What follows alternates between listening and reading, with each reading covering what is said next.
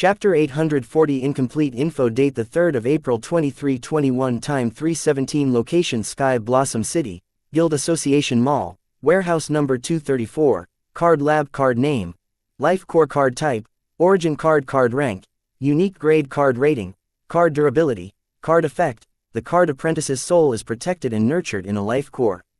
Card Apprentice cannot be killed until the Life Core is destroyed. Additional Effect: Supreme Regeneration, Life Core Guardian. Note: when the Life Core Guardian has not been summoned, the Life Core is within the Card Apprentice. Monster: Life Core Guardian. Rank, Unique Grade. Skills, 1. Supreme Regeneration. The Card Apprentice can regenerate at an incredible rate as long as their Life Core is intact. 2. Supreme Cleansing. The shell of the monster produces a chemical liquid that infiltrates the body of the monster and cleanses all the impurities under the shell and within the main body. The cleansing is not just restricted to the body but the soul pathways and soul energy. Ellipsis? 3. Dream Reality. The monster's shell has a dimension within it known as the dream reality, which can be accessed by sleeping within the health space of the shell. The souls within the dream reality can create soul illusions freely depending upon the strength of their souls. Ellipsis? 4. Swallow. The monster can swallow anything in its surrounding by shrinking and storing them in its health space. 5. Health Space. The monster's shell has a space within it, which can be accessed through the monster's mouth. It can be used to store living beings. This space has a unique buff that allows the monster to share all of its abilities with the beings in the health space. The health space is limited and it can increase with an increase in the user's realm. Ellipsis? 6. Supreme Soul Imprisoning. The Card Apprentice can use the soul illusion to imprison souls of the same or lesser realm. Ellipsis? 7. Supreme Soul Devourer. The souls imprisoned inside the dream reality can be devoured by the Card Apprentice to restore soul energy and increase their soul power. Ellipsis? 8. Supreme Demon Soul Body Refining. The Card Apprentice can use the soul energy to refine one's body to obtain a demonic physique while the soul is practicing within in the dream reality. 9. Thorn Shower. The impurities accumulated by the chemical fluid used to cleanse the body, soul pathway, and soul energy hardens in the form of a thorn on the surface of the monster's shell, which can be used to shoot at the enemy. These thorns give the monster's spiral tower shell a thorny structure, which can be used for both attack and defense. 10. Origin Mucus. The monster's shell secretes a unique mucus that helps the monster with healing and recovery without losing a lot of energy. 11. Deep Transient Hibernation. The shell of the monster sends the beings within it into hibernation for a brief period while increasing the Card Apprentice's recovery abilities tenfold. 12. Soul Illumination. The monster can use the luminous ability of its shell to cast soul illusions. 13. Growth Modification. Sleeping within the shell of the monster for 4 hours can help the body to grow toward perfection. 14. World's Blessing. A song's origin card was unique, alright. It had 2 major abilities, one the Life Core, and second the Life Core Guardian. The Life Core made her near immortal thanks to its supreme regeneration and it protected her soul. Other than that, it doesn't have any other practical use. As for the Life Core Guardian, it had all the abilities I wanted to add to a song's origin card, and it seems to have manifested other abilities that I did not add. My surprise did not end there, as all the abilities I extracted from different shell monsters for a song's origin card were somehow enhanced to their peak and had gained the prefix Supreme to their title. Not only that, but the info on these abilities seemed to be incomplete. This meant that these abilities had more to them than explained. If these abilities are so mysterious and overpowered, then what would they look like if they were to undergo baptism? I really cannot imagine it. Out of all the abilities, these were the ones that intrigued me the most: Origin Mucus, Growth Revision, World's Blessing, and other supreme abilities. Especially the Origin Mucus. This meant that the theory about using the shell monster's mucus to surpass the lifespan limit set by Card Apprentice's realm was correct. Though the ability info did not specifically say this, it hinted toward this, and the rest was my conclusion. Next was the Supreme Demon Dream Body Refining ability. The info that was displayed said that it would help the user gain a demonic physique. I was intrigued by this ability because of the word demon in it. This was the second time I was able to create an ability related to demons. The first was when I created the Transcendent Demonic Slime. In both instances, I used my knowledge of Viltronian core to create them. Though they did not display other abilities of a Viltronian, they had gained the demonic physique, making sure that the Viltronian race was the spawn of some demon. Seeing the abilities displayed by the Viltronian, the demon responsible for their creation should be a very high-level demon or even a devil. Speaking of which, I am still looking forward to what kind of ego gem Xianxia forges using her Viltronian core. It did help her with finding her ethereal spirit, so I think that she will be able to create an ego gem, but with my current findings on Viltronian core, I think Xianxia would most probably forge a titled demon core than an ego gem. Earlier this was just a hunch, but with the new knowledge that I had gathered, I believe that the chances of her forging a titled demon core over an ego gem were high. What I really cared more about Xianxia forging a titled demon core was the reaction of the world's will toward it. But seeing how the world's will passed its blessing to a song's origin card which gave her demonic physique, and Corey was doing just fine with her titled demon core, I believe that the world's will didn't differentiate between an ego gem or a demon core as long as the card apprentice were born on these realm. Chapter 841, Doing What Felt Right. Date the 3rd of April 2321. Time 3:31. Location Sky Blossom City, Guild Association Mall, Warehouse number 234, Card Lab. World's impression of homegrown demon cores aside, this life core guardian of Asong's was truly overpowered. This showed how much recognition Asong had gained from the world's will.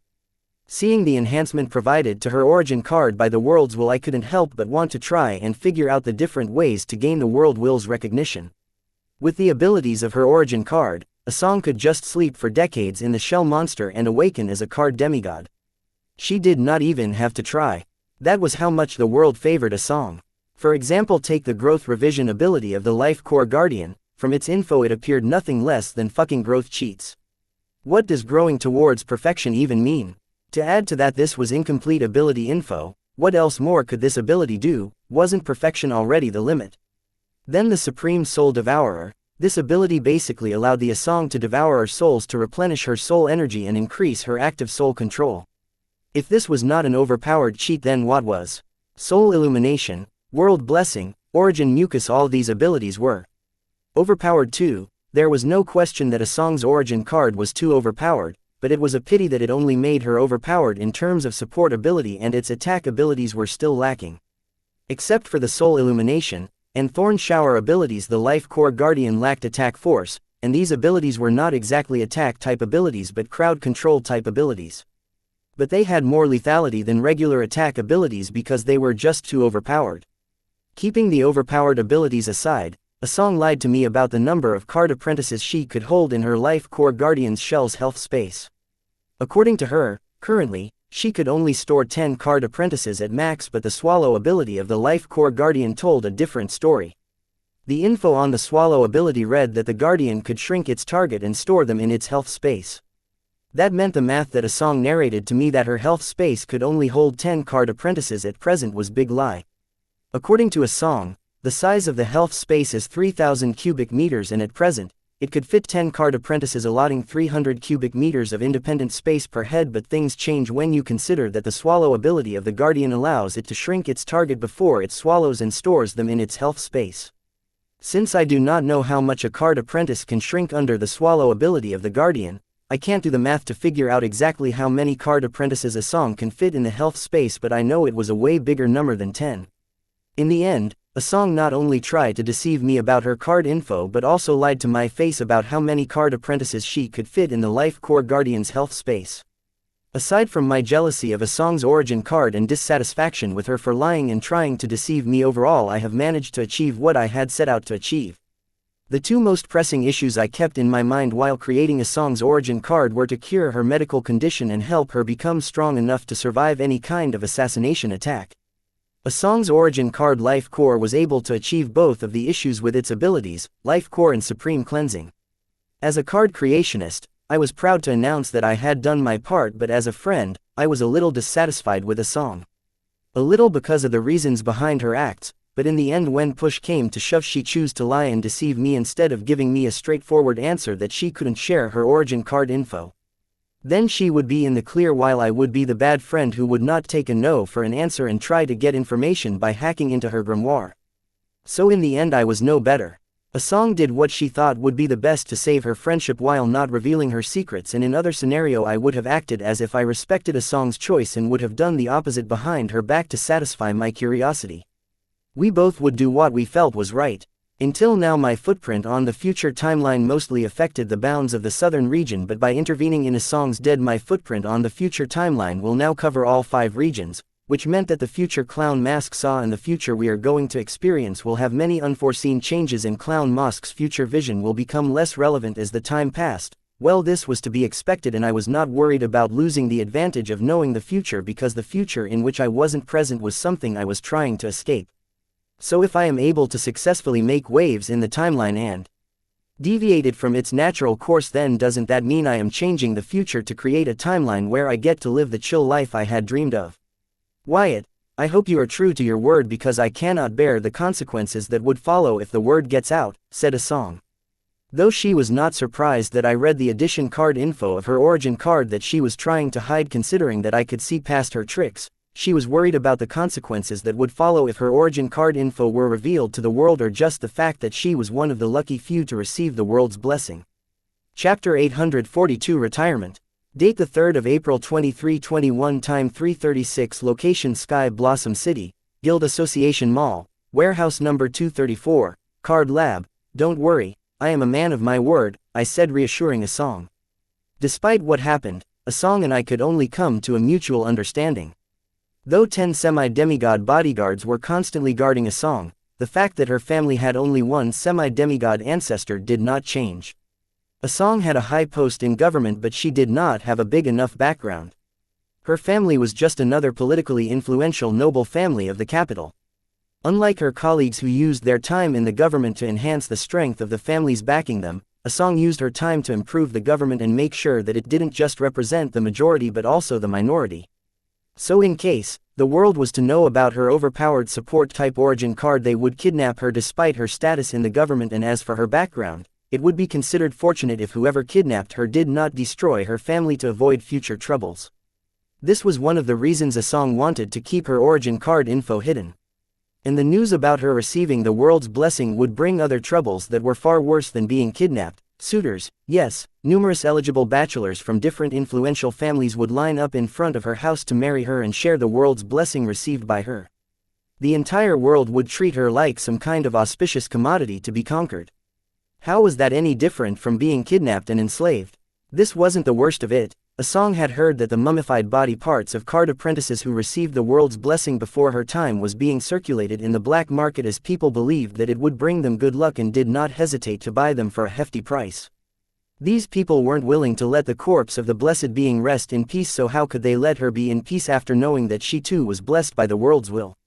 Therefore for Asong, her being blessed by the world's will and her origin card info were the secrets that she had to take to her grave, but all that was moot as another person was involved in her secrets despite her efforts to keep him from knowing too much. Despite the unsettling feeling, and all her instincts telling her otherwise, Asong could only choose to believe in him. They say time keeps testing one's friendship, and now the one Asong shared with her friend's young love was being tested. Since Asong did not have it in her to put a bounty on his head to keep her secrets hidden, she could only hope that the friendship she chose to put her trust in would withstand this test of time. While Asong was setting her thoughts straight, I found that Abba finally figured out that she could summon her grimoire in this world. It painted a kind of chilling picture for humanity to witness a cat monster summon a grimoire, but I was fine knowing it was just Abba who had yet to figure out how to break the soul illusion cast on her soul to alter her appearance back to her original appearance. Still, she was able to use her grimoire to break the three-headed Cerberus illusion, buying herself some room to breathe. And then she hurried towards Agatha for help before her aunt finds out what she was up to. As for Anna, Anne, Susan, and Cole, they were experiencing the majesty of soul illusion in the dream reality. With a firm will, they were giving birth to their thoughts through soul illusion. They all played and built the things they wanted from reality but couldn't. Watching them build the reality they seek, I kind of remembered the Minecraft game kids used to play back on Earth. Anna, there is so much empty space over there, why do you keep invading my space? Anne complained. She was tired of having to constantly keep moving her soul illusion because Anna's soul illusion constantly kept invading her soul illusion. At first, it was funny, but now it was getting annoying. Now you know how I feel when you keep invading my life. Anna retorted to Anne's complaint. What do you mean by your life? Don't you forget that it is my life too. It is not my fault that you don't know how to share. Anne did not feel down with Anna's remark, as she had heard worse than this over the years, and after deep contemplation, she had reached a conclusion that it wasn't her who was hindering Anna, but it was Anna who was hindering her because of her mean streak and mental issues. Seeing the heated atmosphere between the twins, I decided not to be near them and headed towards Susan. It seems that either Anne or Anna had taught her how to materialize her thoughts as a soul illusion in the dream reality. Thanks to the specialty of the dream reality, it was easier to cast a soul illusion here than outside. So it did not take Susan long to get proficient in materializing her thoughts. This did not mean that she could cast soul illusion in reality, because what Susan was able to achieve right now was all thanks to the ability of the dream reality, which allowed the souls inside it to cast soul illusion. I stood next to Susan watching her soul illusion a plain and simple wooden cabin next to a lake and flower bed. Susan, what is this? This is the retirement home I plan to prepare for my parents with the money I have saved up till now, Susan answered while still focused on adding details to the illusion she was building. From the smell of the flowers to the tranquility of the lake. With more details, the soul illusion became more and more vivid. Retirement. I thought you would use the silver milk powder to help them become card apprentices, or did you forget? Chapter 843 Basics of Origin Card. Date the 3rd of April 2321. Time 3:45. Location Sky Blossom City, Guild Association Mall, Warehouse number 234, Card Lab. Wait, we can use silver milk powder to awaken mortals as card apprentice? Susan asked me in surprise. Though she had used silver milk powder, she wasn't fully aware of its uses, as she was not involved in this project. Until I introduced silver milk powder to Susan, she too was in doubt of its existence like the rest of the world. Yes, so if your parents are planning their retirement, have them move to fine gold executive residences. Talk to Cindy, she will help you help settle your parents. Then we can introduce them to silver milk powder, and within a year or so they too can contract their bronze grimoire. A year was a stretch. Depending upon their present active soul control, Susan's parents can awaken an hour after taking silver milk powder, or even months later. As for their housing, the mansions allotted to the families of the senior executives of Fine Gold should be a nice place where Susan's parents can start their new chapter as card apprentices. Really? You would do that for me? But I thought silver milk powder was still a secret that needed to be kept from the general populace. I don't want you to go through that trouble. It can wait until the royal family introduces the silver milk powder to the world market. Susan has happy and touched that her boss was willing to help her parents become card apprentices, but she knew that the silver milk powder was a top secret that the southern royal family was trying to protect from rest of the world, so she did not want her boss to go through the trouble for her. Don't worry about it, your parents are like my parents. Hey, if possible have them move before we leave for the royal palace. I would love to meet them. The best way to keep your employees loyal was to keep their families happy. And Susan was not just an employee for me, so I was willing to go the extra mile for her and her family. Quote. Hearing her boss claim that her parents were his parents, Susan's face was flushed. How can he say such a thing with a straight face? Susan's mind couldn't help but search for a deeper meaning in it, but looking at her boss's straight face and remembering his dense history, she couldn't help but feel disappointed that she got excited over nothing. Hey, you two seem chummy. What are you guys talking about? Anna rushed over to her young lover and her love rival, following her screaming instincts. About meeting Susan's parents, I answered Anna. Why would you want to meet her parents? Anna asked in a panic. Her instincts were right, her rival was indeed cooking something up. Meeting Susan's parents, how dare he? He hasn't met her family yet. Why, Your Highness, why not? Susan asked Anna. Well, Wyatt is a busy man. So I thought he must have reason to make time for visiting your parents out of his busy schedule.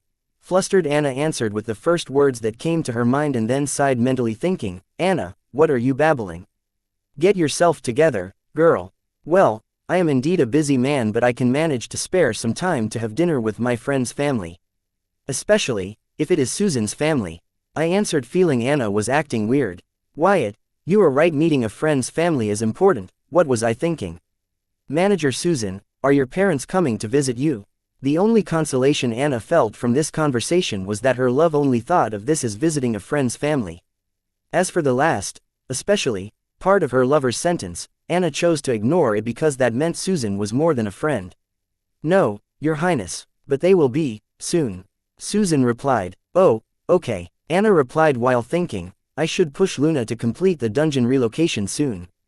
This way Wyatt will meet my family first at the palace and not have the time to meet Susan's family.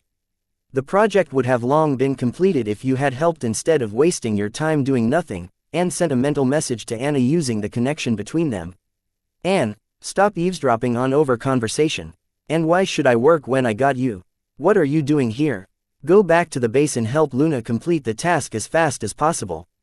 I cannot lose to that country girl.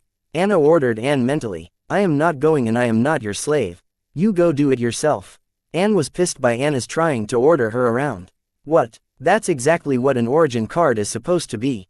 Everyone says you are perfect but I don't think so. As my origin card, you don't even know the basics of being an origin card, to follow my damned order. Anna snapped at Anne for not following her orders. Fuck off. Pissed Anne uttered these words which she soon regretted saying. Oh, look I made little miss. Goody goody two shoes cuss. Mommy is going to be disappointed when she hears about this. Anna continued to taunt Anne. As for Anne, she began to ignore Anna and continued building her soul illusion. A song, send me out I have a space collapse card to make. I requested a song, who had finally settled her thoughts and was enjoying her new origin card. Hearing my request Susan who now had new plans for her parents' retirement scrubbed her soul illusion and made the same request as me. Madam a song, send me out too, I have to help Wyatt with card ingredients. Okay. Saying that a song paused and added, everybody, I am sorry but we too have to leave. But don't worry, I have another big surprise to show you guys outside. Finally, cheered a cat monster. Abba had not figured out how to break the soul illusion on her soul body. She did beg Agatha for her help but she didn't help her and kept repeating, this is for your good princess. Chapter 844 Mind-blowing date 3 April 2321 Time 3:45 Location Sky Blossom City, Guild Association Mall, Warehouse number 234 1 by 1, all of us were thrown out of a song's dream reality and out of life core guardian's mouth. Dusting myself, I got up from the warehouse floor and felt refreshed. This must be the minor effect of the shelled monster's deep transient hibernation. All of us were out but a song was yet to come out, but her voice sounded, are all of you ready? Making sure everyone was paying attention a song's body finally appeared in front of everyone. Seeing a song the girls could not help but gasp, even Cole. They all felt like they were witnessing a miracle. The Asong they knew and the Asong they saw did not match, she appeared to look exactly like her soul body back in dream reality. For them, seeing Asong's new appearances in the reality was totally different from seeing her younger self in the dream reality as this was the reality. The Asong they saw appeared to be way younger than the Asong they knew. The Asong they knew looked like a grandma but now the Asong that greeted them appeared to be in her 20s. The appearance wasn't the only change they could feel, also the total change in Asong's bearing and the air surrounding her. This was the effect of the Viltronian physique described as demon physique in her origin card. The current Asong's physical prowess was very high compared to her sickly physique an hour earlier, be it health or her physical strength. Seeing Asong's modified body, I activated my soul pupils to check if Asong's soul pathways were back to normal, and they were. Thanks to the supreme cleansing ability of her origin card, Asong's soul pathways were no longer clogged, which meant she could practice her active soul control without having to worry about dying. As matter of fact, she did not even need to practice. All she needed to do was sleep in the health space of her origin card, and in time she could wake up with a higher active soul control percentage. Whoa, Grandma Asong, you look so pretty. Abba was the first to compliment Asong, but it did not feel funny, so Asong used her new demonic strength to twist Abba's ear. It hurts. Big sis Asong, it hurts, I am sorry. Congrats Asong, you finally look your age and can start dating. I know a couple of good guys. Anna trailed off, knowing her lover would not like it if she were to talk about people she had. Let's not go into details and say had fun with. Thank you, but I am not interested in relationships and plan to use my newfound strength for the people. Asong replied to Anna and then sent a message to her origin card creator through her grimoire while politely accepting the well wishes from others. Seeing the message from Asong, I read it. I bet you regret it now. That you have seen my new look, don't you? Not understanding what Asong was trying to hint at, I replied, what are you talking about? Receiving my message, Asong looked at me with a gloating look and immediately replied, don't act, you know. Nope, nothing. I searched my memory and nothing came to my mind, so I replied, no, I don't know. How am I supposed to know if you don't tell it to me? Are you for real? Asong gave me that look and sent her reply, about you proposing to me. Reading Asong's reply, my mind went black and black lines formed on my forehead. Then I hurriedly replied, I never proposed to you, that was just the way I used to teach and mess with you at the same time. Asong threw a knowing smile my way and then replied, now you will claim that, won't you? What the fuck is that supposed to mean? This woman is driving me crazy, I thought, and then replied to Asong, deciding to put an end to this. I will show this text to Anna, you explain yourself to her. Asong's facial expression lost its mischievous color from earlier, as if she had seen a ghost, and then hurriedly sent a reply, don't, I was just messing with you. Now you will claim that, won't you? I feed Asong her own words back to her. Even though I still did not know what she meant by that. Asong looked at me with a shocked look and sent a reply, aren't you daring? Want to step on 2 boats at a time, first learn to swim. Stepping on 2 boats at a time, woman, what are you talking about? I don't get you. I knew what the phrase, stepping on 2 boats at a time, meant, but I did not know how Asong was using it in this chat, or what was she trying to imply. Asong rolled her eyes at me and replied, after saying everything, now you are feigning ignorance. Isn't that a neat trick? Well, whatever, I am done. Saying that, I ignored Asong's chain of texts and turning to Susan I said, Susan, I have sent you the list of ingredients, have someone from Fine Gold bring them over ASAP. Wait, let me check. After checking that all the ingredients I mentioned in the list were present in the Fine Gold stock, Susan nodded and answered, the ingredients will be here in 40 minutes. If it is too long, I can order them from the Guild Association Mall, it will be faster. No, it is okay. We have guests to keep me busy, I can wait. I rejected Susan's idea of using the services of the Guild Association Mall to save some time. Okay, Susan nodded in agreement and placed the order at Fine Gold. Master Wyatt, seeing that I was free, Cole called out to me and added, Madam Asong's origin card is outstanding. I have been to many card creationists, but none of them came up with something so innovative. It was mind-blowing. Chapter 845, Hefty Commission. Date the 3rd of April 2321. Time 3:56. Location Sky Blossom City, Guild Association Mall, warehouse number 234. Mr. Cole, you praise me too much. I bet there are many seniors out there who could have created a far better origin card for Madame Asong than I replied humbly. No, Master Wyatt, you are selling yourself short. Trust me, none of the card creationists came up with something so unimaginable. To find a card creationist who could meet Asong's unreasonable demand, Cole visited various famous card creationists, but all they could come up with was a shield-type item origin card or something similar for Asong's bivalve shell fate ingredient.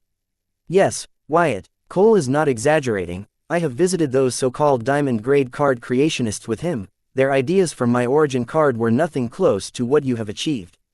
I may have not thanked you enough for my origin card, but believe me, you don't know how much this card means to me. Asong spoke, supporting Cole's words, as she was right next to Cole when the card creations pitched their ideas for her origin card. Well, not that I mind, but I think you never thanked me for creating an awesome origin card for you, I said, trying to recall if Asong had thanked me, but stopped, feeling that even if she did, she definitely didn't do it properly, otherwise I would have remembered her thanking for creating her an amazing origin card. No way, I did thank you, I guess. Asong realized that she wasn't clear whether she had thanked the card creationist who had helped her create her origin card. She was so preoccupied with info of her new origin card that she forget what she did and say when she got her hands on her new origin card. Embarrassed, Asong added, I know this is late, but I am really grateful for your help in creating my origin card. Thank you. It doesn't matter, after all, you are paying for my help. As long as I get paid for the services I provided, I don't really care if Asong thanked me or not. Speaking of payment, how much do I owe you? Since her origin card was special, paying my usual rates won't cut it, so Asong asked me to give her a number. Your card is a masterpiece and is priceless for me, so how about we not sully it by trying to put a price tag on it? In return for my help, how about you help me get some rare and regulated card ingredients? With the Southern royal family backing me, I didn't lack money. What I lacked was access to rare and highly regulated card ingredients. But Asong seemed to have free access to many rare card ingredients, therefore I planned to have her get me the rare card ingredients I would need in the future as the payment for me helping her create an awesome origin card. Okay, I can get you the ingredients you need, but you got to be specific with the numbers. Asong did not mind paying with rare ingredients because she felt that putting these rare ingredients to use would be better than letting them dust in the government treasury. But that did not mean that she was willing to give free access to a high schooler card creationist to shop in the government treasury. Therefore, she asked the boy to tell her how many rare ingredients would be enough to pay for the services he provided. If you ask me, then the origin card I created for you is priceless. You apparently don't seem to agree with me, so please go ahead and quote how much you think your origin card is worth to you. By claiming that the origin card I created for Asong was priceless, I was basically saying that I wanted access to all the rare ingredients in the government treasury. But I know better than to hold my breath on it, because Asong was never going to agree to something like that. Hence I asked Asong to quote a price that she felt would be the right value for her origin card. Why, aren't you being a little too greedy? Asong sighed, hearing the other party's demand. Greedy? How am I being greedy? Didn't I let you decide what you want to pay me with? I complained. Asong, you have to put aside righteousness when you talk to this shameless fellow. He dared to charge me 2 devil ingredients to create 2 origin cards for my soldiers. If you continue to be humble and entertain him, he will empty the entire government treasury and you won't even know what hit you. Anna advised her friend. 2 devil ingredients for creating 2 origin cards? I guess I am in the wrong business. Cole could not help but blurt out, hearing that his cousin was charged 2 devil ingredients just to create 2 origin cards. Asong along with Agatha and Abba looked at me in disbelief. Because they knew that 2 devil ingredients could feed an entire district for 10 whole years. Only a soulless profiteer could quote such a sky-high price just to create 2 origin cards, and only a world-class prodigal daughter would be willing to pay that sky-high price for creation of 2 origin cards. Everyone in the room looked at the profiteer and prodigal in disbelief. 10A rank rare grade card ingredients, that is all I can pay you with. Wyatt, don't try to negotiate or else I will add an expenditure limit to it. Asong quoted a very generous price, trying to show how grateful she was for her origin card. Fine, let us just say that I gave you the friends and family discount. I agreed to Asong's offer. 10A rank highly regulated rare ingredients from the government treasury wasn't a bad deal. It was a bummer that Asong had cleverly added an ingredient rank limit. Still, I could make a lot with just these ingredients. Cole's mouth was watering hearing the fee that Asong's offered to the card creationist, because as the broker who introduced her to the card creationist, he was going to get a hefty commission, 10% of what she was paying the card creationist. Chapter 846 Business Propositions. Date the 3rd of April 2321. Time 4:09. Location Sky Blossom City, Guild Association Mall, warehouse number 234. Seeing the young card creationist acting as if he was losing money even though he had gained a bargain, Asong wanted to grab him by his ears and scream in it, "You damned profiteer." Instead, Asong calmed herself down, got herself together, and signaled for her aide. Soon a black figure flashed next to her and said, "Madam, were you able to open Yin Widow's grimoire?" Asong asked her aide, planning to handle the demigod Redfall matter and then return to the central capital, where she was in her best element. "No, madam, the conversion of soul signature of the soul energy will take another hour or 2. The aide answered with a serious voice. "Okay, notify me when it is done." Asong dismissed her aide. "Will do, madam," saying that black figure vanished in a flash. "Bis sis Asong, you are a busy person. Leave this matter to me, I will handle it." Anne offered Asong to take over the demigod Redfall's reborn case. "No, Anne, demigod Redfall is very dangerous. In case he has been reborn, then we cannot underestimate him. Therefore, I personally plan to handle this case." If some other card apprentices were to say this, the whole warehouse would have burst into laughter, but Asong was different. 10 semi-demigod constantly guarded her. While Asong and Anne discussed the Redfall case, Cole neared me once again. Earlier, because of Asong's intervention, he did not get to speak. Please like, share, and follow the Cultivation Audiobooks channel to motivate me to create more videos. Thank you. His actual purpose for trying to butter me up.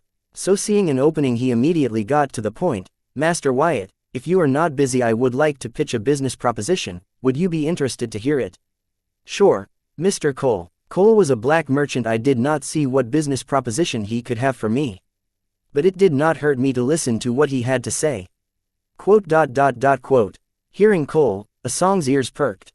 She too had a business proposition with the young card creationist. She wanted cards similar to Ronnie's origin card, the 10,000 armed butcher. Therefore she decided to get in line and wait until after Cole was done pitching his business proposition. Master Wyatt, my business proposition is totally based on the secret illusion realm ability you added to Madame Asong's origin card, so please don't mind me asking if you can create an independent skill card with that ability. Cole was impressed by the dream reality ability of Asong's origin card. After having experienced it personally, Cole knew that anything was possible in there, even R18 stuff. So he planned to monetize it by selling it exclusively to his rich clients. A card that literally allowed one to do anything one wants without breaking any law. The rich second-generation card apprentices would be willing to pay any amount to get their hands on this card. Exclusive selling rights to this type of card will not only make him money but also popular enough to get in touch with the top 1% of this world. Yes, I can, I answered Cole. I know where he was heading with this question. It would not take a genius to guess what he was planning. Monetizing dream reality will be a challenge, so I decided to give Cole a shot to explain how he planned to deal with it. Great, Master Wyatt, great. Cole cheered hearing my response. He looked like he had won the lottery, and then gathering his thoughts he calmed himself and added, Master Wyatt, I plan to monetize that ability by selling it as a skill card. What do you think? Are you up to it? Sure, but the ingredient required to create that card is rare and highly regulated by the government. How do you plan to solve that? The ocean dream turtle was a very rare and highly regulated ingredient. If Cole wants to monetize dream reality ability, he will have to find a constant supply of this ingredient. This was impossible considering that all the dungeons that had this turtle monster were directly under the management of the authorities. If you don't mind me asking, which ingredient do you need to create a card with this ability? Cole asked. It seems he had the confidence to provide and maintain a constant supply of a particular rare ingredient. Otherwise, he wouldn't bother to ask. The ocean dream turtle monster, I answered Cole. Hearing my answer, Cole's facial expression froze. He looked like the guy who found out that last year's winning lottery ticket was in his pant pocket all this time. So, Mr. Cole, is it possible for you to supply the cores of the ocean dream turtle monster? I asked Cole. I know my word were like rubbing salt in Cole's burn, but I couldn't help it. No, I don't know, I will have to check all my contacts and cash in some favors. Give me a little time. I will contact you when it is done. Cole replied confidently as if he would set up the supply of rare monster cores at any cost. Well, Mr. Cole, take your time, I will be waiting for good news. I honestly did not believe that Cole could manage to set up a constant supply of rare monster cores, but who knows what will happen. I couldn't underestimate his capabilities. Thank you, Master Wyatt. I will contact you with good news. Saying that, Cole walked away busy with his thoughts. It seems he has already begun planning what favors to cash into making this happen. Master Wyatt, you are indeed the pioneer of your generation. As soon as Cole left, Agatha approached me. She had the same glint in her eyes that Cole had when he approached me with a business proposition. Agatha, speak please, like, share, and follow the Cultivation Audiobooks channel to motivate me to create more videos. Thank you freely. I think we are close enough to address each other ignoring the social formality. Don't you agree? I said to Agatha, who seemed to have approached me with a clear motive in mind. Chapter 847 Cheap Semi-Demigod. Date the 3rd of April 2321. Time 4:18. Location Sky Blossom City, Guild Association Mall, warehouse number 234. Yes, Wyatt. We are, Agatha answered with a forced smile. But she was relieved that the card creationist was in a friendly mood because this would help her cause. It is good that you feel the same way, Agatha. So tell me how I can be of help to you. I asked Agatha. Over the years I have gathered a little fund and was searching for a business venture to invest in, but I could not find something that felt like a sure thing for me to invest in until I saw your cousin's origin card, the 10,000 Armed Butcher. So I was wondering if you could create regular cards similar to Ronnie's origin card. Agatha did not waste time in flattery or making small talk or beating around the bush. She directly spoke of what she needed. Well, this must be the difference between a black merchant and a guard. It was refreshing to talk to straightforward people. At least you know that they speak. Please like, share, and follow the Cultivation Audiobooks channel to motivate me to create more videos. Thank you. What's on their mind and not preach one thing and think another thing. It was easy to do business with this kind of people, as the only thing you had to worry about while doing business with them was whether to take advantage of their straightforwardness or not. Ronnie's origin card is not difficult to create. Now that I have some mastery of array formation, it will be easier to create it as a regular card, but I cannot guarantee the efficiency of an origin card. I hesitated to answer Agatha, but after giving it a thought I answered her truthfully. By Agatha's question, I understood that she planned to open a monster meat processing plant by equipping card apprentices with cards similar to Ronnie's origin card. Prior to this, I had the same idea. Therefore the hesitation. But then I realized that someone as diligent as Agatha would be a good pawn to run a successful business on my behalf. There were 3 reasons why I felt that Agatha would be a good pawn to be used to run the meat processing plant as my proxy. 1. Agatha's semi-demigod realm. In this world where the jungle rules are unspoken rules, bronze always trumped brains. So it would be in the best interest of the meat processing plant to be led by a semi-demigod. Thanks to my cards, this business model is bound to take off and piss many people off, but Agatha's realm will keep these ill-intentioned people at the bay. And trouble will not come knocking on our door often. 2. Demigod Windsor. Agatha's connection to Demigod Windsor was undeniable. Any corner of the central capital knows that the semi-demigod Agatha is Demigod Windsor's person. Considering that Demigod Windsor has a very high reputation among the upper class of the society, even the top families from the central capital will not dare to mess with the business run by his subordinate. 3. Initiative. Agatha seemed to be planning the next phase of her life and seemed to be interested in the monster meat processing business. Since it was her idea, I will not have to waste much time convincing and motivating her. So, yes or no? Agatha asked with a confused face. Her expression yelled, "Dude, I stopped listening to you the moment you began mansplaining." Yes, I can create Ronnie's origin card as regular cards. Hearing Agatha, my facial expression froze and the corner of my left eye twitched, but still, I answered her. Great, Agatha cheered. She felt good that she did not try to persuade Ronnie after he rejected her offer to come work for her. Now she did not have to entertain that incompetent fool. Quote. Seeing Agatha cheer, I did not join in on her celebration. I waited for her to ask me her real purpose. Master Wyatt, I would like to place an order of 20 such cards. That cards can be a maximum rank limit of E rank.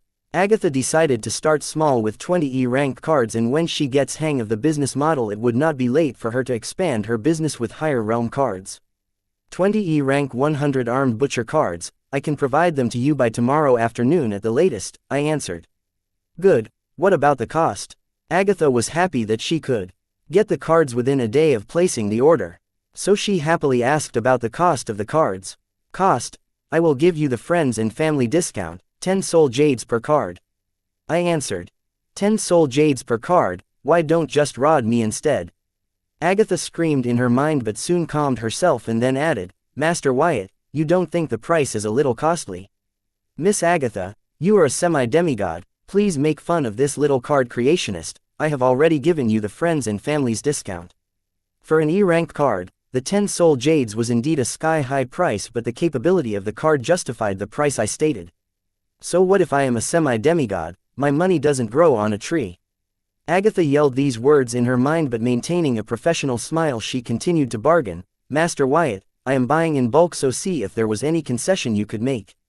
And plan to buy more similar cards from you in the future. Master Wyatt, sometimes you have to consider gains in a long run instead of a momentary gain. Agatha, don't embarrass yourself, 10 soul jades per card is my final offer. Take it or leave it. Hearing Agatha started to lecture me on doing business, I gave her a lesson on supply and demand. I was the only one at present who could create this type of card for her. As the only supplier of this card, I could set the price at my will.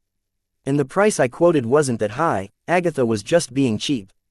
Chapter 848 Greedy Profiter. Date the 3rd of April 2321. Time 4:27. Location Sky Blossom City, Guild Association Mall, warehouse number 234.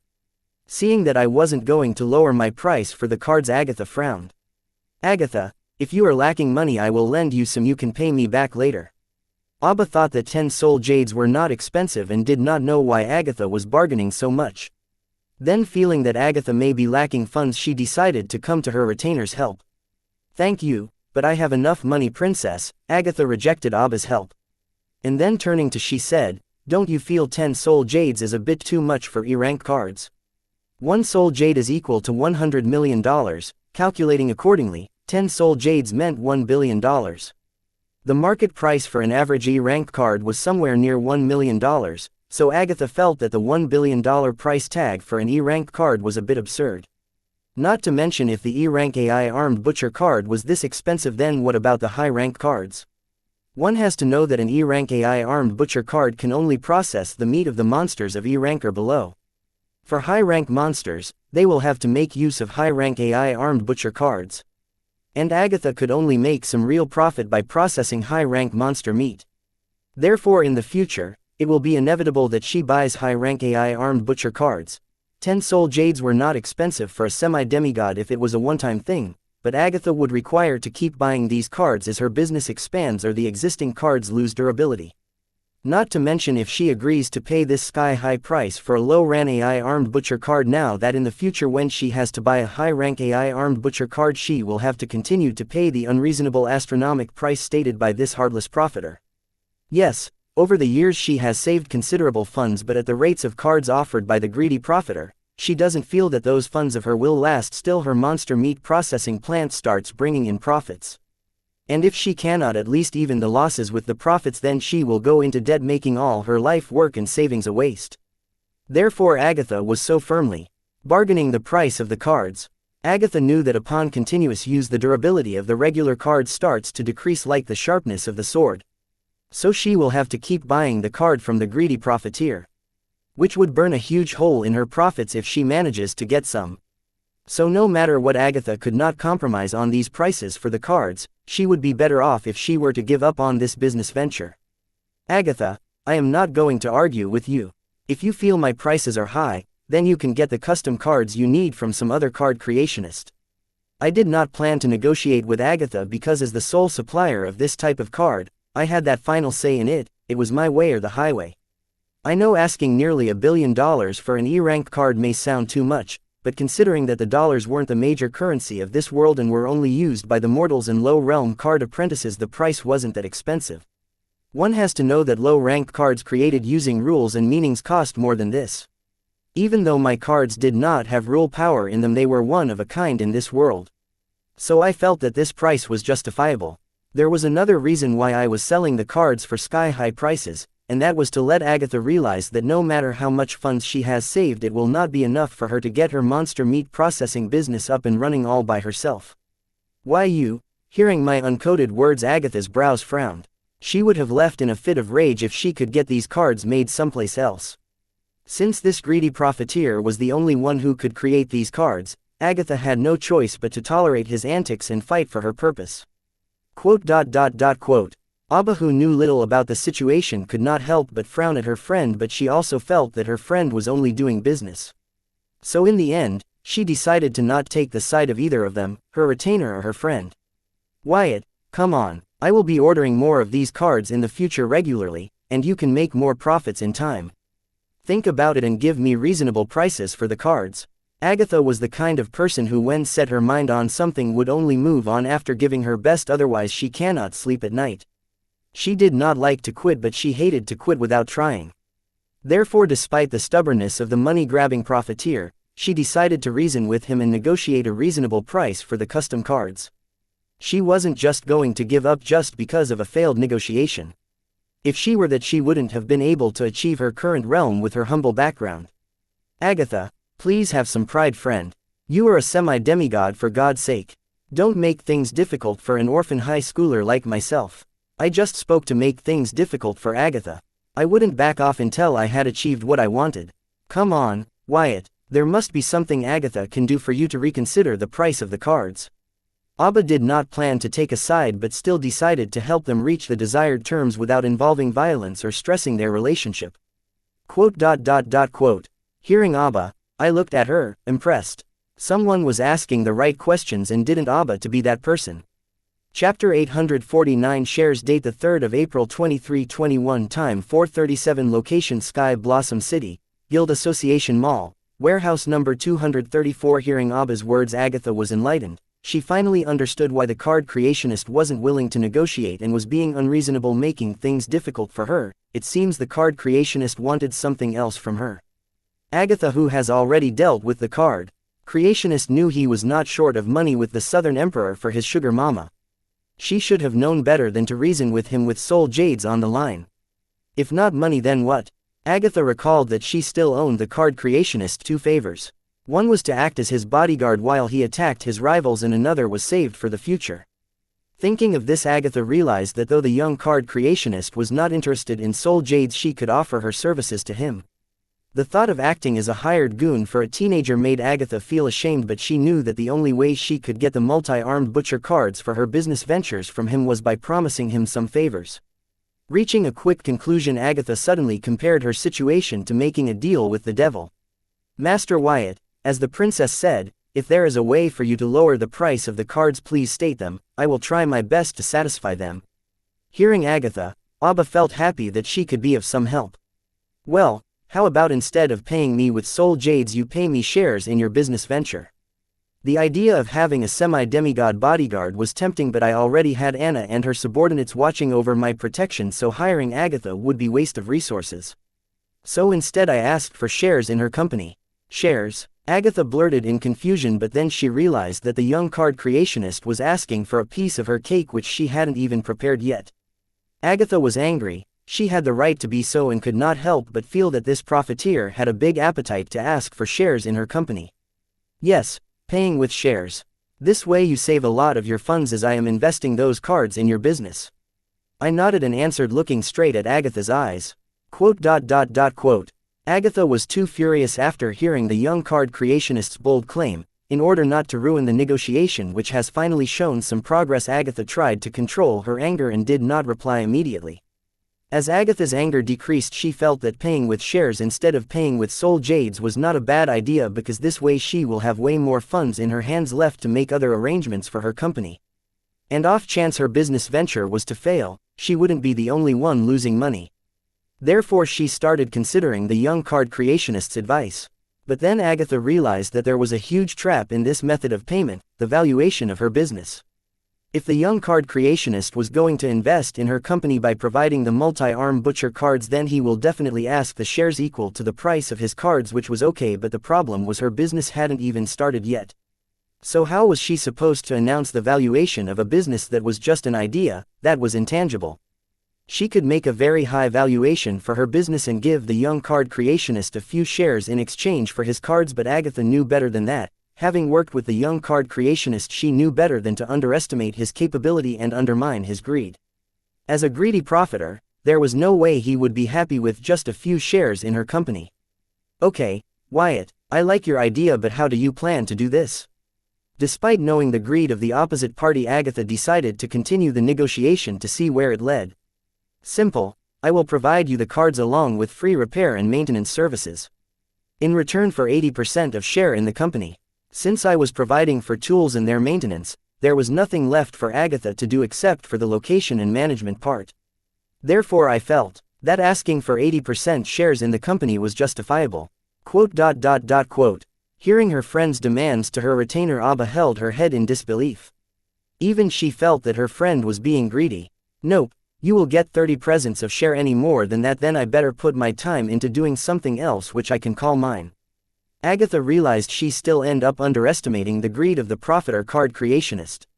If she were to give up 80% of her company shares, then can she still call it her company?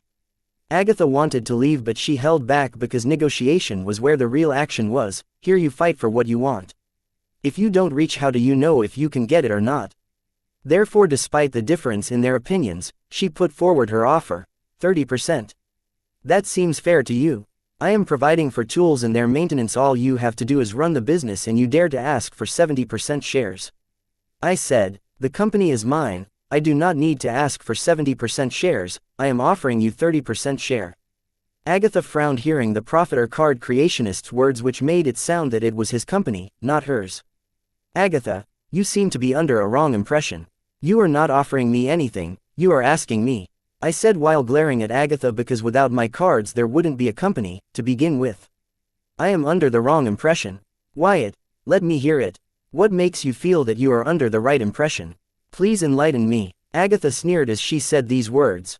Chapter 850 Enlightened Agatha. Date the 3rd of April 2321. Time 4:45. Location Sky Blossom City, Guild Association Mall, Warehouse number 234. The commotion between me and Agatha had already attracted all the ears in the warehouse, but since they did not know what actually Ronnie's origin card was and what it was capable of, they did not understand why Agatha was going so far to negotiate with me. But they were smart enough to know that if a card was able to catch the attention of a semi-demigod, then the card must be worth it, so they couldn't help but become curious about Agatha's business venture. Especially Cole. As a black merchant, Cole was always ready to invest in a promising startup. Cole wasn't alone. For some reason Asong too.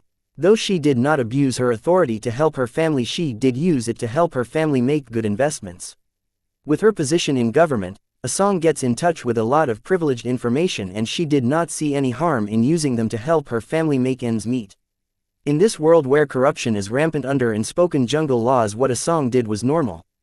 They all wanted to step in and ask what was going on, but also didn't want to get in the middle of the two and become casualties, so they waited for the right moment to make their entry. As for Anna and Anne, they felt that if their love was going to do any new business, then it should be with their family, not an outsider.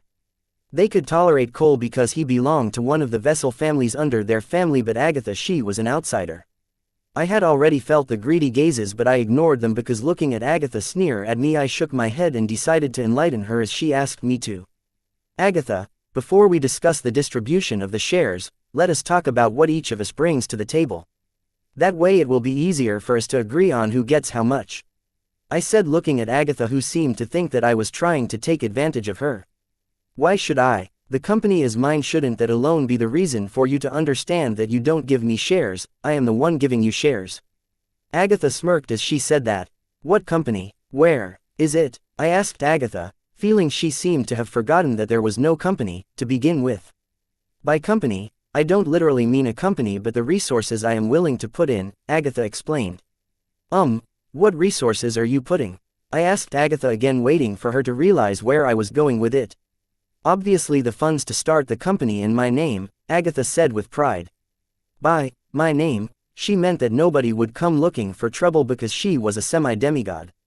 Hearing Agatha, I sighed, realizing that she was too preoccupied with the thought that I was taking advantage of her to take a hint of what I was going to say. Funds and protection, is that it? I looked into Agatha's eyes and asked. What, are you underestimating a semi-demigod and my capabilities? Or do you believe that starting company is as easy as making a few cards and selling them for a sky-high price? Agatha mocked. Agatha, look around you. In this room alone there are 4 people who can give me funds and protection in exchange for my cards. 5 if you add your princess, I said to Agatha while making sure that my voice was audible to the 5 people I spoke of. What are you getting at, Wyatt? Agatha asked while glaring at the prophet or card creationist. Please have patience, we will get there. Before that, Agatha, please answer this. How many people can give you the card you need in exchange for your funds and protection? I spoke while a smile bloomed on my face, looking at speechless Agatha. Quote. Agatha's expression froze and she grew silent, unable to answer as she understood what the young card creationist was trying to say. He couldn't be clearer. 1. If you are wondering. Besides me, nobody can create the custom card you are asking for. I gloated. Being humble in times like this was more effective, but gloating at Agatha I felt satisfied. Quote. You need me, not the other way around. Without my cards, you can't start the business, but without your funds and name, I can get others who are willing to provide them to me to start the business. Honestly, you are not needed.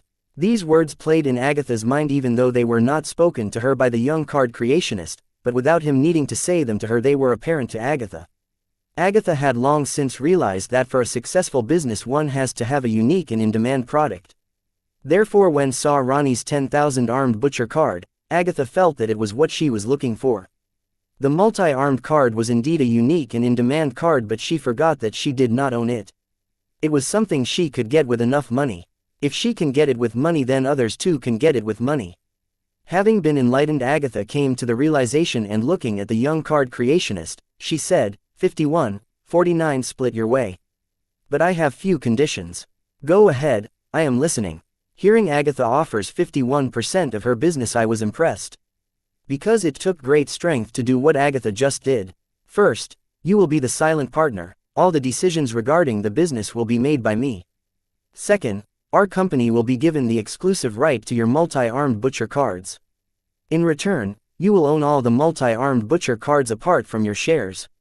But you can't claim your ownership of the multi-armed butcher cards unless our company falls.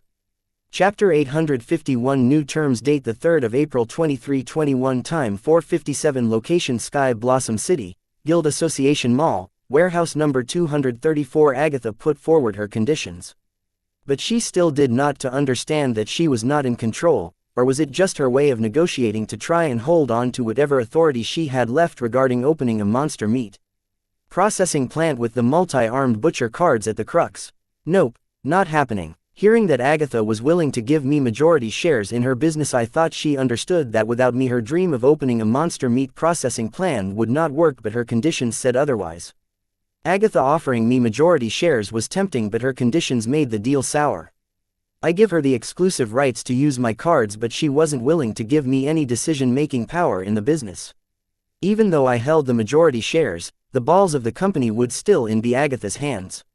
I would have been willing to give Agatha full control of the reins like I did in the matters of silver milk powder with the Southern royal family, but Agatha was not strong enough. Without demigod Windsor backing, her name wasn't worth much in the central region. She was a semi-demigod with a humble background. Unless she becomes a demigod herself, she will be always seen as a powerful tool by the top forces in the central region.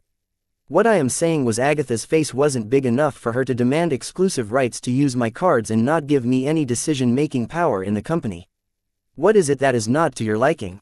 Agatha asked. She wasn't surprised that the opposite party rejected her generous offer.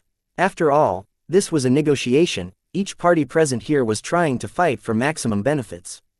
Everything. But before I put forward my terms, let me make it clear: my cards, my rules. Take it or leave it. I no longer plan to have Agatha lead the monster meat processing business. She has zero experience in this field and seems to be under the false impression that the world market gives a damn about her being a semi-demigod. With such an attitude, she and the business led by her will only become the juicy piece of meat for the wolves of the market. Therefore I came up with a different business model for the monster meat processing business, the franchisee business model. I made this change seeing the reaction of Asong and Cole to Agatha's business venture. It is their interest in Agatha's business venture that made me realize that there were many people with money and power looking forward to investing in any new promising idea despite the risks. I am listening. Hearing the young card creationist's words, Agatha realized that her idea to open a monster meat processing plant with the multi-armed butcher card was not going to happen, but still she chose to listen to the young card creationist's terms because she felt no harm in investing if the terms were reasonable and could bring in her enough profits, as her current funds were eating dust and were only adding to her hefty income tax. If nothing else, by investing in this new business model she planned to claim huge tax returns. Good. I have sent a demo contract specifying my business model and stating my terms to each one of you. If you are interested, please contact me for further discussions. I sent monster meat processing plant franchise contracts to Asong, Cole, and Agatha. As for the twins, I don't think the Southern royal family will be interested in running franchises, and neither did I dare to have the audacity to grant them franchises permit. Terms in the contract I forwarded to Agatha, and the rest were as follows. 1. The profits made by the franchise will be split in 60-40 split. 60% will be given to the parent company and 40% will be taken by the franchise group. 2. The parent company provides and maintains the multi-armed butcher cards needed to start and run the business. These cards belong to the parent company, so they will collect the cards back in case the said franchise group wasn't able to meet the minimum profits for half a year term. 3. Franchise group will get a limited exclusive right of the multi-armed butcher cards for a certain area within the specified range around the franchise group. Except for the said franchise group, no other party will be allowed to use multi-armed butcher cards to maintain the stability of the customer traffic. 4. The franchise group will spearhead the business, but the parent company will conduct a mandatory inspection of the business every half year. If the franchise group was unable to meet the company standards during the half-yearly mandatory inspection, the license of the said franchise group will be terminated. 5. After every half-year mandatory inspection, some changes, if necessary, will be recommended by the parent company to the franchise group. The franchise group doesn't need to implement those changes, but if they do implement the recommended changes, the franchise group will be compensated by the parent company for the implemented changes. 6. There are other small prohibitions that franchise groups will have to follow, such as the business name, model, brand, etc. In the end, the demo contract had the basic run-in-the-mill franchise and company relation and obligation terms. Aside from this, it also contained information on multi-armed butcher cards and the business model I planned for the monster meat processing company. The contract even contained a video clip of Ronnie using his 10,000 armed butcher card that I had the Hive AI extract from my memories. This will make it easy for Asong and Cole to understand the possibilities of the multi-armed butcher cards in the field of the monster meat processing industry. With this, any doubt they had about the business venture Agatha was pursuing will be answered with the video demonstration. Chapter 852 Monster Meat. Date the 3rd of April 2321. Time 5:09. Location Sky Blossom City, Guild Association Mall, warehouse number 234. Going through the contract, Asong and Cole finally knew why Agatha was so desperate to make this business venture despite the young card creationist's rude and humiliating remarks. Wyatt, once again you have opened my mind to a new world. I did not know puppet cards could be used like this. Asong sighed as she watched the video of Ronnie using his 10,000 armed butcher origin card. She knew how much the monster meat processing costs. If the multi-armed butcher card were able to do what it promised, then it was going to revolutionize the world. Asong always wanted to improve the diet of the common people. Unlike the rich families that could afford to eat monster meat 3 times a day, regular people could barely afford monster meat. This difference in nutrition shows in the people awakening as card apprentices. Almost all of the children of wealthy families can awaken as card apprentices before turning 19 years old, but the same was not true for the children from humble families. Researchers believed that this was mostly because of the difference in the diet, as the monster meat seems to help mortals gather more energy to practice active soul control. Therefore, improving the diet of regular people was one of the most important agendas. But making monster meat available to regular people was not possible because the monster meat was very expensive. And one of the main reasons that inflated the monster meat price was the meat processing fee. Though the fee charged for monster meat was very high, it was reasonable considering that it was a craft that was not easy to learn or execute. As each monster has a different process for processing its meat. And higher the monster grade, higher the realm required to process their meat. Not to mention how much monster meat can one card apprentice process in a day. Therefore the prices of the monster meat processing were inflated. And there was nothing Asong could do about it. But today finally Asong had found the solution for the monster meat processing, the multi-armed butcher card. According to the card info mentioned in the contract forwarded by the young card creationist, the puppet hands of the card were able to memorize the monster meat processing of different monsters with ease and also process a bulk quantity of monster meat at a time. Not to mention it could use the waste remains to create packaging for the meat. Asong did not know if this card info was real, but according to this card was very efficient. With these cards, she will be able to flood the market with monster meat and make it so that the expensive rates of the monster meat in the market will decrease considerably. One of the main reasons for the inflation in monster meat was the scarcity of monster meat in the market. But now, thanks to the multi-armed butcher card which can process monsters in bulk, she will be able to produce processed monster meat at an incredible pace. The core problem wasn't that the market was lacking monster meat, but it was lacking processed monster meat. The card apprentice hunt monsters every day. There were always mountains of the monster corpse whose meat go bad because they were unable to process the monster meat in time. There are large freezing arrays and freezers to store monster corpses to prolong the life of the monster meat for an extended period, but storing the monster meat is not cheap. So card apprentices don't even bother storing low-grade monster crops, as the profits they can make from this low-grade monster meat would not cover the cost of the freezer storage and meat processing. So the market did not lack monster corpses, it only lacked an efficient and cheap method to harvest meat from all these monsters they were able to hunt. But now Asong found that method in the form of the multi-armed butcher card. She believed that if this card was used to harvest meat from all the monsters hunted in the dungeons, then there will be no scarcity of processed monster meat in the market. Instead, it would saturate the monster meat market, decreasing the price of the monster meat to record low, where even the regular citizens could afford monster meat. Correction. They are not puppets but machines. I corrected Asong. Okay, my bad. By the way, Wyatt, have you considered donating this card recipe to the government? Asong said suddenly. Hearing her, Agatha and Cole glared at her as if she was going to steal their family fortune. Asong's idea was simple. She wanted to use the multi-armed butcher card for the welfare of regular people, but that would not be possible if she were to follow the profit split mentioned by the young card apprentice in the contract. Yes, they will be able to pump out more processed monster meat with the business model stated by the young card creationist, but this way the effect of the cards on the price of the monster meat in the market will be minimal. But if she were able to decrease the profit margin demanded by the young card creationist, then the prices of the processed monster meat that they will be pumping into the market will be decreased, and with a large quantity of cheaper processed monster meat in the market, she will finally be able to bring down the prices of the processed monster meat where even the mortals can afford to enjoy the processed monster meat. After thinking about it, Asong felt that this was not enough. As making processed monster meat cheaper was not enough, she had to drive the price lower so that mortals can enjoy monster meat in their daily meals. Only this way will she be able to provide for the children from humble families a fair shot at awakening as card apprentice by the age of 19. And to do this, she planned to have the young card creationist contribute the card recipe of the multi-armed butcher card for the good of humanity. Chapter 853 Fair Pricing Act. Date the 3rd of April 2321. Time 5:21. Location Sky Blossom City, Guild Association Mall, warehouse number 234. Princess, tell me this isn't happening to me right now, Agatha said in disbelief. First, her business idea was stolen, and now her new source of income was asked to be donated for the good of humanity. As a semi-demigod with a humble background, Agatha had long since learned that life was not fair, and if one wanted it to be fair, then there was no bigger idiot than them.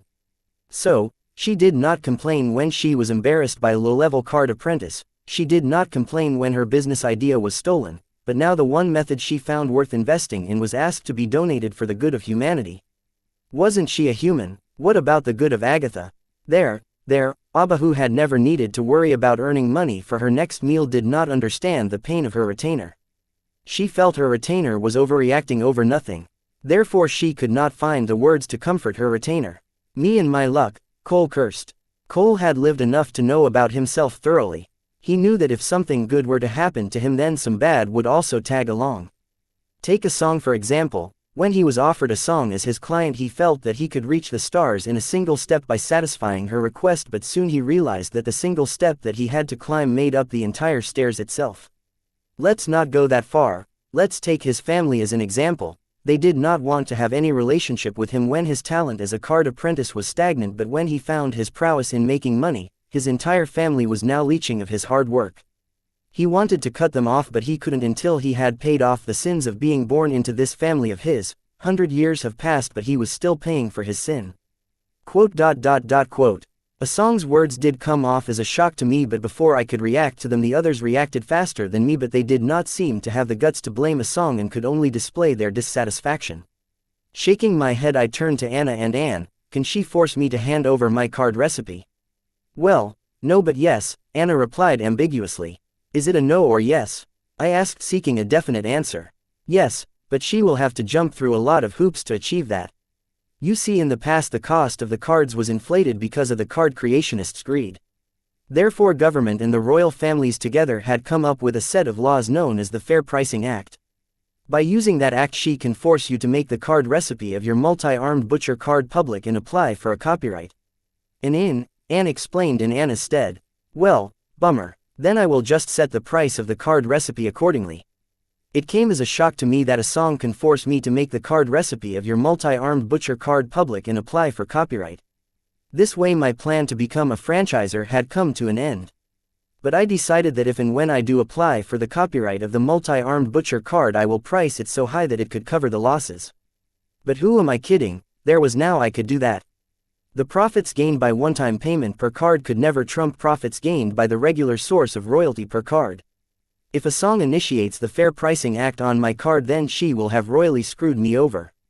You can't do that either. The authorities will decide the price of your card using the standard pricing system based on the ingredients used to create the card. Since your card recipe does not use any regulated ingredients or rule power in its creation, its price is going to be dirt cheap. Anne explained, not feeling the air around her. Her last few words had clearly turned her love's mood sour, as if someone stole his winning lottery ticket. But she did not notice, as she was too giddy, that her knowledge about the Fair Pricing Act was finally come to use. Hearing Anne's explanation, everyone in the warehouse looked at her young love with pity. Agatha and Cole had heard about the Fair Pricing Act, but they did not know much about the card pricing system used by the authorities. But after hearing, from Anne, that the price of the multi-armed butcher card recipe was going to be set at dirt cheap rates, Before they were dissatisfied that they lost a good business opportunity, but now their dissatisfaction vanished and could not help but gloat thinking about the losses that the young card creationist would be suffering soon. Especially, Agatha felt that all her grievances with the young card creationist in her heart cleared up in a second. Hearing Anne's explanation, I could not help but glare at a song, but soon shook my thinking that I should just stick with doing business with the Southern royal family. Though with them my profit margin would grow narrow, it would be better than selling the card recipe at a dirt cheap price. As if a song could hear my inner contemplation, she said, "Wyatt, don't think that Southern family can change anything. Your multi-armed butcher card falls directly under the necessity clause of the Fair Pricing Act. Even the royal family can't do a thing about it." What? I looked at a song in disbelief and turned to look at Anne to check if a song was telling the truth. In response, Anne just shook her head as if telling me that I could do nothing but hand over the card recipe to the authorities. Chapter 854, Necessity Clause. Date the 3rd of April 2321. Time 5:36. Location Sky Blossom City, Guild Association Mall, Warehouse number 234. Wyatt, don't blame me. This is for the good of humanity. Do you know with your card how many families will benefit? A song was going to preach to the young card creationist, hoping that he would directly hand over the card recipe and not force her to go through the proper channels. She would hate to do it to her friend, but was interrupted by him instead. A song, cut the bullshit, and get it through your thick head. I ain't handing over the card recipe. Don't take me for a fool, alright? I have done my homework on the Fair Pricing Act too. As soon as I heard the name Fair Pricing Act, one had my superbrain card collect all the information regarding this act and how people have tried to overcome it. After all, history was a good teacher of life. Brushing up on my civil rights, I realized a song cannot force me to give up my card recipe, and all she could do was prohibit me from selling or loaning the said card to others. But it did not prohibit me from using the card for my personal use. Personal use had a broader meaning in the Fair Pricing Act. It extended to all my families and employees. Meaning that I could loan the said card to my family and employee. All the Fair Pricing Act did was stop me from selling the said card to others at an unfair price and loaning the card to others at an unfair price. It did not stop me from using it for my purpose. Though I will have to say goodbye to my dream of earning a constant stream of hefty royalties as a franchiser. But no worries, I can still open my very own monster meat processing plants in various parts of the world and use the multi-armed butcher card. If I look at it the other way, in a way a song invoking the Fair Pricing Act will save me a lot of trouble, because then nobody would dare to come to my doorsteps to make trouble asking for the multi-armed butcher card. Because the law prohibited them from using the multi-armed butcher card. But if they tried to test their luck, they would be punished accordingly. Why was there such a huge loophole in the Fair Pricing Act? I had secret sects, clans, cults, and families to thank for it. They had many valuable cards that could come in handy for the card apprentices in a dungeon raid or their day-to-day practice. They were rumors that secret sects, clans, cults, and families have cards that could give the card apprentice rare physique and traits upon extended use in practice. But the secret sects, clans, cults, and families were not willing to share their secrets with the world to maintain their supremacy. The secret sects, clans, cults, and families were strong because of the strong cards. If they were to share them with the world, then how could they maintain their supremacy? The secret sects, clans, cults, and families know that if they share their secret cards with the world, then it would not take long for their families to fall. Keeping the secret sects, clans, cults, and families aside, the four royal families themselves had many secret card recipes which could help regular card apprentices, but they were not willing to share for the same reason why the secret sects, clans, cults, and families wanted to keep their family cards a secret. But this does not mean that strong individuals will stop aiming at the secret sects, clans, cults, and families for their cards. Over the years, many powerful individuals have tried many ways to get their hands on the precious cards of the secret sects, clans, cults, and families through various illegal means. Therefore, to be stopped from being aimed by the rogue card apprentices, the secret sects, clans, cults, and families had made it so that any card that doesn't yield to the Fair Pricing Act cannot be used by individuals who were not related to the organization behind the said card, and in case anyone fails to follow through, they will be hunted by the authorities. At first glance, it looks like this clause of the Fair Pricing Act was in place to corner the secret sects, clans, cults, and families by stopping them from selling their secret cards, but it was also used to make sure that the secret cards of the secret sects, clans, cults, and families would remain within their secret sects, clans, cults, and families, and in case of any leak the authorities will help them take care of it. Yeah, so basically this Fair Pricing Act mostly targeted an individual card creationist but not an organization. Thankfully I was not short of money and trustworthy people, so I could build an organization just to make sure that I can make maximum use of the multi-armed butcher card. The only thing worrying me was the necessity clause of the Fair Pricing Act. It stated that if a card would be deemed as a necessity for the good of humanity, then the government and the 4 royal families could vote to force the card creationist in question to give up the card recipe. According to a song, my card fell under the necessity clause of the Fair Pricing Act. Thankfully I had brushed up on the necessity clause to know that a song couldn't just claim a card under the necessity clause of the Fair Pricing Act. There were necessary procedures in place for this, which also required a hearing in which she and I will have to defend our agenda. A song's agenda being that a multi-armed butcher card does fall under the necessity clause of the Fair Pricing Act and mine being the opposite. So there was a lot of procedure involved for a song to force me to hand over the recipe of the multi-armed butcher card, and it wasn't set in stones that a song will get her way. Chapter 855 Compromise. Date the 3rd of April 2321. Time 5:45. Location Sky Blossom City, Guild Association Mall, Warehouse number 234. You know what a song, do what you gotta do, I said to a song and decided to head to the card lab and focus on using the space collapsibility soul pathways to create a card. The fine gold employees had already delivered the ingredients I asked for. Wyatt, it doesn't have to be like this, said a song, heartbroken over the fact that she once again put the people over herself.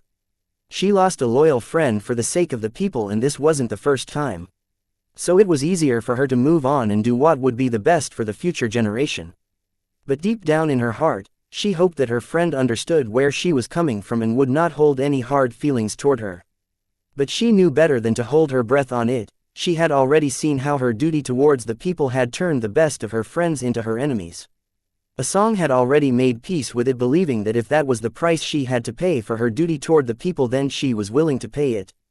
As for the regrets that came with it, it didn't compare to the satisfaction to have done the right thing. Wait, that's it, how can guys leave like that?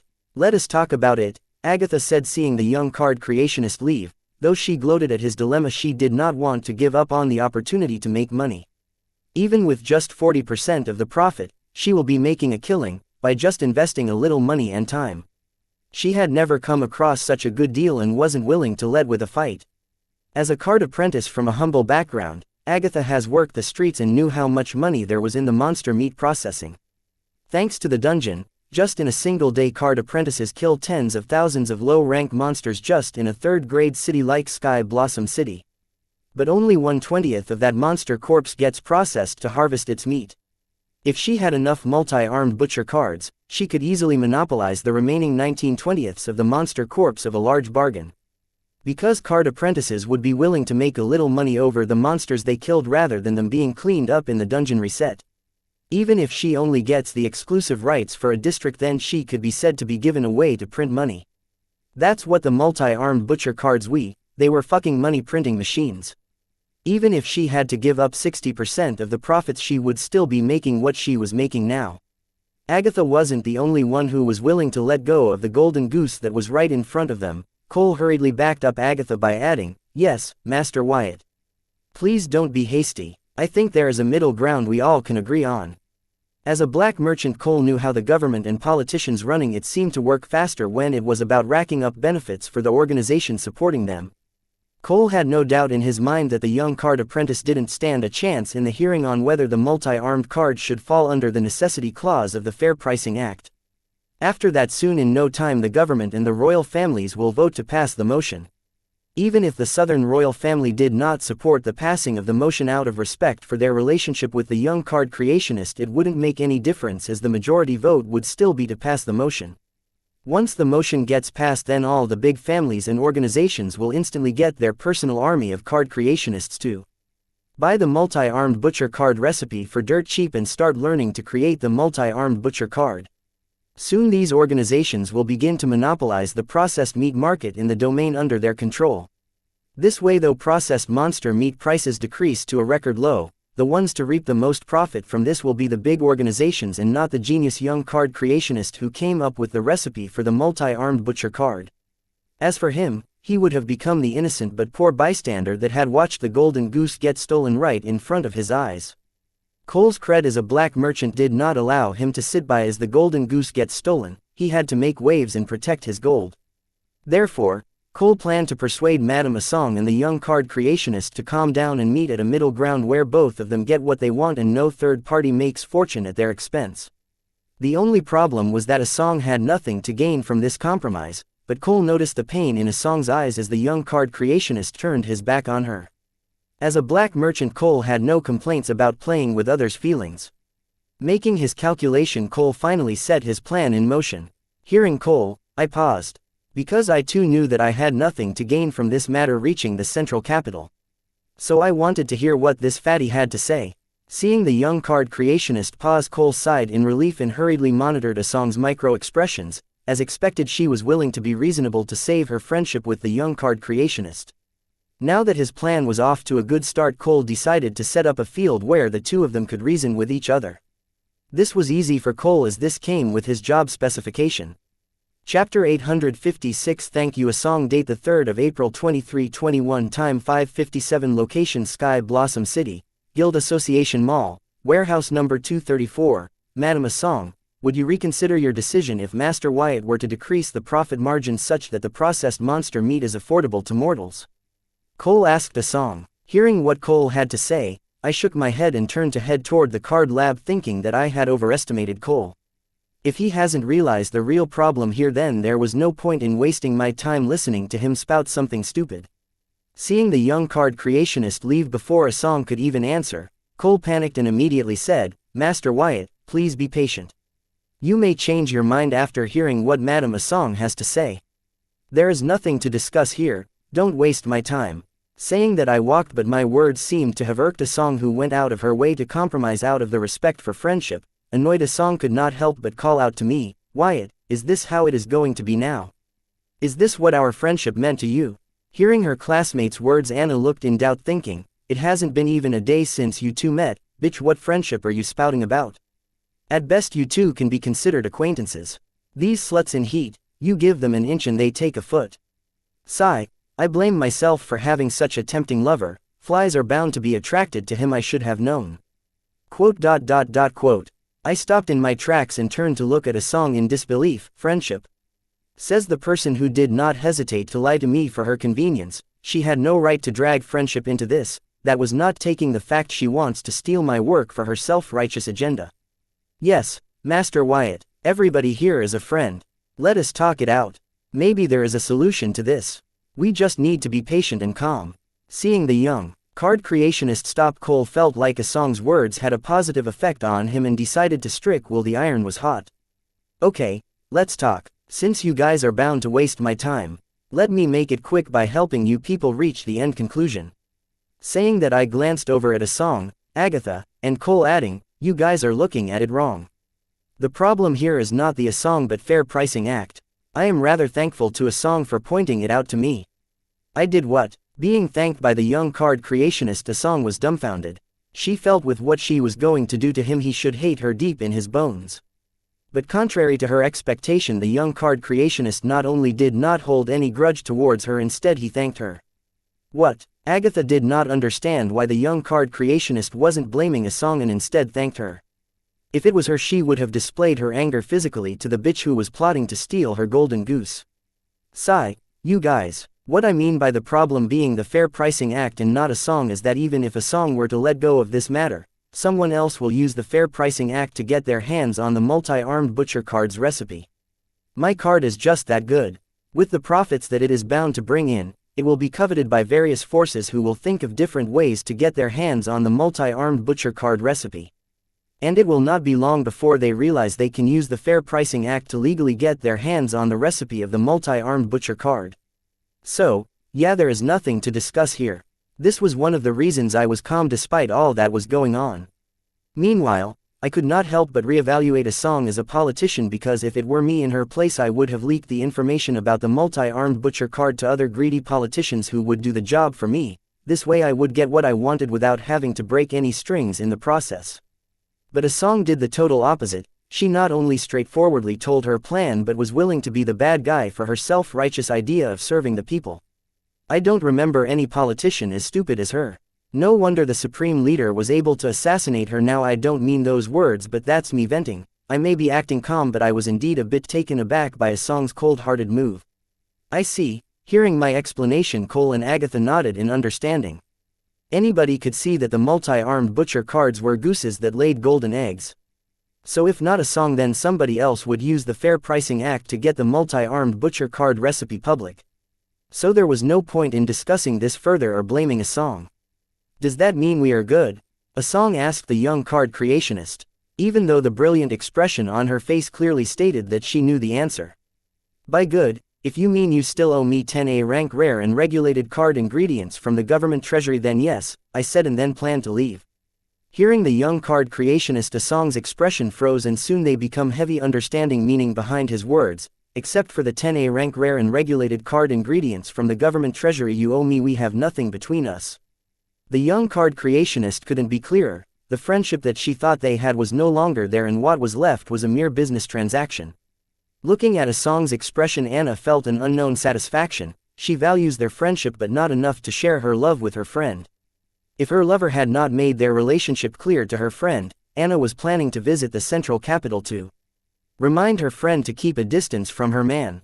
Chapter 857 Space Collapse Array. Date the 3rd of April 2321 times 609. Location Sky Blossom City, Guild Association Mall, Warehouse No. 234. I plan to have Asong as my backer when I move to the Central Academic Region. Therefore, keeping in mind that the longer Asong lived the best for me, I created her an overpowered origin card, but now all that was for nothing, as I had realized that Asong was too stuck up in her self-righteous ways to be of any use to me. People like her were too afraid to use the power they had. She reminded me of the Democrats back home who sat by and watched the Republicans drag the democracy back to its infancy. By Democrats I mean, collectively, what they stand for and what they represent, but individually, I would not trust them. Some were dirtier than the carpet in an average Joe's house. I am trying to say that having Asong as a backer would do me more harm than good. I bet Miss Goody Goody Two Shoes has a line of haters. She was bound to have them with her stubborn self-righteousness. If I were to associate with her, then people who could do nothing to her would target me. But the source that put me in the spotlight in the first place would do nothing, as she is afraid of being blamed for abusing her power. I bet her family must be frustrated with her. After all, by supporting her they would only make more enemies than any materialistic gains she would offer to them. It would be in my interest to cut all ties with her. People like her do not only hold themselves to unexpectedly high standards but also force them on others. I didn't need this. I am okay being a greedy profiteer, as in this world with my talent, as long as I have enough money I could achieve the peak in time. Resolving the problem named Asong, I walked into the card lab. Susan had already neatly staked all the ingredients for the creation of an enhanced space collapse card. Most of the ingredients here are mainly for the creation of a small space isolation array, because I felt that using the space collapse ability to target an individual target was a waste of resources, and these resources would be better off if used to enhance the space collapse ability to target an array in the surroundings. The easiest way to destroy an array was to alter nature's soul pathways in the surroundings. So if I were able to collapse the space of the surroundings where the array was active, then with the collapse of the space I would have destroyed the soul pathways in that space. This was way simpler than the array hack card I was rooting to create. Well, I did try to create an array hack card, but the end result wasn't satisfactory. But if I were to use space collapse ability, then it was going to be a game changer. The space collapse ability I extracted from the deep sea murex monster core had a limited range. It could only affect a single target, and not to mention its effects grew weaker with the realm difference between the user and target. For it to affect an entire array, I will have to make some enhancements to it. That was where the space isolation array came into the picture. The space isolation barrier array covering the cities can be considered the advanced form of the space isolation array, as they were created using the space isolation array as the base array. Similarly, I was planning to use the space isolation array as the base to enhance the space collapse ability I extracted from the deep sea murex monster. The aim of enhancing the space collapse ability was to increase its range so that it could affect an entire specified area, such that it can destroy nature's soul pathways in that array with the collapse of the space. The uses of this ability were wide. Apart from destroying arrays, I planned to make it strong enough to destroy field and trap cards. This way I did not have to worry about the enemy field and tarp cards. The deep sea murex was a B rank rare grade monster. meaning that its space collapse ability was limited to rare grade, that is, it was invincible in B rank but was barely able to affect A rank. The space isolation array had taken care of the range of the space collapse ability, and now I had to think of something to make up for the power of the ability. The first thing that came to my mind was, what if I were to enhance the A rank core used as the core of this space collapse array card with a Viltronian core? How do I enhance the A rank array core using the Viltronian core? Here I will use the strong Viltronian soul pathways to replace and enhance the soul pathways of the space collapse ability extracted from the deep sea murex. The best way to achieve this would be to mutate the soul pathway of the space collapse ability extracted from the deep sea murex using the soul pathways of the Viltronian. This way the soul pathways of the space collapse ability will become sturdier like the soul pathways of a Viltronian and will be able to display more power than an average deep sea murex's space collapse ability ever could. So the plan was simply to mutate the space collapse ability soul pathways with the Viltronian soul pathways and then enhance it with a space isolation array. This way the space collapse ability will be able to gain the power and range it was lacking before the mutation and enhancement. Many advanced arrays make use of the space stabilization feature to make it so that nature's soul pathway remains constant throughout the life of the array. This stabilization feature was only to make sure that variables like temperature, wind, humidity, etc. do not show drastic changes which could affect the working of the array or even hinder it.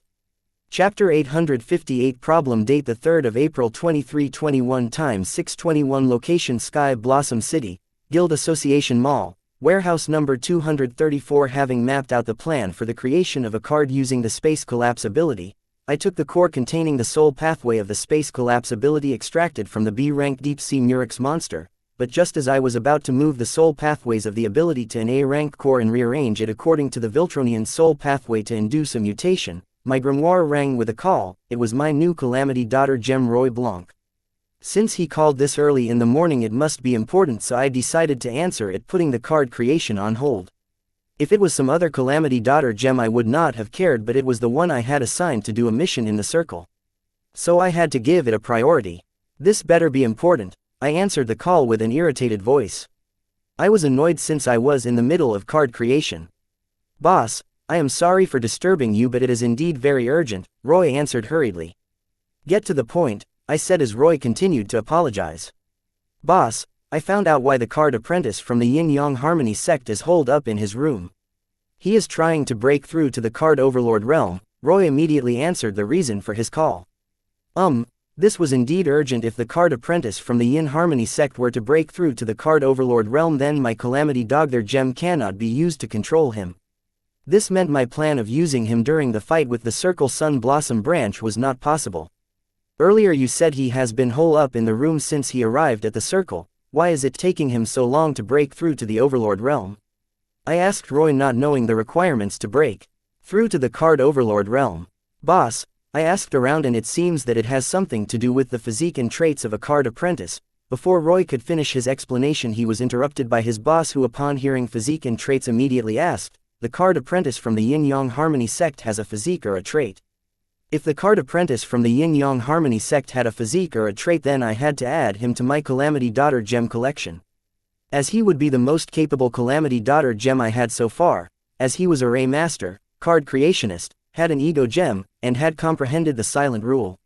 Since he was Array Master, I would not be wrong to assume he was a Card Creationist. As expected of a disciple of a secret sect, he was very capable and multi-talented without a physique or a trait.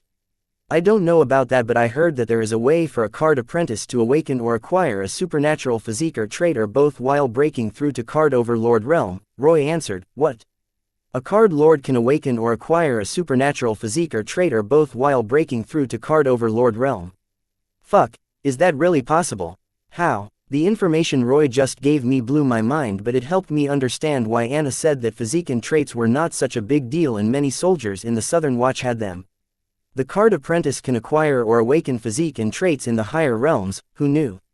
The info should be true.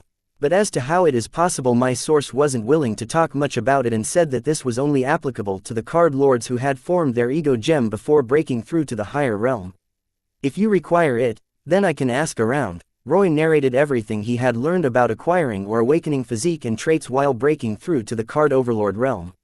No need, I will get the information regarding that myself. You focus on the task I have given you. So, is there no other way for you to reach him? I plan to ask about acquiring or awakening physique and traits while breaking through to the Card Overlord realm to Anna and Anne. They should have a clear understanding of it, and they were a more trustworthy source than Roy's sources. No boss, the security surrounding him is very tight, and I heard that the token allotted to me does not have the clearance to access the area where he is housed. Roy went on to explain that the token required to enter the desolate prison array had a different level of clearance, and his clearance level did not allow him to even roam near the house where the disciple of the Yin-Yang Harmony sect was trying to make a breakthrough into Card Overlord realm. There has to be another way. He is to come out sometime for his daily necessities and food, right? I asked Roy. Card apprentices in the Card Lord realm were still human. They still had mortal vulnerabilities like eating, pooping, and sleeping. So the disciple of the Yin-Yang Harmony sect had to leave his room sometime. Recruiting the disciple of the Yin-Yang Harmony sect under my control was important, as it would make it a lot easier for me to weed out the Circle Sun Blossom City branch.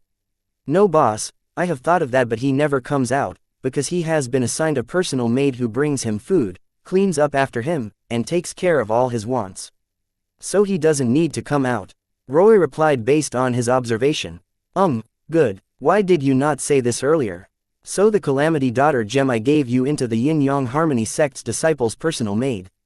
She will do what you couldn't. Chapter 859 Field Negator. Date the 3rd of April 2321 times 628. Location: Sky Blossom City, Guild Association Mall, warehouse number 234. But boss, if I use the only Calamity Daughter gem with me on the maid, then how is she supposed to complete the mission? Roy asked in doubt. I will be visiting the Sun Blossom City today. Meet me and get the Calamity Daughter gem, I answered, saying that I planned to visit the Sun Blossom City with Rami Kaga in the afternoon. I had already given a heads up to be prepared to leave for Sun Blossom City at my orders. Following my orders, Rami Kaga was patiently waiting for my command in the Sky Blossom City, postponing all his other works. Sure thing, boss, Roy agreed. Make sure to sow the Calamity Daughter gem in the Yin-Yang Harmony sect's disciple's maid without any complication. I warned Roy to be careful during implanting the Calamity Daughter gem into the main. Don't worry boss, I will contact you with good news, Roy answered enthusiastically, as his mission just got a whole lot easier. After all, compared to the Yin-Yang Harmony sect's disciple, his maid was an easier target. Hanging up on Roy, I got back to card creation using the Space Collapse ability. First I transferred the soul pathways of the Space Collapse ability into an A-rank core, and then altered the soul pathways of the core and the ability according to the Viltronian soul pathway map, inducing a mutation, enhancing the soul pathways of the Space Collapse ability. With this, now the Space Collapse ability had turned from a B-rank ability to an A-rank ability. Next, I used the same A-rank core to set up a Space Isolation Array. The purpose of the Space Isolation Array was to privacy. It not only stops card apprentices outside the array from eavesdropping, but also from teleporting into the array. The same was true for the card apprentice inside the array. After setting up the Space Isolation Array, I transferred the entire array to the core, planning to use it to modify the range of the Space Collapse ability. Here was where the things would get tricked. Fusing an ability with an array, it was a very risky job. Unless one has through grapes of the soul pathways, they would not dare to attempt it, but this was as easy as drinking water for me thanks to my soul pupils. With the help of the soul pupils, I determined how to fuse the Space Isolation Array and the Space Collapse ability such that they both would be able to enhance and complement each other's abilities with zero flaws. Coming up with a perfect soul pathway arrangement for the fusion of the two sets of soul pathways using the simulation of the Hive AI, I then proceeded to fuse the two sets of soul pathways accordingly. Though I had the help of soul pupils, the fact that the two sets of soul pathways were different did not change. I had to be careful while I made sure that the fusion of soul pathways went according to the plan, such I would be able to achieve the desired effects when I morphed this core into a card. With the fusion of the soul pathways taken care of, now all that was left was exciting the soul pathway related to the morphing of the core into a card. With that, card creation successful. Card name: Field Negator. Card type: Field Card. Card rank: A rank, rare grade. Card rate: 7 stars. Card durability: 97/100ths. Card effect: when activate, the Field Negator will negate all the active A rank and below field trap cards within its range. After the field card, Field Navigator is active in an area with no A rank, and the below field trap card can be activated in the said area. Additional effect: Space Isolation, Space Lock, Space Navigation, Space Collapse. Reading the card effect of the Field Negator card, I was disappointed as I was not able to get it to break past its rank limit. Though it was overpowered in A rank and below, it was of no use in the presence of AA rank and higher cards. But all hope was not lost. I could increase the effect of the Field Negator card with the help of my Array Master enough for it to break past its limits. This only possible if I had the knowledge of the said array and knew its vulnerabilities to attack using the Field Negator card. Still, in the end, it was better than the Array Hack card I failed to create. Equipping the Field Negator card, I tried out other abilities such as space navigation. This ability was nothing special. It allowed me to navigate the space within its range, meant nothing in the field of Field Negator would be able to hide from me. A good ability, pity it was rendered redundant because of Soul Pupils, which did a way better job than it. Letting out a sigh, I walked out of the card lab only to find that the makeshift hall of the warehouse was in chaos. Seeing my arrival, Susan greeted me but noticed my expression. "Wyatt, what happened? Was the card creation not successful this time?" "No, it was," I said, shaking my head. "Then why are you sulking?" Anna left the crowded hall and walked next to me. "The card did not have the effects I was hoping for," I said dejectedly. "The Field Negator was op card to fight the people of Card Lord and Under, but I did not need it to deal with them. I was pretty much unparalleled under Card Overlord realm." "Well, you can always try again. Hard work pays off." Hearing her young boss's response, Susan shook her head, thinking she was worried over nothing. "What kind of card do you want? Tell this big sister I will get it for you," Anna said, giving Susan a side glance. Quote. Hearing Susan and Anna, I shook my head and walked past them. Chapter 860, Opening Yin Widow's Grimoire. Date the 3rd of April 2321. Time 6:54. Location Sky Blossom City, Guild Association Mall, warehouse number 234. Walking past Susan and Anna, I looked at the Asong, her aide, talking seriously, and asked the duo, "Susan and Anna, what is going on there, you guys?" "Nothing. They are trying to unlock the grimoire of the Yin Widow," Anna replied. Hearing Anna, my brows frowned. With Asong's betrayal and the disappointing effects of the Field Negator, I almost forgot about Demigod Redfall's soul and the soul status candle in his mother's grimoire. Revising my expression, I hoped that the dungeon seal was able to block the navigation of the soul status candle. "Why aren't you there? Aren't you interested in the treasures the Yin Widow stole from the Yin Yang sect treasury?" I asked Anna, remembering Asong mentioned that the Yin Yang sect wanted Yin Widow's grimoire because it contained the cards Yin Widow stole from their treasury before being excommunicated from the sect. Those cards are useless to those that do not know the ways of the Yin Yang Harmony sect. At best, I can use them to exchange for some other riches from the Yin Yang Harmony sect. Anna spoke nonchalantly. So the sect has used probation to lock their cards from falling into outsiders' hands. No wonder they are so straightforward about this. I finally understood why the Yin Yang Harmony sect was willing to use legal means to get the Yin Widow's grimoire from Anna. Because with probation on the cards, they were useless to Anna, and the only way Anna could get anything of them was to return them to the Yin Yang Harmony sect for a reward. "Yeah, I am planning to destroy those cards just to get back at them for what they did to my uncle," Anna said menacingly. Quote. I did not know the history between the Yin Yang Harmony sect and the Heatsen family, but feeling Anna's baleful aura, I knew they weren't allies, that was for sure. Annoyed, Anna walked towards Asong and her aide, yelling, "What is taking so long? Why are you guys not able to open that old hag's grimoire yet? Anna, have patience. If anything goes wrong, everyone within the 100 meters of this area will be punished by the World's Will for trying to deceive it," Asong said while watching her aide use the cultivated soul energies with the Yin Widow's signature to open the grimoire. "Well, excuse me, did you just say that there is a chance of us being punished by the World's Will?" I asked, hearing Asong narrate that if caught trying to cheat the World's Will, it will punish ever being within the 100 feet of the original crime. "Yes, but don't worry. My aide is an expert in this, so you have nothing to worry about," Asong assured me. "Are you hearing yourself? The aide of a politician is an expert in opening the dead Card Apprentice's grimoire. Those words, don't they rise flag in your mind?" I said to Asong, and then added, "I don't care if she is a specialist or not, get that thing out of here. I don't want my people to be implicated because of your foolishness.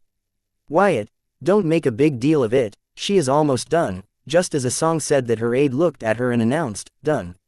"See, I told you, you had nothing to worry about," said Asong, hearing her aide. Quote. I just stared at Asong and did not reply. Just then her aide summoned a candle and added, Madam, the candle is lit, that means demigod Redfall has been revived and is still alive. Shit, I don't know how many lives he has swallowed by now.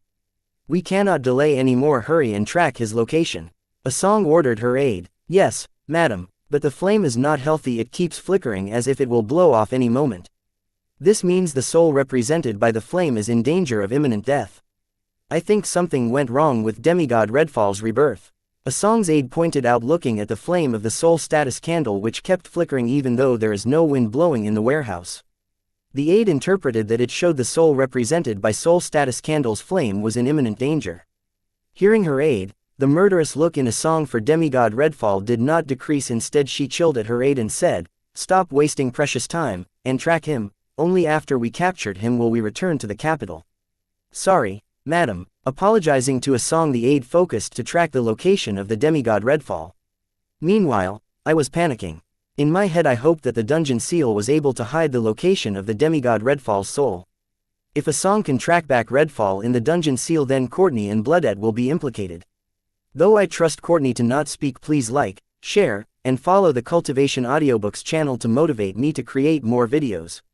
Thank you of my involvement in this matter. I did not want to put my friend in that spot.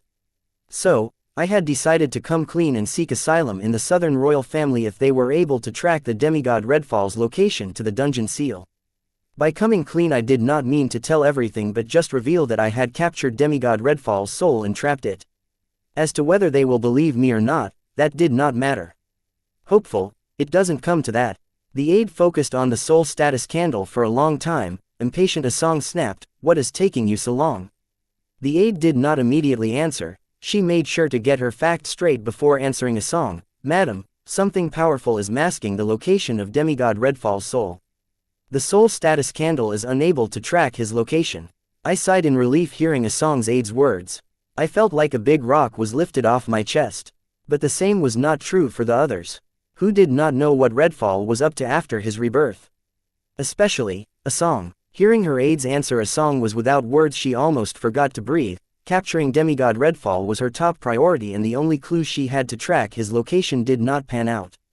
Chapter 861, Missing Redfall. Date the 3rd of April 2321. Time 7:05. Location Sky Blossom City, Guild Association Mall, warehouse number 234. What do you mean by something powerful is masking demigod Redfall's location? What can be more powerful than a soul status candle? It is the omnipotent item for a mother to track her child. Nobody ever has been able to escape its ability. Having regained her calm, a song questioned her aide. What she said about the soul status candle's capability was all true.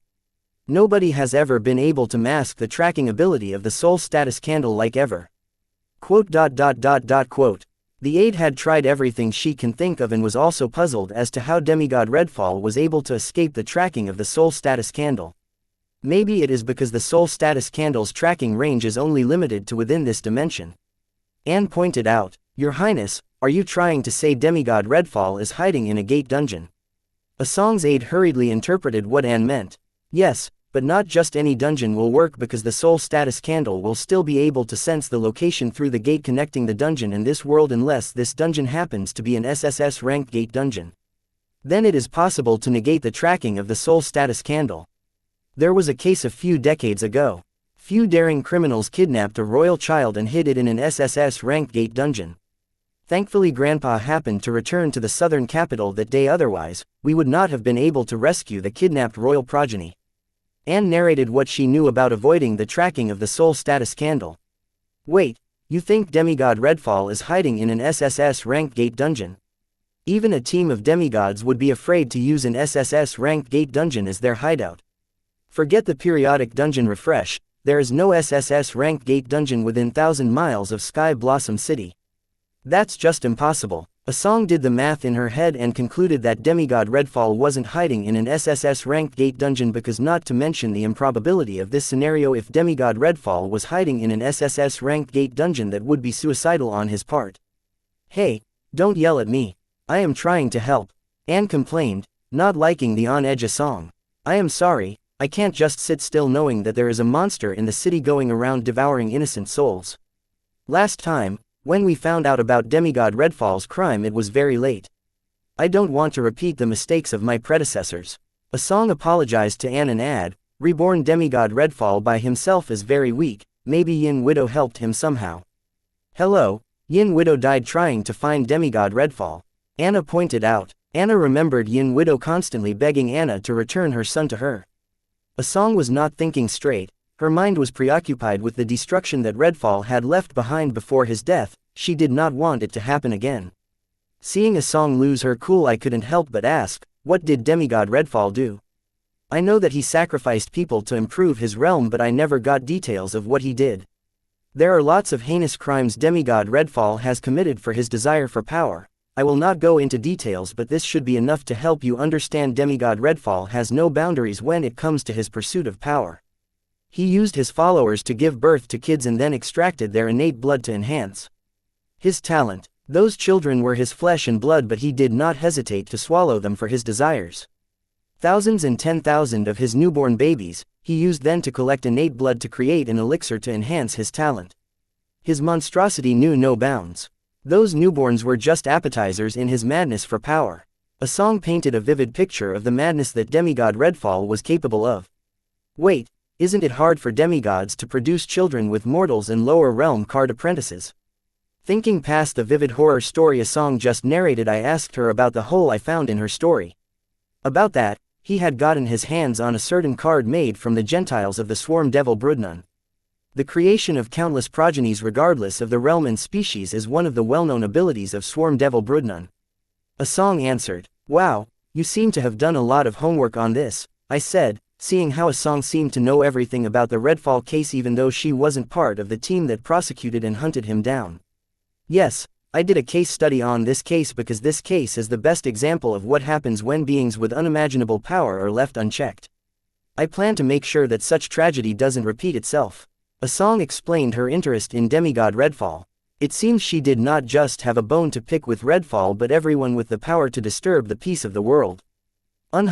Hearing Asong's answer, I came to an understanding that soon the central capital was going to have a lot of changes. Earlier Asong did not have power, yet she still managed to make a lot of changes, and now with the Op Origin card I created for her, it seems it will not be long before Asong goes head to head with old demigods that control and shape this world from behind the scenes. Wait, how did Redfall get his hands on the card created using the Gentiles of the swarm devil Brudnun? Does that mean Redfall has a connection with the demon worshippers? Anne asked after hearing Asong explain how demigod Redfall was able to create countless progenies despite the restrictions of his realm. Wait, if I remember correctly, the ingredients extracted from the swarm devil Brudnun were awarded to the Davies family for their contribution in purging the demon worshippers. Anna suddenly pointed out. Chapter 862 Theories. Date the 3rd of April 2321. Time 7:19. Location Sky Blossom City, Guild Association Mall, Warehouse number 234. By Davies family, you mean your runaway father's second family that you slaughtered as soon as you became the commander of the Southern Watch? Asong asked. Yes, that one. You know, I searched their treasury for those devil ingredients but never found them, said Anna nonchalantly. So, that clears it. Redfall got the card from the Davies family. That means this doesn't have anything to do with the demon worshippers, Asong announced, as she did not want to make this hunt for reborn Redfall more complicated by adding demon worshippers to the mix. Not quite so, Anna spoke with a stressed expression. What do you mean? Asong asked impatiently. Well, a couple of days ago I found out that the Davies family has a link with the demon worshippers, Anna answered. I thought you slaughtered every last one of the Davies, how can they still be present? Asong asked in confusion. It's complicated, but all you have to know is that, my niece escaped the massacre with her mother's sacrifice. And recently I found out that she is working for the demon worshippers. But now that I think about all the recent incidents in the Sky Blossom City, it is starting to make sense. Anna said mysteriously. You don't mean to say demigod Redfall is hiding in the demon realm? Anne blurted, following Anna's line of thought. Yes, I think the demon worshippers weren't here just to steal the dungeon relocation apparatus but help demigod Redfall move to the demon realm. Anna enunciated. What are you guys talking about? Little details would help, said Asong, hearing the discussion between Anne and Anna. You must have already read my report of demon worshippers attacking us a few days ago, right? Anna asked Asong, who nodded. Yes, I did. Well, in that report I forgot to mention Ada Davies, not my niece. At that time I thought she had sought asylum in the demon worshippers, but now it seems that Davy's family was part of them. And apart from trying to steal the dungeon relocation apparatus, they seem to have helped Redfall escape to the demon realm. Most of this is my assumption, I don't have evidence to back it up, Anna explained. Demon realm, if demigod Redfall has escaped there, then it can explain why the soul status candle is not able to track his location. Asong's aide seemed to agree with Anna's assumption. I, who was listening to them, felt like I dodged the bullet seeing everything unravel in my favor. Especially, them believing that demigod Redfall has escaped to the demon realm. Wait, this doesn't make sense. Even Yin Widow was not able to find her son, so she risked her for it. That was before the demon worshippers attacked the temporary base in the city, Anne suddenly pointed out. Are you saying that demigod Redfall did not escape to the demon realm? Then how do you explain the malfunctioning soul status candle? Anna questioned Anne. How sure are you that the soul status candle will work on someone who has been reborn? Anna asked. Hearing Anne's question, Asong turned to look at her aide, who answered, Madam, there are no records of such a scenario. I will have to contact the historian in the central capital for answers. Fuck. Aside from a bunch of theories, we have nothing on demigod Redfall. We are right where we started. Asong cussed, which was so not like her, but that was how much she was frustrated right now. But Anna did not care for that and instead pointed, Asong, language. After giving Anna an angry glance, Asong politely apologized, I am sorry, and added, Anna, why did you not mention Ada Davies in your report? Do you know how big of a deal it is? One of the families that participated in the purge of demon worshippers and were rewarded for it was a part of demon worshippers all along. This news will shake all 4 regions in the central region. Anna, what were you thinking? I told you already, I thought she had sought asylum in the demon worshippers. I did not know the entire Davies family was part of it. And there is no evidence pointing to it, all of it is just an assumption at this point. Being questioned by on edge Asong, Anna started to sound smarter. Assumption or not, this will raise a lot of questions. Hearing Anna, Asong got calmer but soon realized evidence did not matter. Ada Davies working as a demon worshipper will raise a lot of questions about the old regime and the purge of demon worshippers. Frustrated, Asong looked at Anna and yelled, Anna, why can't you write a complete report? If your report contained all the information, the related authorities would have been informed. And just maybe they would have caught demigod Redfall by now and also handled the Ada Davies matter. Fuck, don't make it sound like all of this is my fault. I wasn't the one who left a direct descendant of demigod Redfall alive. I wasn't the one who did not do a proper background check on the families participating in the purge of demon worshippers. Anna snapped, hearing Asong make it all her fault. Is this what plastic sisters are like? I thought to myself, seeing Anna and Asong at each other's throats. Anna and Asong had high ranks and nobody in the warehouse could outrank them to stop them from reaching for each other's throats except for Anne, who yelled, Stop it, both of you. Now is not the time to play the blame game. Anna assigned some soldiers to search the city and dungeons for the signs of demigod Redfall and demon worshippers. And Big Sis Asong, you contact the central capital and update them about the situation here. We need to find demigod Redfall's whereabouts before the tragedy repeats itself. You are not the boss of me. Snapping at Anne, Anna summoned her grimoire to do what Anne advised. As for Asong, she looked around the warehouse, politely apologized to everyone, and then thanked Anne for her reminder before summoning her grimoire to inform the related authorities. Chapter 863 Breakfast Date the 3rd of April 2321 Time 7:27 Location Sky Blossom City, Guild Association Mall, Warehouse number 234 While Anne quelled the drama between Asong and Anna, I looked at Susan and said, Sasan, attending to these people all night must have been tiring, take today off. No, I can't do that. If I leave, who will attend to the guests, and what if you need me? Susan asked, walking up to me. I will be leaving for the Sun Blossom City soon. As for these people, they can afford a hotel. You don't need to worry about them, I said without worrying that they could hear me. What? You are going out of town. When will you return? Susan asked immediately after hearing that I was planning to leave for Sun Blossom City today. By tomorrow evening at the latest. So you go home and take a good rest. Don't overwork yourself, I answered Susan and asked her to look after herself. How can I leave the guests in the warehouse unattended? Susan denied. Susan, go home and take good rest, that is an order, I ordered Susan. But, Susan tried to argue, but I ignored her. Turning to look at Agatha, I said, Agatha, time for you to keep your promise. I will be leaving in the noon. Should I make travel arrangements for you or will you just fly over? Don't make any travel arrangements for me. I will be traveling in your shadow with my card that allows me to hide in a target's shadow. I am telling you this because I want you to know I will be watching your every move, so if you feel the need to go to the little man's room then hold it in. Agatha informed me about how she planned to fulfill her promise by hiding in my shadow. Wait, if Agatha leaves then what about me? I can help too. I don't want to be stuck in the warehouse all alone by myself. Abba asked, hearing that everyone will be leaving and she will be all alone.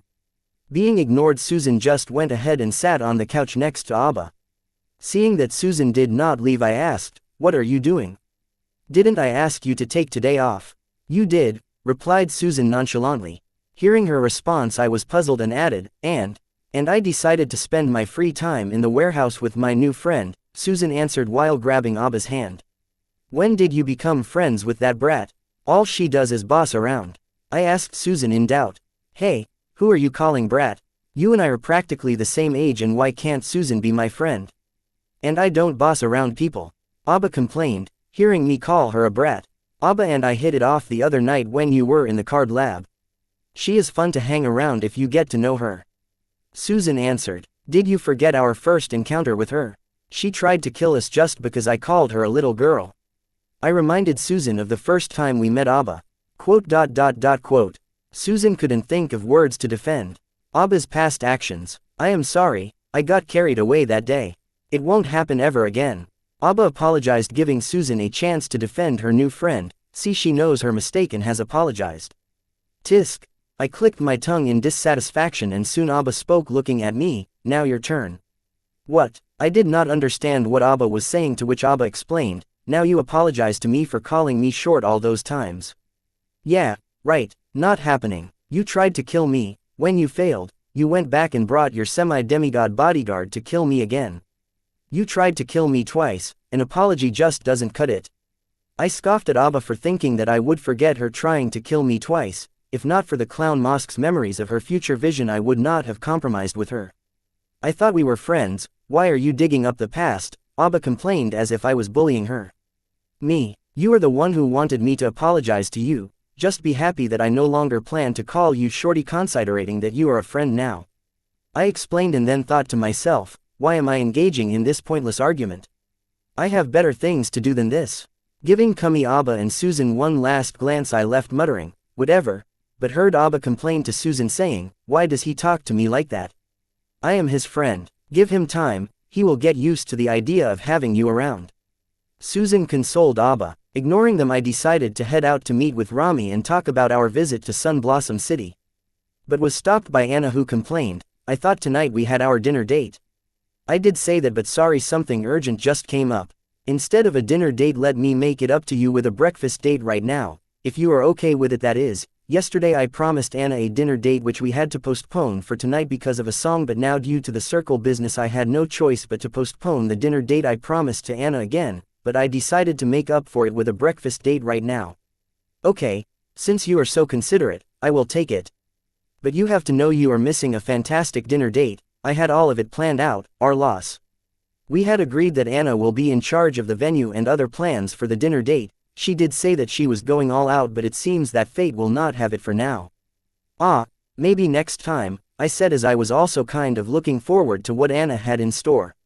"Next time, so I can expect more of these dinner dates?" Anna asked with a satisfied smile on her face. "I am not promising anything, but sure," I replied. After Anna and I left the warehouse, Abba moaned in pain. "Ah, Susan, you are hurting me." "I am so sorry, Abba."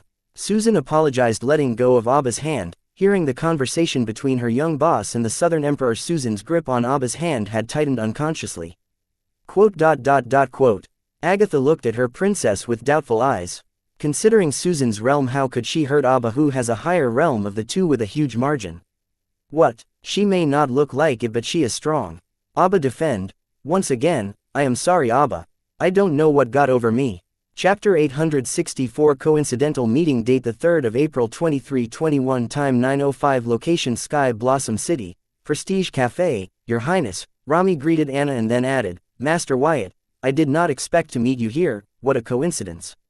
After having our date, Anna and I were about to walk out of the Prestige Cafe but ran into an acquaintance of mine, Rami Cage, at the entrance. For some reason, I did not feel that him running into us was a coincidence. Coincident or not, he was smart not to disturb our breakfast and wait till we were about to leave. If not, he would have left a bad impression on Anna, which he would come to regret. Mr. Rami, I was planning to visit you next. I greeted Rami back, but Anna just nodded. Considering her status, she was already giving Rami a lot of face by acknowledging his greeting. With the Southern Emperor next to the young card creationist, Rami didn't dare to appear too friendly or even speak. Please like, share, and follow the Cultivation Audiobooks channel to motivate me to create more videos. Thank you. Casually with him. He did plan this coincidental meeting, but he did not expect the young card creationist to entertain him. He expected the card apprentice to leave, giving him a nod. The present scenario was not in the script he thought of. With the intimidating presence of Her Highness, Rami did not even dare to breathe loudly. It seems you have work to do. I will leave you to it then, said Anna, and then gave me a small kiss on my cheek, adding, I enjoyed the date, we should do this more often. Not waiting for me to answer her, she turned to look at Rami and complimented him before vanishing into the air. Good meeting you, Mr. Rami, keep up the good work. Rami kept a calm expression on the surface, but in his mind, he kept chanting, Her Highness knows my name, she knows my name, Mr. Rami, how about we find somewhere comfortable to continue our discussion? I said, looking at Rami, who seemed to be lost in his thoughts. Ah, yes, let me be the host. Rami awakened from his thoughts and insisted. Sure. I followed Rami back into the Prestige Cafe. Master Wyatt, what is it that you wanted to talk about? Rami asked the young card creationist.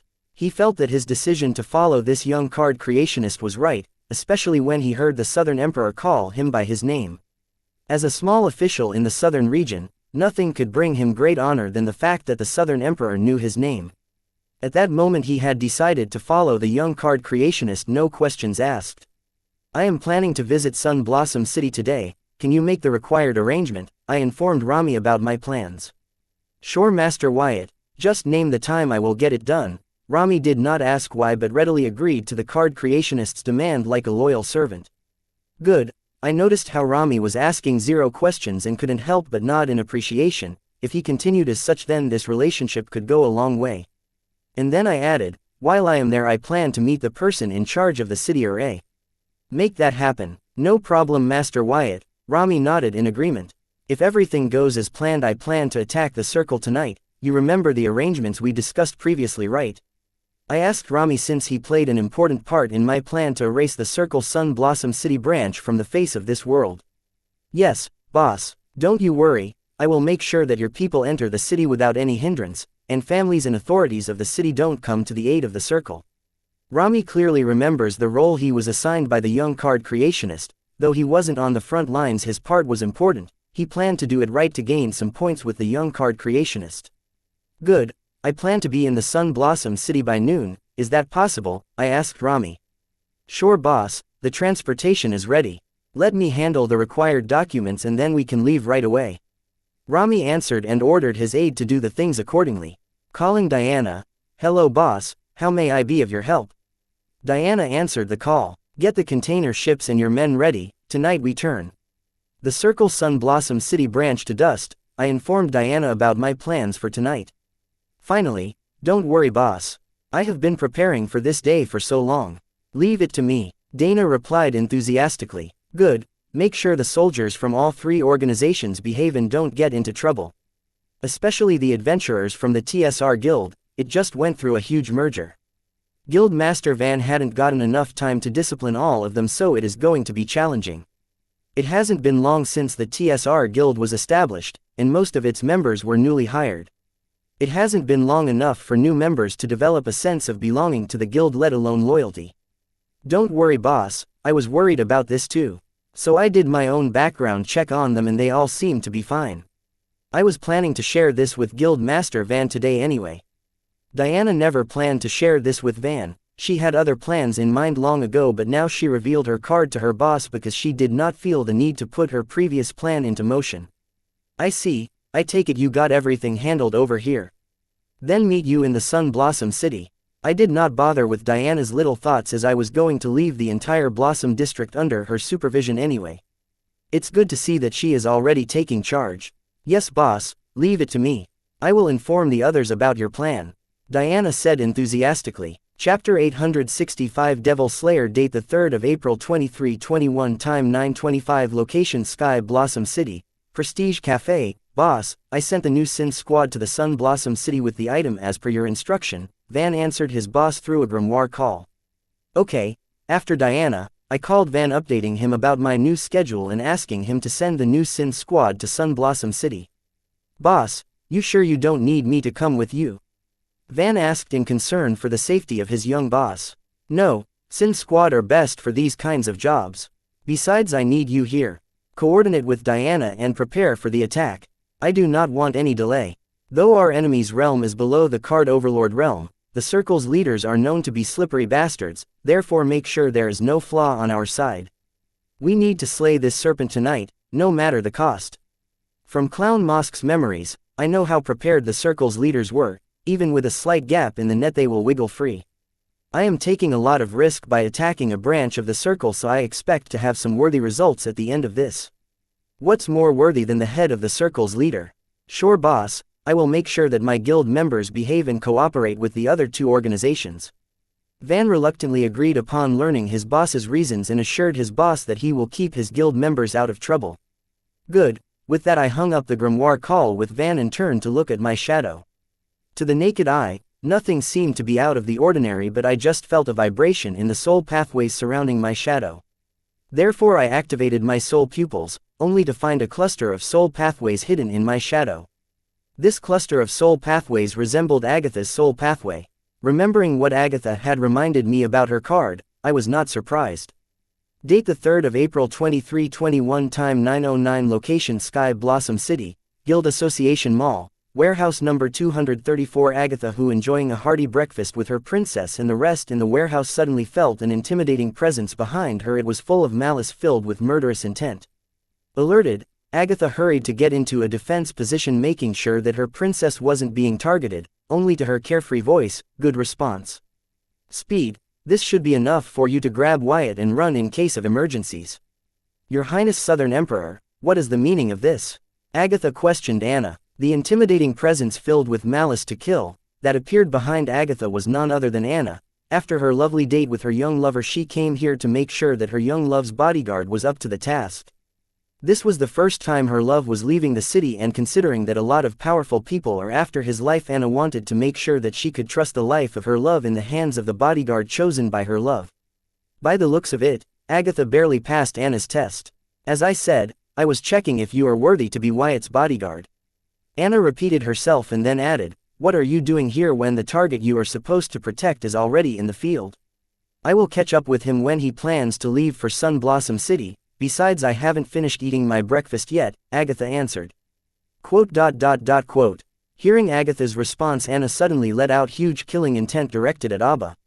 Feeling the ginormous killing intent concentrate on her, Abba had difficulty breathing. Seeing this, Agatha instantly came next to Abba, negated Anna's murderous intent and hurriedly asked, "Princess, are you okay?" Cough, "I am okay, Agatha." Abba's face had turned pale but flushed with redness, and beads of sweat were dripping from her body, making her dress wet and stick to her skin. It was as if she had just walked out of a sauna. "Anna, don't you think you are going overboard with this?" said a song. Behind her, 10 black cloaked figures and her aide stood on guard. Anna's killing intent just now was so strong that they all were alerted and had to come out to guard their boss. To Asong's question, Anna only glared at her, but Anne, who was sitting next to Asong, got up and walked up to Anna, adding, "Big sis Asong, please stay out of this." "Anne, you too. Usually, you would be the voice of reason between you two." Asong was surprised to see Anne take Anna's side. "Big sis, we have our reasons for this. Please stay out of this." Anne repeated herself with a sharp voice. "Okay, but you two remember, that little girl calls me aunt. I won't stand by watching if you two bully her too much," Asong announced and got back to enjoying her breakfast.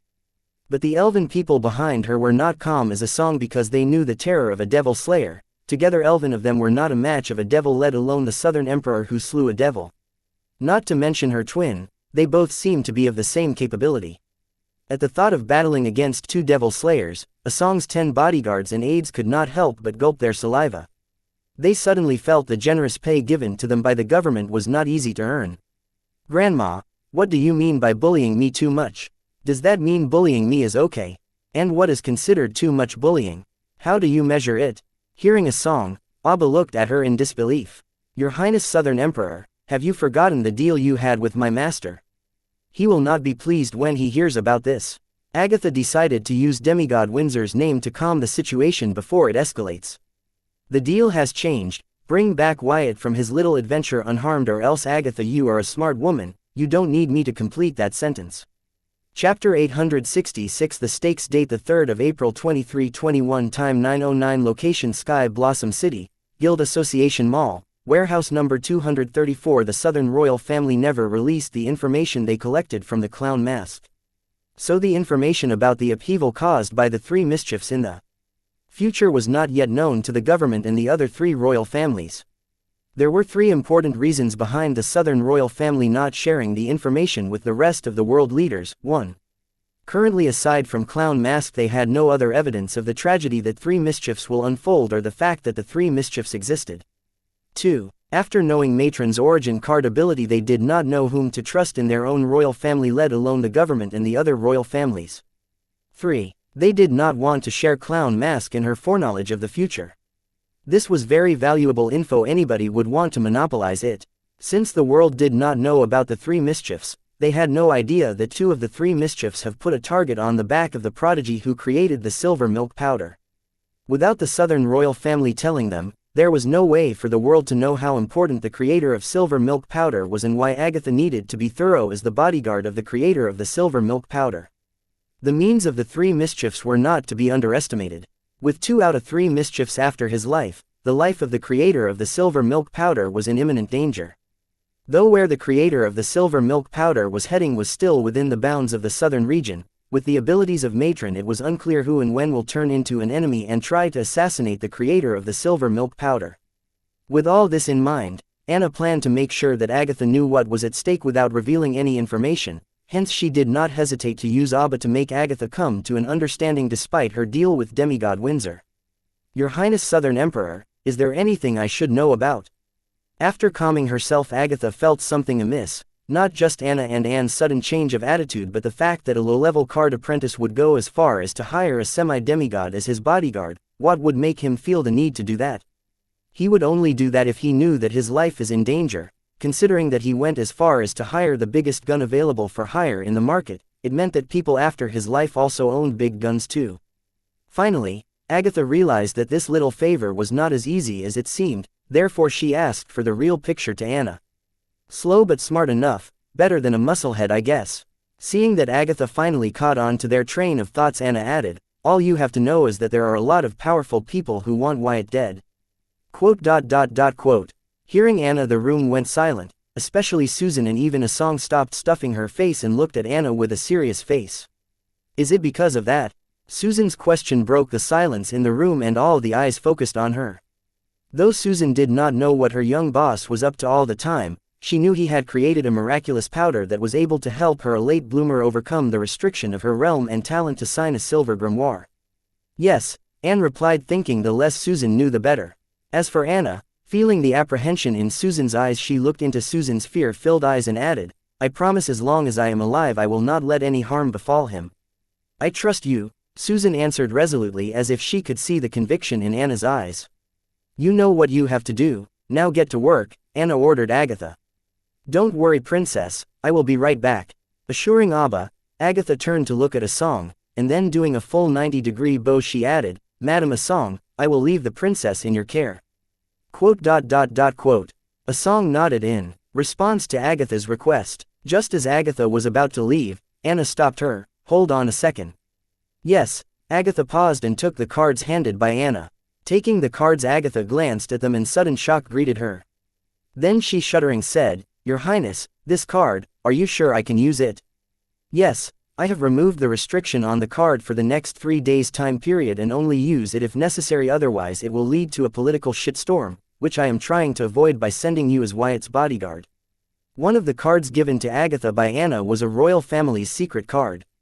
This could help Agatha in a desperate situation but would also become evidence against the southern royal family, hinting that had hand in the attack against the foreign embassy in the southern region. I understand, Agatha responded, understanding the gravity of the situation. Since the situation could prompt the southern royal family to lend an outsider their family's secret cards, then the situation was 10 times more serious and dangerous than she previously thought. I like your enthusiasm, but just to remind you what is at stake, let me tell you your princess and your life depend on this job. So don't you dare slack off. Anna warned Agatha one last time, before letting Agatha out of her sight. After Agatha left, Asong turned to look at her guards and said, "Guard Captain, send 2 of your people to help Agatha." "I am sorry, madam, I cannot do that. Our top priority is to protect you."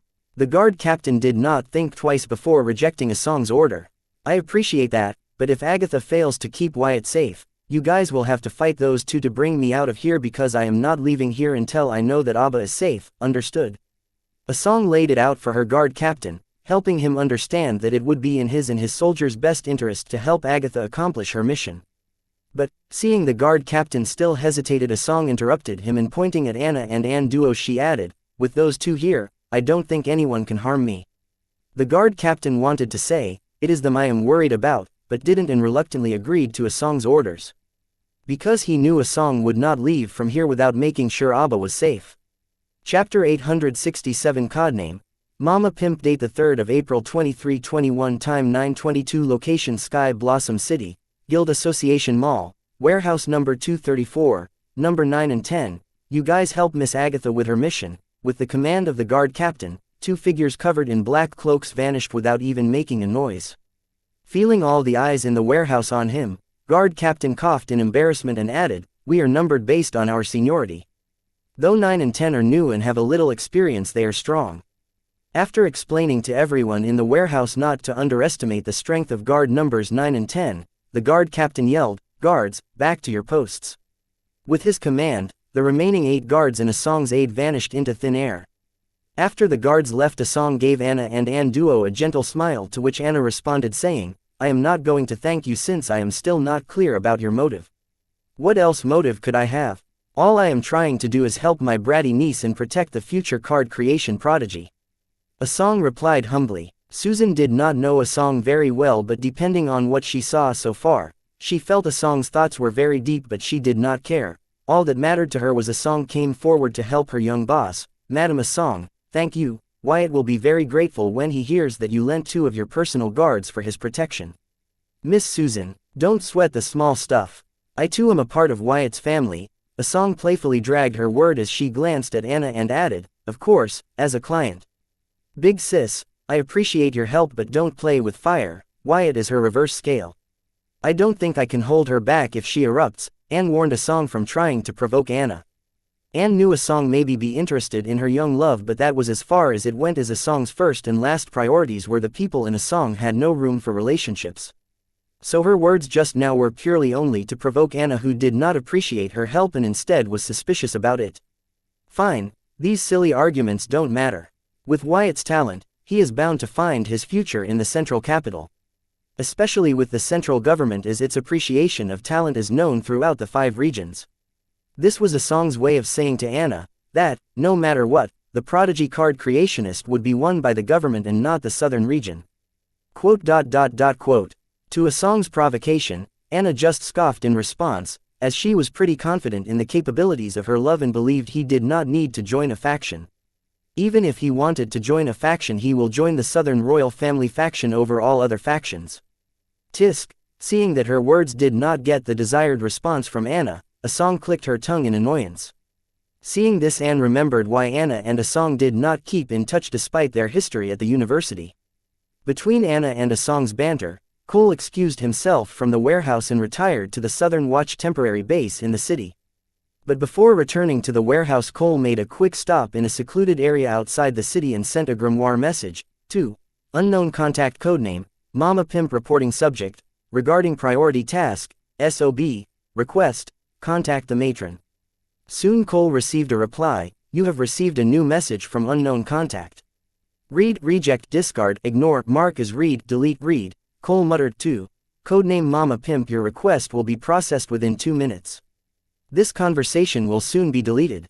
As soon as Cole read the message, the string of private conversations were deleted without any trace, while Cole patiently waited until his grimoire notified him of an incoming call. Unknown contact calling, answer, reject, ignore, reply, codename Mama Pimp reporting. Cole answered the call immediately. Codename Mama Pimp, it has been a while since you called. I almost thought you were planning to defect. Xianxia went through her memories and soon retrieved a complete biodata on codename Mama Pimp and couldn't help but laugh hearing the codename. In her defense, she gave Cole the codename Mama Pimp because, when asked, it was Cole who described himself as the black merchant who would sell his mother for the right price. Your slave wouldn't dare, Your Highness. I would rather die than betray the matron, Cole answered immediately, as he knew what awaited him if matron had the slightest doubt that he was going to defect. Death would be considered a boon in face of the torture Xianxia's origin card was capable of. Codename Mama Pimp, you are not new to the organization. I don't think I have to remind you that even the thought of suicide is considered betrayal in our organization. Hearing Cole's answer, Xianxia's voice turned sharp, and after a pause, she answered it. I am adding your name to the review list for the memory reconstruction program. Since it is your first offense, I will stop with this. Your Highness, this slave thanks you for your generosity. Hearing Xianxia's verdict, Cole's face turned pale, but he did not dare to voice out his dissatisfaction. But be happy that Xianxia did not directly add his name to the memory reconstruction program but to the review list, as Cole was confident that he could successfully pass the review test and avoid getting his name added to the memory reconstruction program. Cole dreaded the memory reconstruction program more than death because he knew that in case one of the members of the organization showed suicidal behavior, their memories will be edited such that the said member no longer feels suicidal and depressed but instead will start to enjoy life, circumstances that previously drove him to consider embracing death to escape the clutches of the matron. And in extreme cases, instead of the addition of memories, total reconstruction of the memories will be considered depending on the value of the member as the pawn of the matron. Chapter 868 P13 Task, SOB, date the 3rd of April 2321, time 9:35, location Sky Blossom City, outskirts, unknown. What about the priority task, SOB? Having shown Cole what a generous boss she was, Xianxia asked him about the priority task, SOB. I have made contact with the target, Cole replied, but before he could continue further, Xianxia interrupted him asking, is he dead? Sorry, Your Highness. This slave's strength is not enough to kill the target, and he is under the Southern Emperor's constant observation, Cole answered, and prayed in his heart that his answer does not dissatisfy Xianxia. What do you mean by your strength is not sufficient to kill the target? The target is a card soldier and you are a card overlord. With your realm, you can slaughter an army of card soldiers, and now you want me to believe that you cannot handle a single card apprentice? Xianxia was indeed enraged to hear Cole's answer, but she paused, giving Cole a chance to explain himself before she added more punishment under his codename. Your Highness, this humble sav believes the target has a strong physique that could rival the physique of a peak card lord or an initial card overlord. And I have reason to believe that the target is not far from achieving ultimate comprehension and mastery in a certain blood rule, meaning, if we add the broken ruins and other cards given to him by the royal family for his protection, I think his strength is enough to kill an initial stage card overlord. Cole has seen the tournament video of the target and thought he could complete the task, but meeting the target in person he realized that the target has grown strong enough to threaten his life. So you mean to say the information on the target's strength was wrong? Xianxia asked Cole if this was his final explanation. No, Your Highness. This sav believes the information on the target's strength was correct a few days ago, but the information department failed to keep up with the progress of the target. Cole answered, so you are telling me that in the span of a few days the target gathered enough power to kill an initial stage card overlord with the realm of a card soldier? Xianxia asked Cole in disbelief. Yes, Your Highness. The target has exceptional talent, and with the support of the resources from the Southern royal family the target is growing at an exceptional rate. Cole concluded his explanation as to why he could not assassinate the target despite the huge realm difference in his favor. Sigh, that bitch continues to haunt me from the afterlife. Mama Pimp, you better tell me you did not call me to report your failure. Xianxia's voice turned shrill. No, Your Highness, I have other news, which may create a perfect opportunity for Your Highness to assassinate the target. Cole answered confidently as he felt that the information he had would not only get him back in Xianxia's good grace but also get him enough merit points to get the resources for him to directly break through to Card King realm. Before that, explain to me how the target was able to escape the Nether Witch's high-rank curse. As Anna warned her young love, Sansa had indeed contacted the Nether Witch to kill the target using high-rank curses, but the plan failed even before it could achieve fruition, leaving the matron dumbfounded. Your Highness, this Sav has seen the target wearing the Heatsend family heirloom, the dummy ring, which can negate high-rank curses, even SSS rank curse is not an exception. Cole remembers his uncle telling him stories about the dummy ring which every generation of matriarch gives to the patriarch of the southern royal family, and once he saw the ring on the target's finger he immediately recognized it as the dummy ring, and couldn't help but feel jealous. At that moment he wanted to kill the target not because of the mission but purely out of his jealousy. The fabled heirloom of the southern royal family, I have heard of it. There are many romantic stories attached to that ring. I would have never guessed that the southern emperor would value the target so much. This only increases my urgency to send that son of a bitch to meet his bitch mother in the afterlife. So you were saying something earlier. Sansa was pissed that the son of her rival was faring well despite all her attempts to kill him. Her hate for her best friend was so deeply rooted that she previously wanted to kill the target just to stick it to her dead friend, but now it had grown into an obsession. Your Highness, the target is leaving the nest and is traveling to a nearby city without the protection of the southern emperor, Cole informed Sansa. How is that any different from the previous situation? As long as he doesn't leave the southern region, the paws of the organization will be cut by the southern royal family even before it can reach the target. Sansa, who had high hopes for Cole's information, suddenly felt disappointed and even wanted to kill him, but decided to let him finish before she acts. Your Highness, this time it is different. The target is heading to the Sun Blossom City to destroy the branch of the circle in the city to avenge his parents. And to avoid the political consequences, the southern royal family has decided to stay out of this one.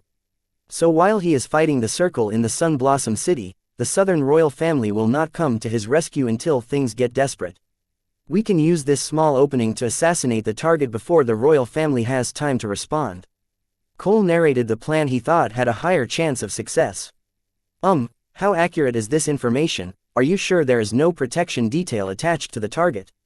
There is no way the southern royal family will leave their goose that lays golden egg unattended to. Chapter 869. Information. Date the 3rd of April 2321. Time 9:48. Location Sky Blossom City. Outskirts, unknown. You are right, Your Highness. The southern royal family has made arrangements to ensure the safety of their golden egg-laying goose, Cole answered, agreeing with Sansa's doubts. So, what insurance has the southern royal family prepared for the safety of their golden egg-laying goose? And how do they plan to avoid the political shitstorm that would follow? Sansa asked to be through before she made a plan to assassinate the target. The moment Sansa heard that the target was leaving the city to destroy a branch of the circle and avenge his parents, she decided to make use of it to get rid of the nuisance down south without getting her hands dirty using the circle. The circle had no choice but to act as the bullet in her gun because her contract with the circle to kill the three from the Wyatt family had not been concluded yet. For now, she was focused on collecting as much information as possible to help the circle be successful in their assassination attempt of the target this time around. Well, the southern royal family does not need to worry about this leading back to them because the target himself has hired a semi-demigod to be his bodyguard, Cole answered and paused because he, himself, doubted what he just said. Mama Pimp, how accurate is your information? How can a low-life card soldier from a third-rate city hire a semi-demigod to be his bodyguard? Your information is not making any sense. If Cole had said that the Southern Emperor helped the target get a semi-demigod realm bodyguard, Susan would have believed him without any further questions, but Cole claimed that a card soldier from a third-rate city could hire a semi-demigod to be his bodyguard by himself, which sounded absurd and unbelievable to Sansa. I don't know how, but the target is acquainted with Abba Windsor, the only daughter of Demigod Windsor. The target somehow got one of Demigod Windsor's trusted retainers, Agatha Williams, to be his guard while he attacked the Sun Blossom City branch of the Circle to avenge his parents. And to ensure that Agatha doesn't abandon the target when things get heated, Southern Emperor has taken the only daughter of Demigod Windsor, Abba Windsor, as a hostage. Which prompted legislator Asong Young to lend 2 of her personal bodyguards to Agatha Williams to help her guard the target as he avenged his parents.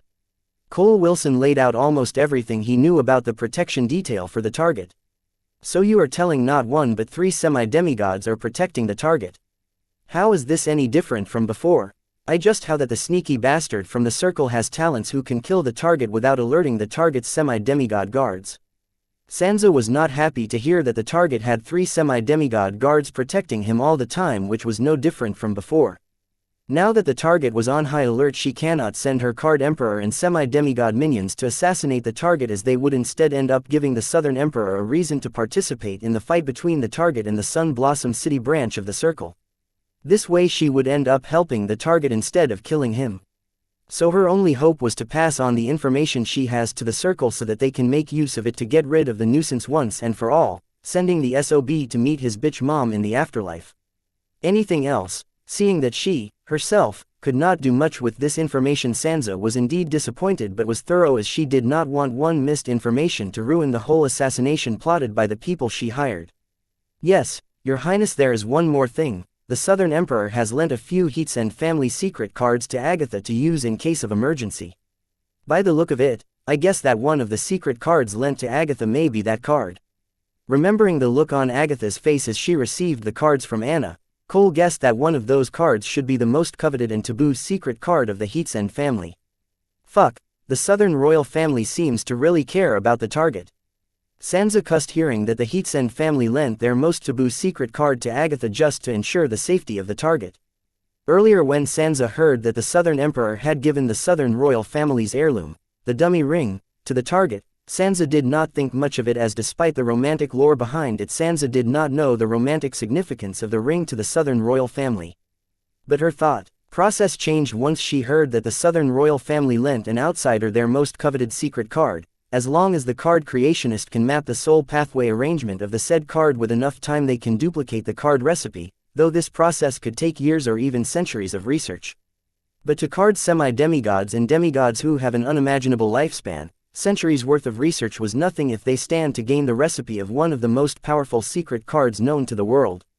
If the Southern royal family was willing to risk the recipe of their most powerful secret cards for the target, then it can be seen that the Southern royal family considered the target more important than their secret card recipe, which has been protected and handed down for generations.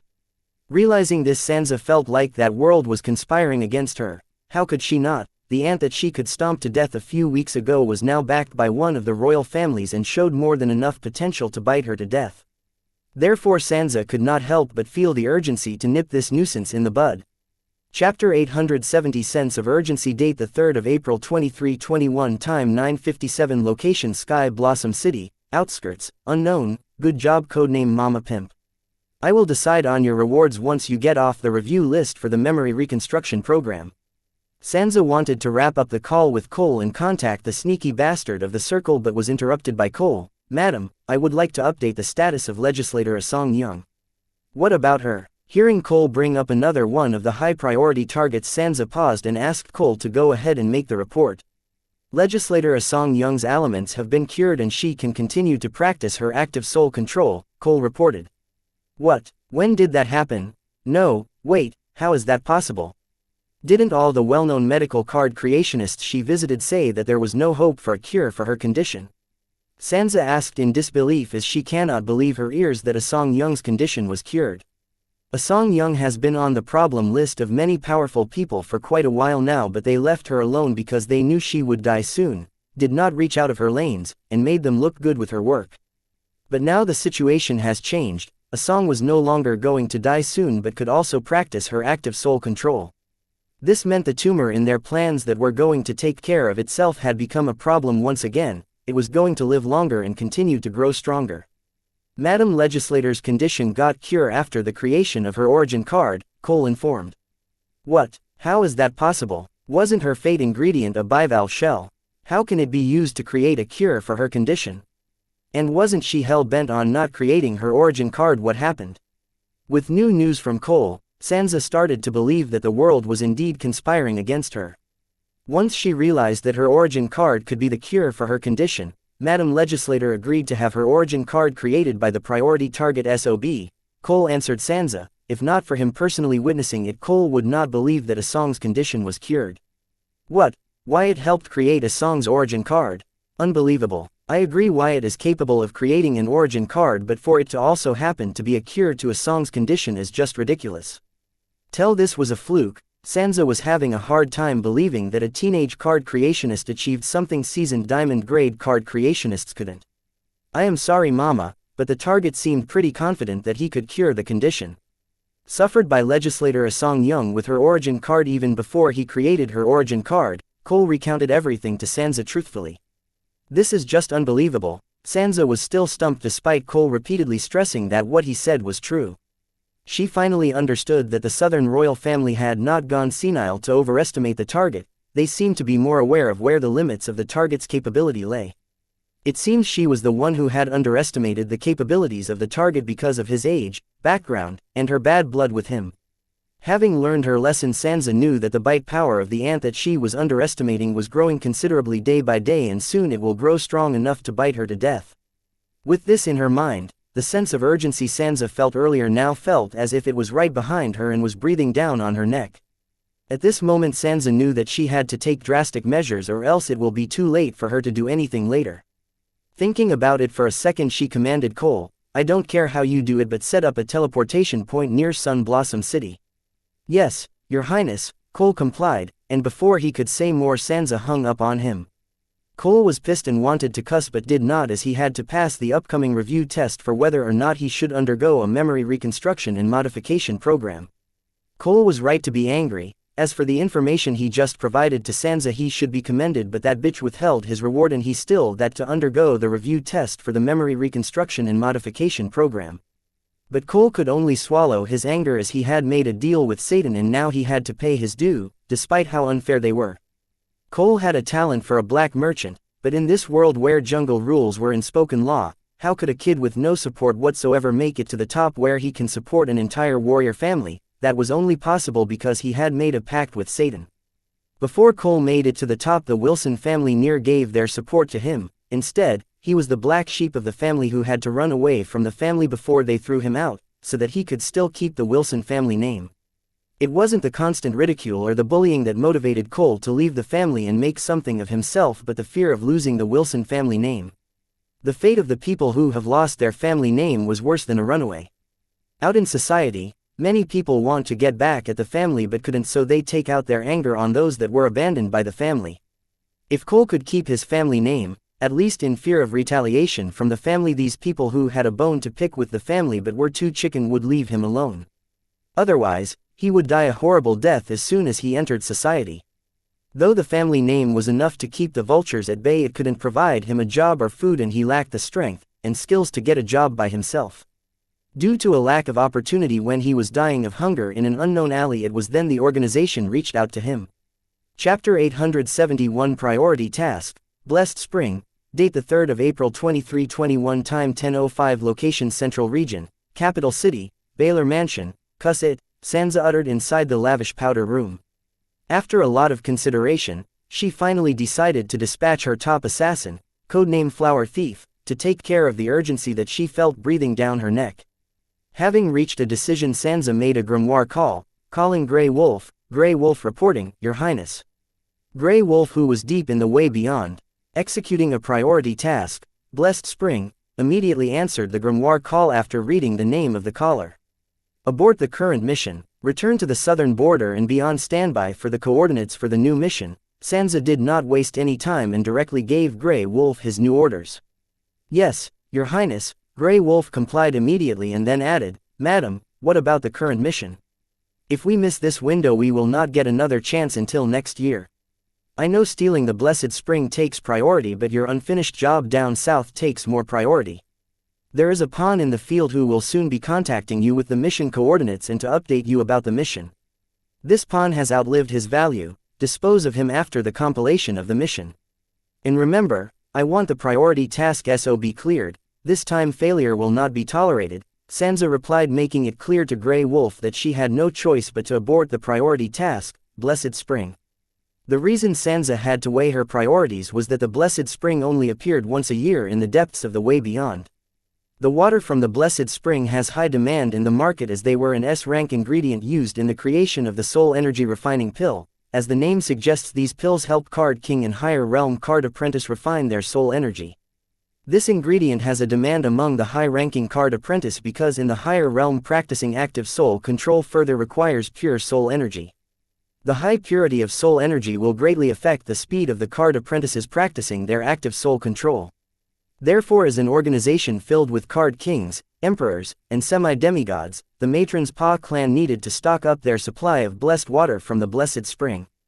Thanks to Flower Thief's origin, card stocking up on blessed water had become a lot easier, but now matron had to give up on it because she felt that finishing the priority task, SOB, took priority over the priority task, blessed spring. Your Highness, thank you for giving us another opportunity to rectify our mistakes. Grey Wolf had no choice but to thank Xianxia humbly. He has been looking forward to raiding the blessed spring with the help of Flower Thief's ability, but the situation has changed. And as the slave of his master, he had no choice but to go with the flow. Grey Wolf knew the only reason he and his squad survived the wrath of the matron despite their failure to kill the priority target SOB was because of the presence of the codename Flower Thief. If not for Flower Thief's sense of belonging to their squad, matron would have disposed of Grey Wolf and his squad despite their merits so far. After all, creating a new squad from scratch to calm Flower Thief's nerves would be a hassle. Good, I am busy now. I will contact you again after resolving the situation here. Hanging up the grimoire call, Xianxia walked out of the fancy power room and headed toward the main dining hall where her demigod husband was entertaining a guest. The powder room was the only place inside and around the mansion where she can expect her husband not to spread his divine sense, giving her the privacy she required to conduct her business as the matron. Walking down the hall, Xianxia entered a grand dining hall. In the middle of it was a large lavish dinner table with a generous spread. The table was occupied by two men, one young and a middle-aged. The young male had a divine air surrounding him. He appeared to be the main attraction of the room despite all the luxurious decoration in the hall.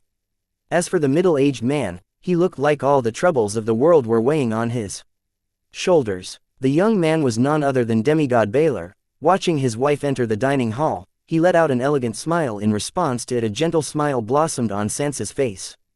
Then demigod Baylor turned to face the middle-aged man and said, "Now that Xianxia is here, let me get straight to point of this brunch, uncle."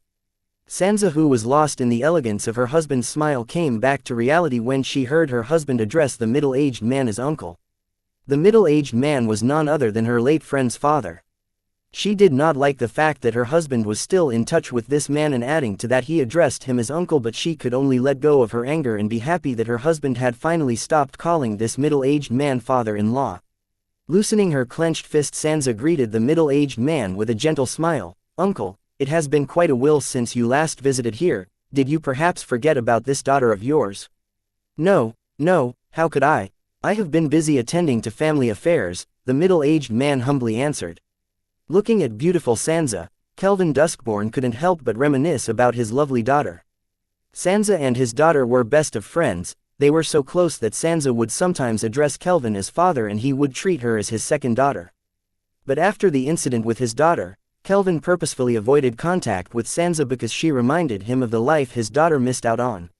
He wasn't angry at Xianxia but only sad for his daughter. "Uncle, I am sorry about Ellen. I heard what happened." Xianxia gave her condolence to the Kelvin, more like rubbing salt on his wounds. Chapter 872, Kelvin Duskborn. Date the 3rd of April 2321. Time 10:16. Location Central Region, Capital City, Baylor Mansion. Xianxia, I had only one daughter and she died the day she decided to betray the family. As Kelvin spoke those words, his heart ached. Having cultivated to the Card Emperor realm, he still couldn't give his only daughter the life she deserved.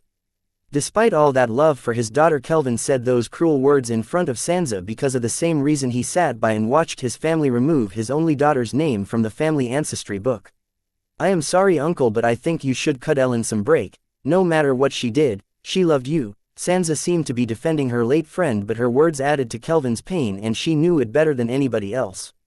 She was enjoying it. The only reason she had left this old man alive was to satisfy this particular sadistic side of hers.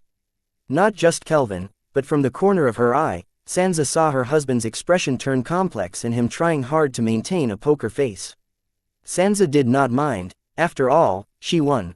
Xianxia may have left Ellen and her family alone if her husband had not gone behind her back to help Kelvin aid his daughter Ellen. Nah, she probably would still end up hunting Ellen down just for the sake of entertainment. Xianxia wasn't done there. She continued to add, "I heard Ellen has a son and he is up to no good." "Is it true?" "Yes, the family wanted to forgive his mother's crime and invite him back into the family, but it seems fate wouldn't have it," Kelvin said expressionlessly. Kelvin knew the truth behind these words, but he chose to use the answer the family used to uphold their appearance. Only he knew how much willpower it took for him to stop himself from breaking the family orders and reach out to his grandson. I heard that he is quite a fraudster, and he was caught trying to cheat the Southern Emperor." Sansa was enjoying the look on her husband and Kelvin's face. Clearly they were not happy to talk about how Ellen and her only progeny ended up. "I don't know what really happened, but it seems to be true since the Duskborn family has announced the same." Kelvin decided to continue to answer Sansa with what he had answered to his friends and other acquaintances. "Sansa, now that you have brought up this topic, I have good news to add to it." Demigod Baylor finally spoke. Hearing him, Sansa panicked from inside, but her expression remained as usual, and with an elegant smile she asked, "What is it, honey?" Hearing Sansa address him so dearly, Demigod Baylor's expression became odd. Despite 2 decades of their marriage, Demigod Baylor was still not used to Sansa calling him endearingly. He still had trouble seeing Sansa as anything more than a friend. He knows that he isn't doing justice to Sansa this way, but when he explained this to Sansa before their marriage, she said she was happy with just getting to see his face every morning. As for his feelings for her, he can cultivate it slowly with time. She had no problem waiting. 2 decades of waiting and there was no noticeable progress. "Uncle, if you don't mind, I would like to adopt Ellen's child and raise him as my own," Demigod Baylor said with great resolve. Hearing Demigod Baylor asking to adopt Ellen's only child, a small explosion took place in both Kelvin and Sansa's minds alike. Despite their surprise, Kelvin and Sansa maintained their calm, not letting their real thoughts surface on their faces. Especially Sansa, who wanted the boy dead. "Demigod Baylor, haven't you heard? The Duskborn family and that boy have no connection whatsoever. So there is no point in you asking for my permission. You do what feels right to you." Kelvin was overjoyed to hear Demigod Baylor's proposal, but he couldn't show it outside and chose to reply with a neutral tone, as if this matter did not concern him. But in his heart, he was happy that his grandson would finally get everything he deserved. "I will support your decision no matter what, honey." Hearing her husband's proposal, Sansa was not without words. She had a lot to say, all right. But knowing that there was nothing she could say to change her husband's decision, Sansa decided to go along with it. And felt damn good about her decision to abort the priority task, Blessed Spring, and focus on the priority task, SOB. On the surface, Sansa planned to agree with her husband, but behind the scenes, she planned to delay him from reaching out to the boy, buying enough time for her people to assassinate the boy. Hearing Sansa agree with his decision, Demigod Baylor felt more guilty toward Sansa. But thinking that Ellen and Sansa were best of friends, he thought this was what Sansa wanted. Hearing Kelvin's response, which basically said he did not care, Demigod Baylor was not satisfied with it. Because Demigod Baylor knew Kelvin was just putting up a front, he felt Kelvin should be honest about his thoughts. After all, he was among friends. Therefore Demigod Baylor looked at Kelvin and said, "Uncle, please be honest about your thoughts. You are among friends. In here you don't have to keep giving neutral answers as you do outside. If there is anything I can help with, please tell me. I will help you to the best of my abilities."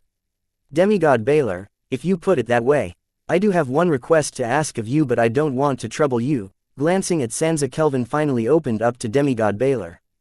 "Uncle, please don't hesitate. Tell me what you need. I will see through it to the best of my abilities." Demigod Baylor let out a gentle smile, seeing Kelvin finally deciding to open up to him. Chapter 873, Captain. Date the 3rd of April 2321, time 10:24, location Central Region, Capital City, Baylor Mansion. "Since you asked," Kelvin sighed, reminiscing the past, and then with a heavy heart opened up about the thing weighing his mind as Demigod Baylor asked him to. "It is about my illegitimate daughter Kathy." "What now?" Demigod Baylor was not surprised to hear Kelvin had an illegitimate daughter. The scandal about the Card Emperor Kelvin Duskborn impregnating a maid of the Duskborn family was the talk of the capital a few decades ago. What surprised Demigod Baylor was Kelvin bringing up his illegitimate daughter out of the blue. Clearly, they were talking about Kelvin giving him his blessing to adopt his grandson. Where did this come from? From what I have heard from my family members who visited Ellen's son in the southern region, it appears Kathy is the current guardian of Ellen's son. If you plan to adopt him, you will have to talk to my second daughter Kathy about it, Kelvin announced, despite knowing that what he said wasn't true. Kathy wasn't Ellen's son's guardian, but Kelvin hoped this way Kathy could share Ellen's son's luck to use Demigod Baylor to overcome the disaster clouds hovering toward her. Ellen was in touch with her stepsister. Sansa asked Kelvin. Sansa had long known about Kelvin's illegitimate daughter, but she left her alone as her existence never crossed Sansa's mind. But now with Kelvin's reminder, the name Kathy was added to Sansa's fun list. Yes, Kelvin answered, and turned to look at demigod Baelor, awaiting his response. Though Kelvin's hands were tied by Duskborn family rules, he was still an old fox who had reached the Card Emperor realm. He knew a thing or two about manipulating people to get his way. All he wanted was for demigod Baelor to take Kathy under his asylum along with his grandson. As for demigod Baelor, he was thinking about how to convince Kathy to let him adopt Ellen's son as his own. He did not plan to get his way using his demigod status. If he had such a mindset, he would have forced Ellen to marry him instead of letting go of her and helping her find her love.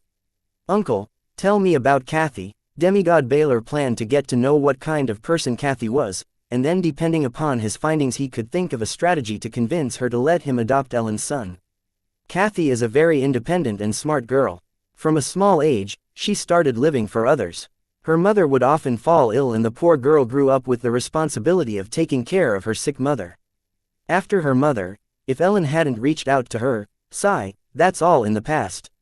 As for the present, Kathy's study on dungeons has been recognized by the Morning Star University and they have offered her a job. She starts working there in 3 months. Kelvin as a doting father had a lot of good to say about his second daughter, but remembering the hardship she had to face because of his incompetence was painful for him, so he directly skipped to her current situation. Sansa was surprised to hear that Ellen had helped her step-sister achieve her dreams despite her own difficulties, but still she did not let her hate for Ellen show on her face and maintained a neutral but impressed expression on her face. Uncle, what is going on? Please don't use these tricks with me. Considering your circumstance, I am willing to look past this. But you have to come clean, tell me what's going on. Demigod Baelor suddenly questioned Kelvin.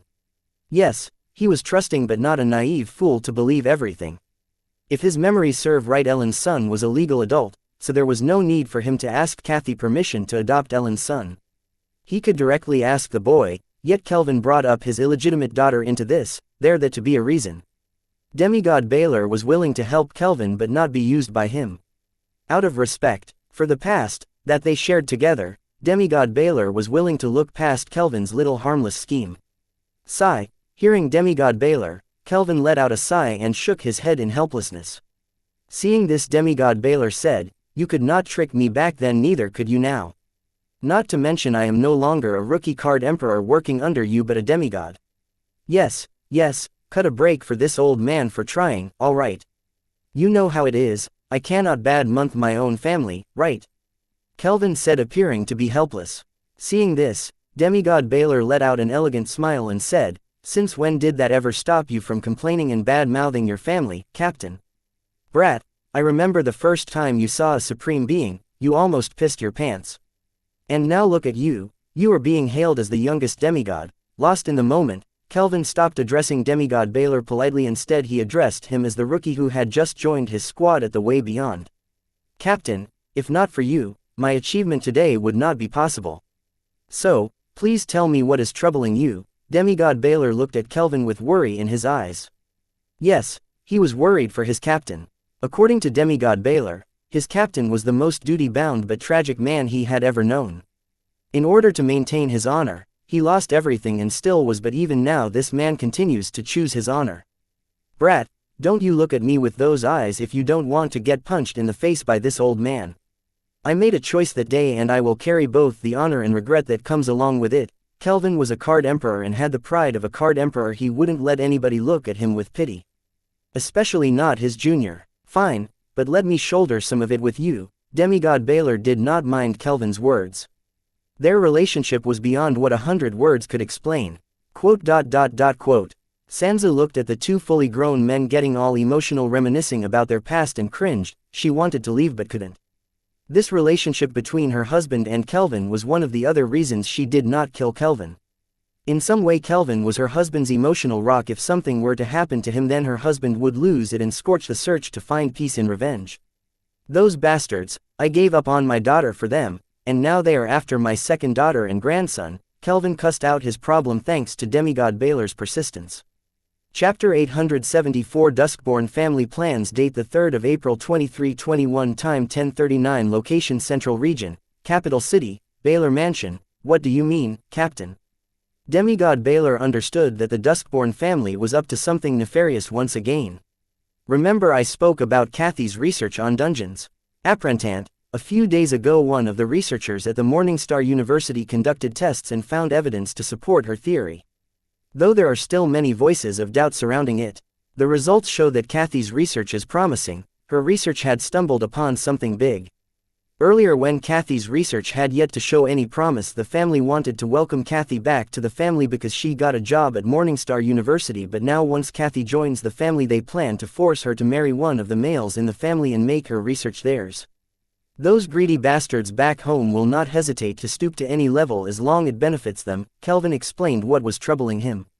Caption: has Kathy agreed to return to the family? Demigod Baylor asked because if Kathy becomes the part of Duskborn family then there wasn't much he could do to help Kelvin. No, that girl hates the Duskborn family to her bones for what they did you, her mother, her, and her sister. Within 3 months she will be leaving to work at Morningstar University. She has nothing to gain from joining the family, instead it would only add more restraint to her, Kelvin answered Demigod Baylor. Then, what is the problem? Demigod Baylor did not understand. With Morningstar University backing Kathy, why was his captain worried for her? They plan to invoke the family martial law and drag Kathy and Ellen's kid back to the family. Kelvin finally spoke about the real problem here. What? Family martial law? Based on what basis? Didn't they already announce that they had nothing to do with Ellen's son? Demigod Baylor couldn't help but wonder what right did the Duskborn family have to invoke family martial law. After all, they were the ones who kicked Kathy and her nephew's parents out of the family even before they were born, so what reason could they be planning to use to forcefully drag Kathy and Ellen back into the family? They did, but now they plan to bring back Ellen's son to the family as a sinner who has brought shame to the family name, to atone for his crime by kneeling in front of the family ancestors' statues. In Kathy's case, they plan to claim her as the family property. According to them being born to Duskborn's family maid, Kathy was the Duskborn family's property. Kelvin explained how the Duskborn family planned to force Kathy and her nephew back into the family. Those laws still exist. I thought the new regime got rid of them. Demigod Baylor was furious after hearing what the Duskborn family was up to. I don't know about that, but the family plans to proceed in that direction. I am not worried about Ellen's kid. From what I hear, the Southern royal family seems to have taken fancy to him. Kathy is the one I am worried about. Despite the Duskborn family trying their best to keep him from the truth, Kelvin had his way of gathering information. He did not want to repeat the tragedy of his eldest daughter. How can I help? Demigod Baylor asked. Help Kathy reach the Morningstar University. As for the rest, they will handle it. Kathy was safe as long as she was in the South and the Central Academic region because the Duskborn family had zero influence there and their schemes wouldn't work there, but the same could not be said when Kathy would be commuting from South to the Central Academic region. That is when the Duskborn family plans to apprehend Kathy and Ellen's son under the guise of the family martial law. That is it, Demigod Baylor said in surprise, but considering his captain's demeanor this was expected. Shaking his head, Demigod Baylor asked Kelvin, what about Ellen's son? I want to adopt him. Give me your blessings. Adopting Ellen's son? Now that is going to be difficult. I hear that the Southern royal family has taken a special interest in him. If you want to adopt him, then take it up with them and Ellen's son himself. Kelvin said that, but he was worried about the Southern royal family's interest in his grandson. Demigod Baylor was strong, but he was alone and not enough to go against the entire Southern royal family. Therefore Kelvin did not want to give his junior a lot of trouble. Southern royal family? How is Ellen's son related to them? What kind of mess did that kid get himself into? Demigod Baylor's brows frowned, thinking, why was it getting so complicated to adopt a child? Hey, with the family restricting my actions, this is all I could get. If you want to adopt Ellen's kid, rest is up to you. Kelvin's movement was heavily monitored and restricted by the Duskborn family, if not for the few family juniors who still respect him, providing him with the information. He would be blind to what the family was planning. Good, I will take this as you giving me your blessing to adopt Ellen's kid. I will head to the South right away. The involvement of the Southern royal family did not stop Demigod Baylor from following through with his decision of adopting his unrequited love's child. Honey, I support your decision, but you have to get your facts straight before you jump in. I don't want you to be blindsided, that is all. After all, it is the Southern royal family that we are talking about. Let me check what the actual situation is before you act. Sansa said immediately after hearing her husband say that he would go meet the kid right away. With that she wasn't done, she turned to signal Kelvin asking him to help her talk her husband out of doing something rash. Brat, don't be hasty. Listen to your wife, first do the due diligence, after all, it is the southern royal family we are talking about. Kelvin said this but was happy in his heart, he did not judge his junior wrong. Sigh, his daughter did not have the fate to be with him. Chapter 875 Acquired Physique and Traits. I date the 3rd of April 2321 time 9:29 location Sky Blossom City, Prestige Cafe looking at the cluster of soul pathways resembling the soul pathway arrangement of Agatha hiding in my shadow, I said, you are here early. I had to, your sugar mama was kicking up a fuss. Agatha complained in dissatisfaction that Anna chased her out of the warehouse without letting her savor the delicious pancake breakfast that she had cooked. Stop whining, if you want to whine and mop, then go find yourself a capable sugar daddy to whine to. I was in no mood to hear how overprotective Anna taught Agatha 1 or 2 lessons about being a bodyguard. You rude jerk, Agatha uttered and then asked, how did you find me? Agatha was surprised to see her protectee found her hiding in his shadows in mere seconds.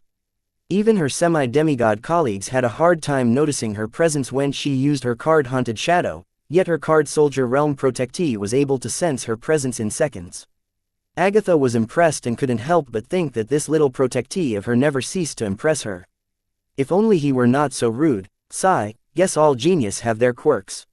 You hid your presence pretty well, but once you entered my shadow the vibration of soul pathways in my surroundings changed, especially the vibration of the soul pathways of my shadow.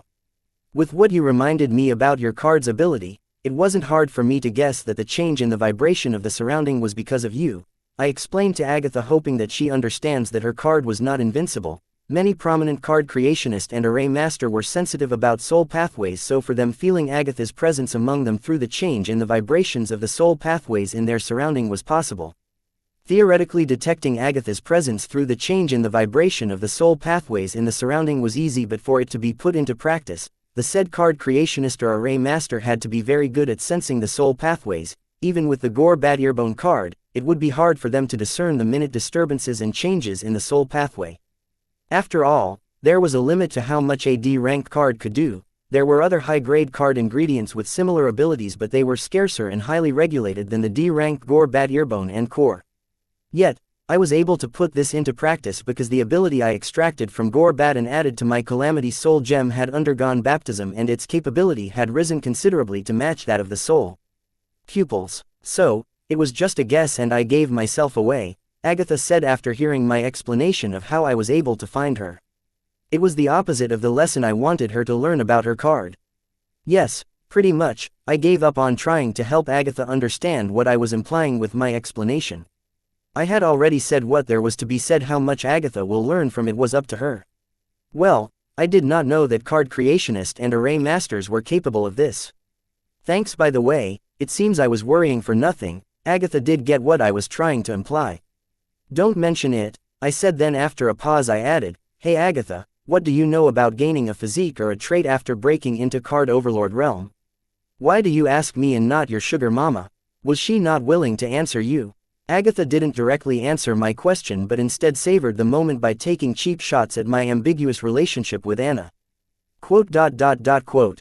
I did want to ask Anna about gaining a physique or a trait after breaking into Card Overlord realm at our breakfast date earlier, but I couldn't bring myself to do that. Anna, she seemed to be enjoying the breakfast, and I did not want to ruin it by bringing work to it. Leave it, I will find somebody else to ask about it. Angry. Good, Agatha commented, adding, I didn't say that I was not willing to talk about it. Ask, what do you want to know? I ignored Agatha and continued to fiddle with my grimoire. Seeing the young card creationist ignore her, Agatha was annoyed and began her monologue on gaining a physique or a trait after breaking into the Card Overlord realm. She did not care if the rude high schooler was listening to her or not. It is indeed possible to gain a physique or a trait after breaking into Card Overlord realm, but there are 2 conditions to be satisfied to achieve that. Seeing still no reaction from the card creationist, Agatha continued with her explanation. The conditions to be met to gain a physique or a trait after breaking into Card Overlord realm are, 1. Forging your ego gem in the Card Lord realm before trying to break into the Card Overlord realm. This step is mandatory as the second step is impossible without an ego gem, and because the physique and trait to be gained have a lot to do with a card apprentice's ego gem. 2. Achieving ultimate mastery in one of the rule meanings, as the acquired physique or trait will be derived from this rule meaning. If these two conditions are met, one can gain a physique or a trait after breaking into Card Overlord realm. Agatha paused to see if her explanation had managed to intrigue the rude high schooler, but it did not. His eyes seemed to be glued to his grimoire. Letting out a sigh, Agatha continued, as she did not have the habit of leaving things halfway through. The physique and traits gained vary depending upon the talent and rule meaning comprehended by the card apprentice. Since you have already formed your ego gem, it will be easier for me to explain this to you. Chapter 876, Acquired Physique and Traits. To date, the 3rd of April 2321, time 9:36, location Sky Blossom City, Prestige Cafe. Hey, come on, speak, please like, share, and follow the Cultivation Audiobooks channel to motivate me to create more videos. Thank you to me, you damned rude bastard. What about all the time you were rude to me? Did I not forgive you with a big heart? Agatha finally cracked to the silent treatment from the rude high schooler. This was unlike her sophisticated retainer front when they first met. Agatha was used to talking to Abba when she hid in her shadows for hours. Now it has become a habit. Well, I don't have a big heart like yours, I said sarcastically. Hearing me finally speak, please like, share, and follow the Cultivation Audiobooks channel to motivate me to create more videos. Thank you. Agatha went quiet, shaking my head thinking, what is wrong with these people? They are hundreds of years old and still keep acting like children. I guess I will have to live it to understand them. Have it your way. How do a card apprentice's talent and their comprehended rule meaning affect the physique or trait gained for stepping into the Card Overlord realm? Letting out a sigh, I indulged Agatha and asked her about the factors affecting the quality of the physique or trait gained.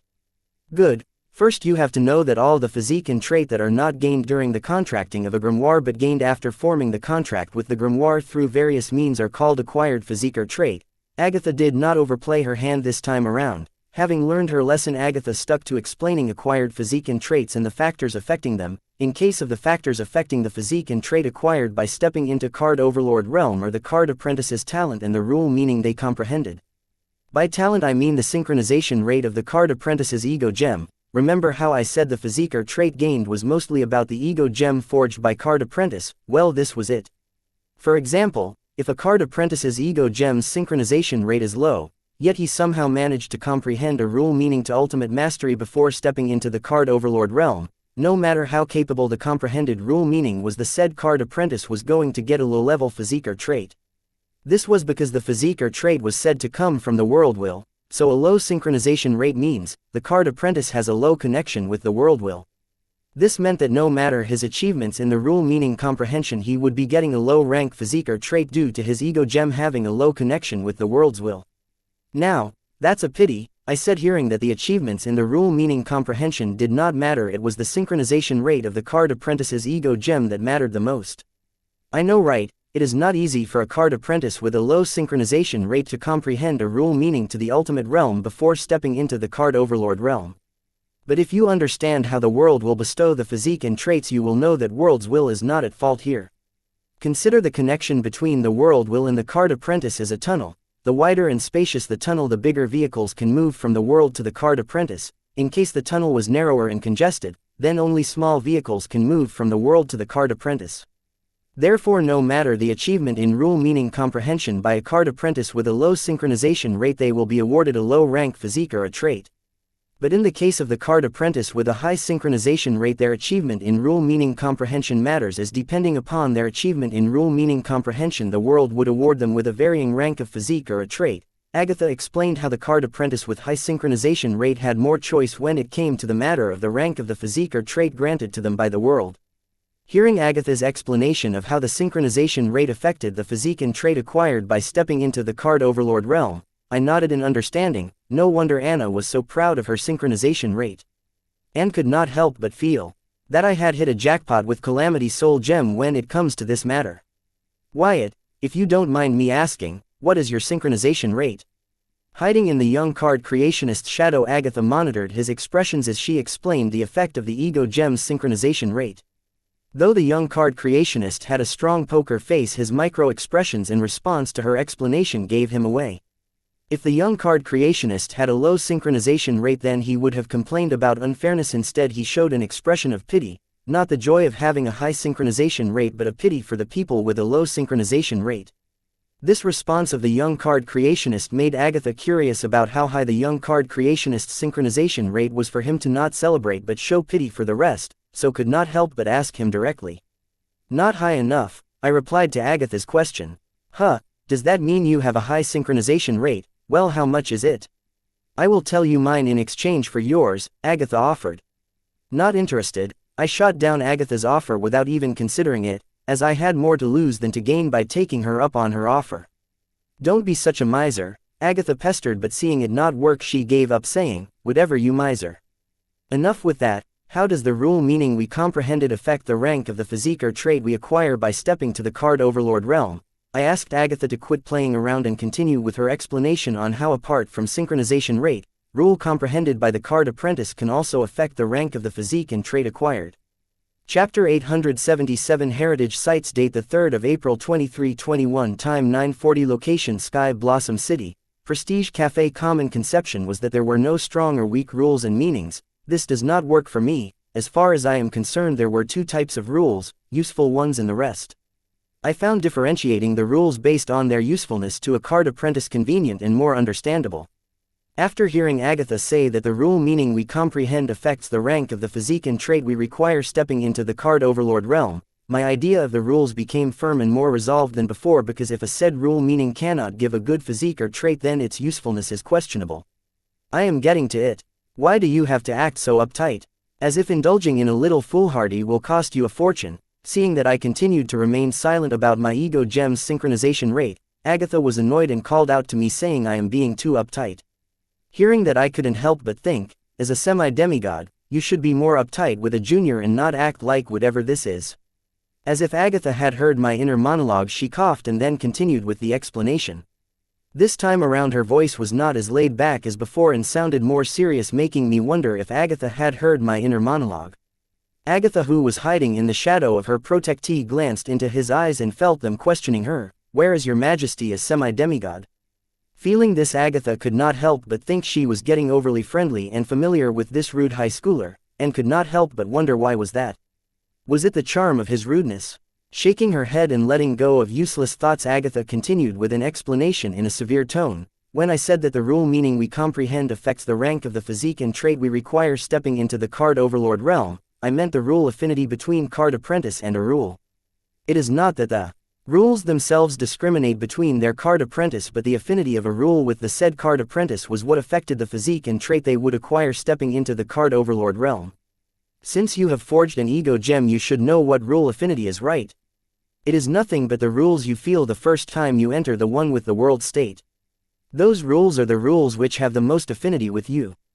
If you comprehend one of those rules to ultimate mastery before breaking through to the card overload realm, then depending upon your synchronization rate you will be able to extract the maximum benefit concerning the physique or trait you were supposed to gain stepping into the card overlord realm. Hearing that it wasn't the rules themselves being partial but their affinity with the said card apprentice was what that affected the physique or trait they gain, I couldn't help but wonder, how can a card apprentice gain an ultimate mastery in a rule with they do not have an affinity with before stepping into card overlord realm? One has to know that comprehension of rules with affinity was not easy, but for a card apprentice to comprehend a rule meaning which has no affinity with them to ultimate mastery was even more difficult and time-consuming, not to mention was that even possible. With that in my mind I asked Agatha, but before I could ask her, as if she knew what I was wondering, she said, compression of rules with no affinity to is possible. There are many ways out there for a card apprentice to comprehend rules and their meaning to ultimate mastery regardless of their affinity with them. It will be easier with an example. Let's take the Yin-Yang Harmony sect that the Yin Widow belonged to. They have a way to let all their members comprehend the silent rule. Though they have the means to let their members comprehend silent rules regardless of their affinity, not many of them can comprehend them. Even if they did, they can't achieve a high mastery, as despite the special means, it takes a lot of dedication, hard work, and patience on the card apprentice's part. Yin-Yang Harmony sect isn't the only one. There are many other sects, clans, and secret families with special means that allow their members to comprehend a rule regardless of their affinity. The Southern Royal Family is one of them. I have heard they have a lot of hidden heritage sites left behind by their ancestors which allow them to comprehend various well-known but rare rules. If you're lucky, maybe Anna will take you to one of those hidden heritage sites. From Agatha's explanation of the special means to comprehend rules regardless of the affinity, I could not help but think of Bloodet, the Blood Rock Cave Dungeon, the Blood Rule Rocks, and the Blood Rule Pills created by Bloodet. The Blood Rule Pills allowed my Calamity Daughter gems to comprehend the Blood Rule regardless of their affinity. And the rocks in the Blood Rock Cave Gate Dungeon ooze with Blood Rule. They were soaked in Blood Rule so long that they inherited the Blood Rule as their characteristic. Turning the Blood Rock Cave Gate Dungeon into a holy place to comprehend Blood Rule, where with enough detection and patience, anyone can comprehend the Blood Rule within it regardless of their Blood Rule affinity.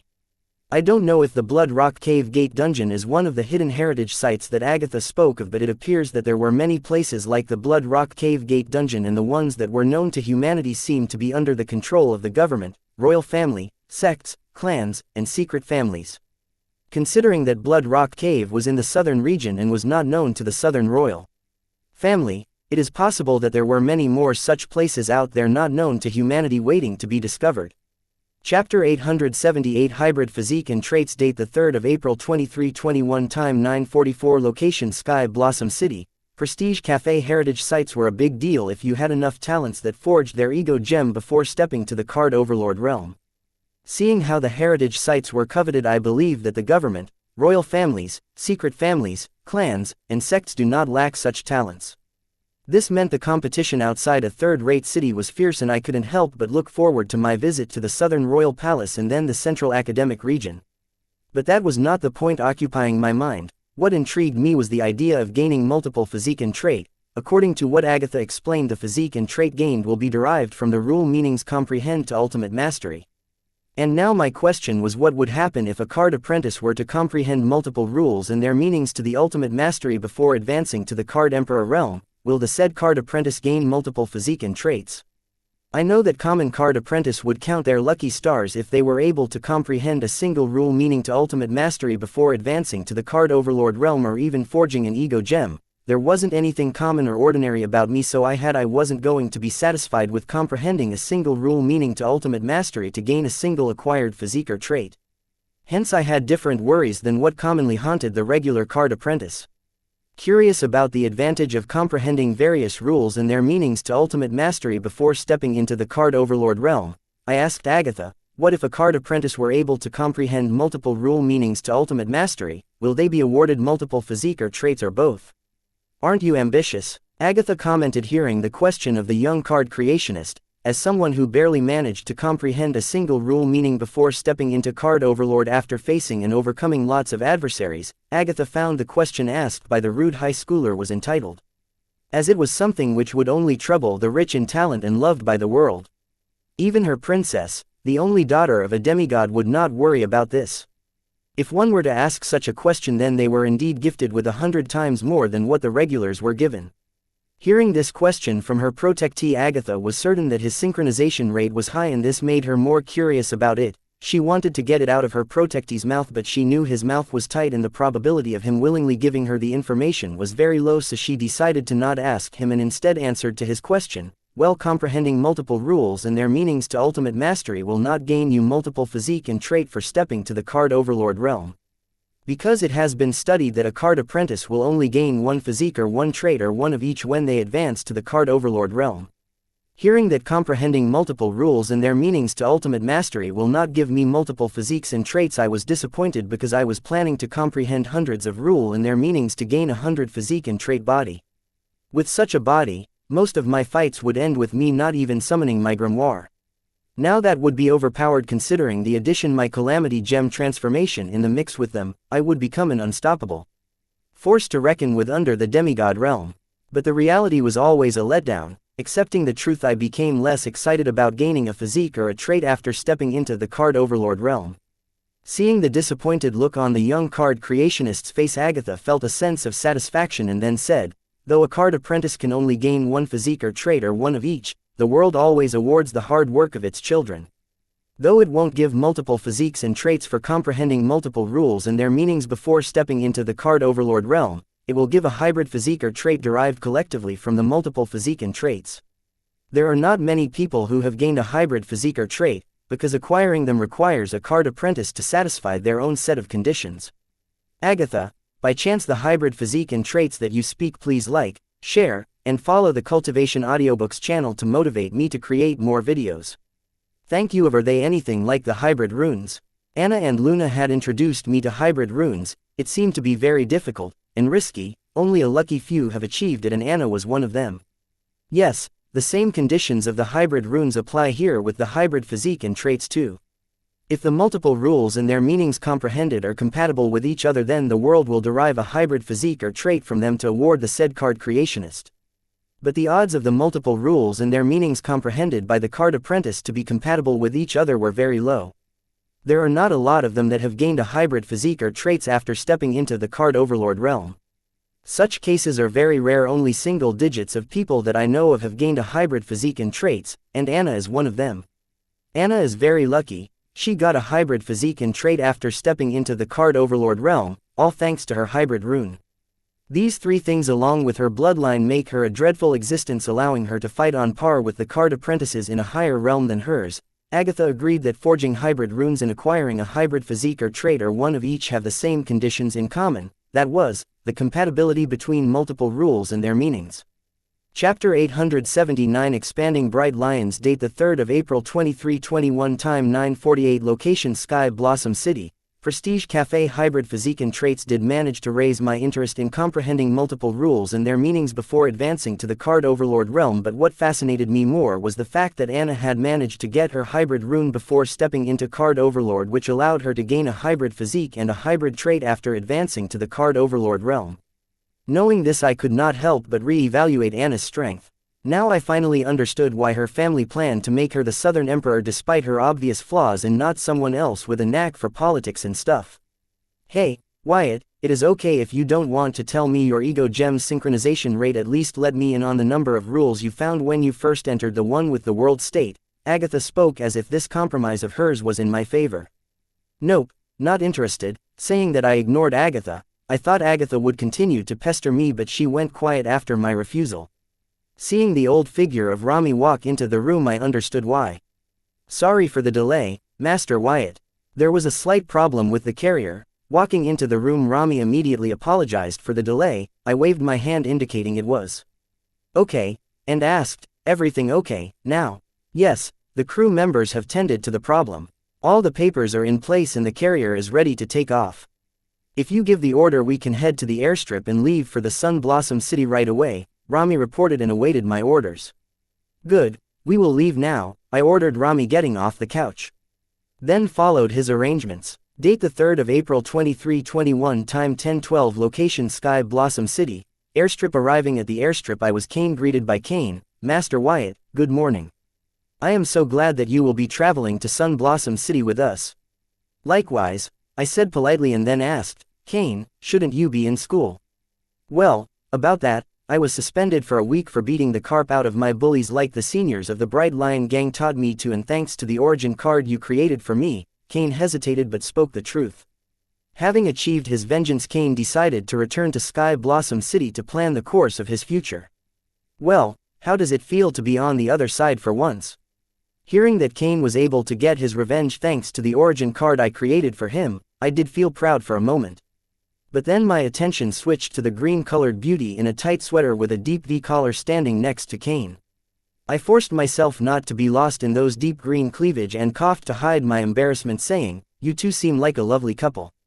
Thank you, Master Wyatt. Kane was giddy hearing my compliment and scratched the back of his head, not knowing how to react, while the green beauty grabbed his arm and buried it in her cleavage with a hug, feeling a predatory gaze from her master's grandfather, who just walked in yelling, you brat, don't you show off in front of this old man. Just admit it, Grandpa, you are jealous of my waifu. Kane was satisfied seeing his grandfather yell. Shut up, you brat. You haven't even grown your pubic hairs yet and dare to taunt me, Rami scolded his grandson. Speaking of which, Rami, how were the cards that I sent to you? I asked Rami. Hearing my question, Rami's expression turned complex, which was soon masked with a huge but fake smile, adding, Master, they were the best. I could not be satisfied. Rami, no need for you to watch your words. I know the flaws of those cards. They are still in the testing phase. Your feedback will be helpful in the creation of better cards. I asked Rami to give honest feedback on the cards.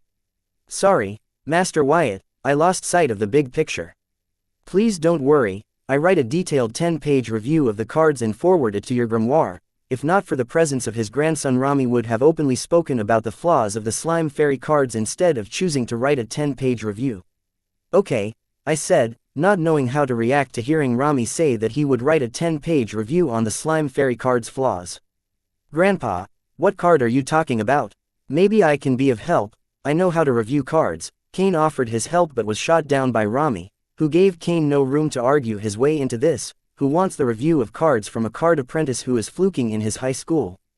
That was low and I won't forgive you for that even if you are my grandpa, said Cain and then turned to his benefactor adding, Master Wyatt, I want to open a branch of the Bright Lion Gang in my school. With your blessing I will go ahead with the plan. I like your enthusiasm, but to open a branch of the Bright Lion Gang you need to have the corresponding strength, equaling to one of the Bright Brothers, or at the least, you should have forged your ego gem. As long as you satisfy either one of the conditions you can open a branch of the Bright Lions Gang in your school. I was indeed pleased with Cain's idea of expanding my high school gang by opening a branch of the Bright Lions Gang in his high school, but Cain's strength wasn't enough to represent the Bright Lions at a school level.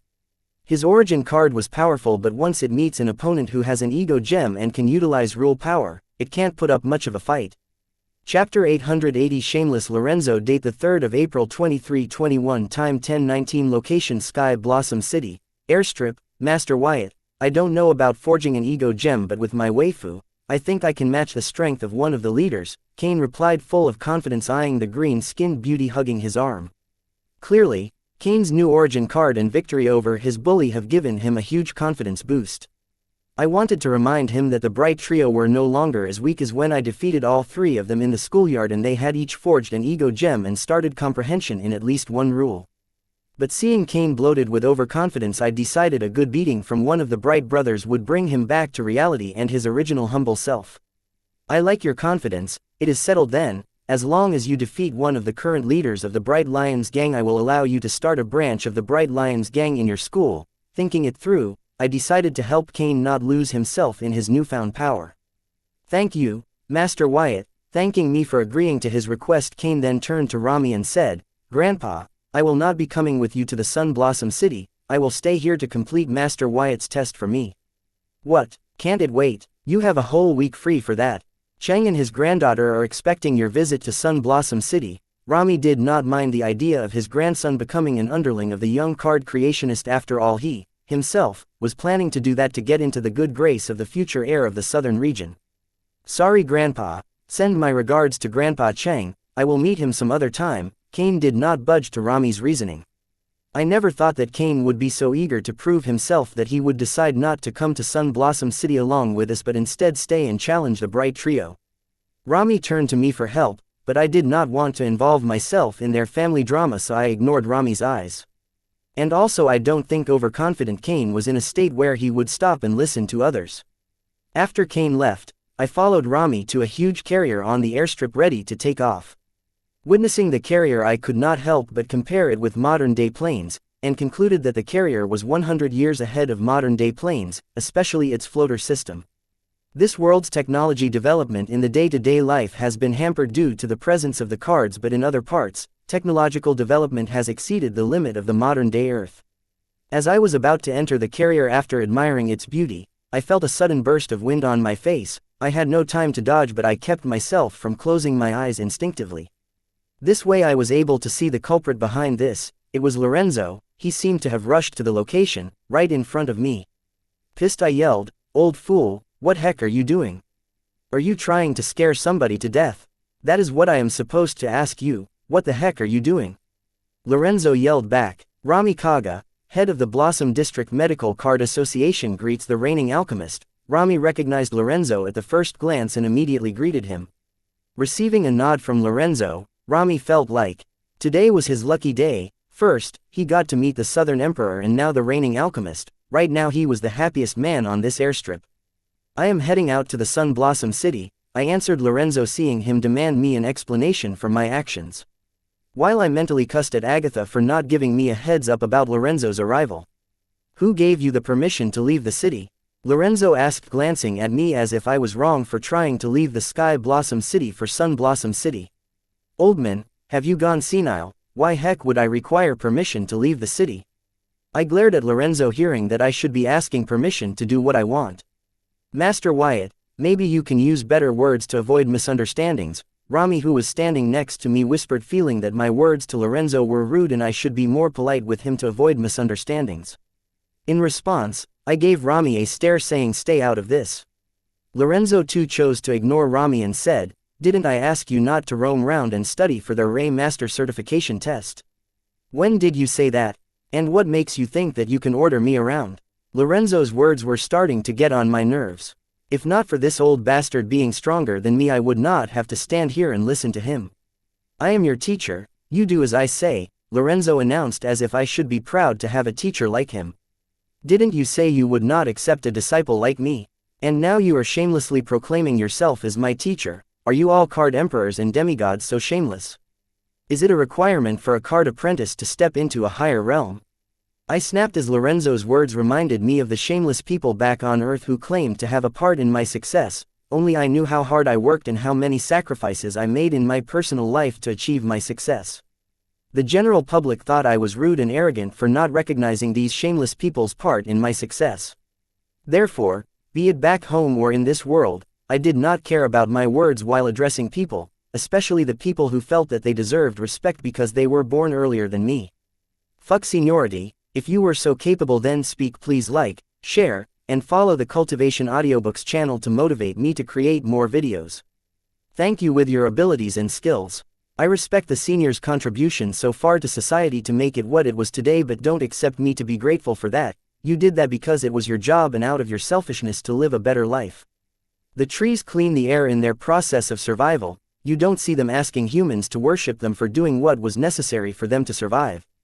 Yes, the current society was the hard work of our predecessors. I respect that, but my hard work will shape the society into what it will be tomorrow.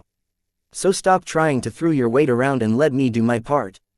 Yes, I took Lorenzo's study material, but when I offered to be his disciple, he rejected me. Now that he has seen my brilliance, he wants to use me to achieve what he couldn't by lending some study materials that I could have gotten by joining a university. It doesn't even have to be the top 10 universities, even a regular university from the southern academic region would do. All I am implying was that I could have achieved greatness in array mastery even without Lorenzo's help later than sooner, but now just because he lent me some study materials he wants me to be eternally grateful and indebted to him. It was like a quack doctor claiming that he cured the patient's common cold when there was no medicine in the world other than time to cure a common cold. My ideas may seem rude, ungrateful, and arrogant, but those were my true thoughts. I respect you for the job you have done, but don't expect me to be grateful and indebted to you for you doing your job. Chapter 881. The bill comes. Due date the 3rd of April 2321. Time 10:26. Location Sky Blossom City, Airstrip. Are you out of your mind? Where do you get off name calling your teacher senile and shameless? Are you trying to rebel? Lorenzo yelled, hearing me call him shameless. F you, get out of my way. Unlike you, I have places to be. Saying that, I decided to walk past Lorenzo and enter the carrier. But I had underestimated Lorenzo's shamelessness. Vanishing from his previous spot, he appeared in front of me, blocking my path to the carrier once again, and said, "Where are you going? I am not done talking and I don't permit you to leave the town." "I don't need your permission to leave town, and I am done talking to you," I declared, and walked around Lorenzo towards the carrier.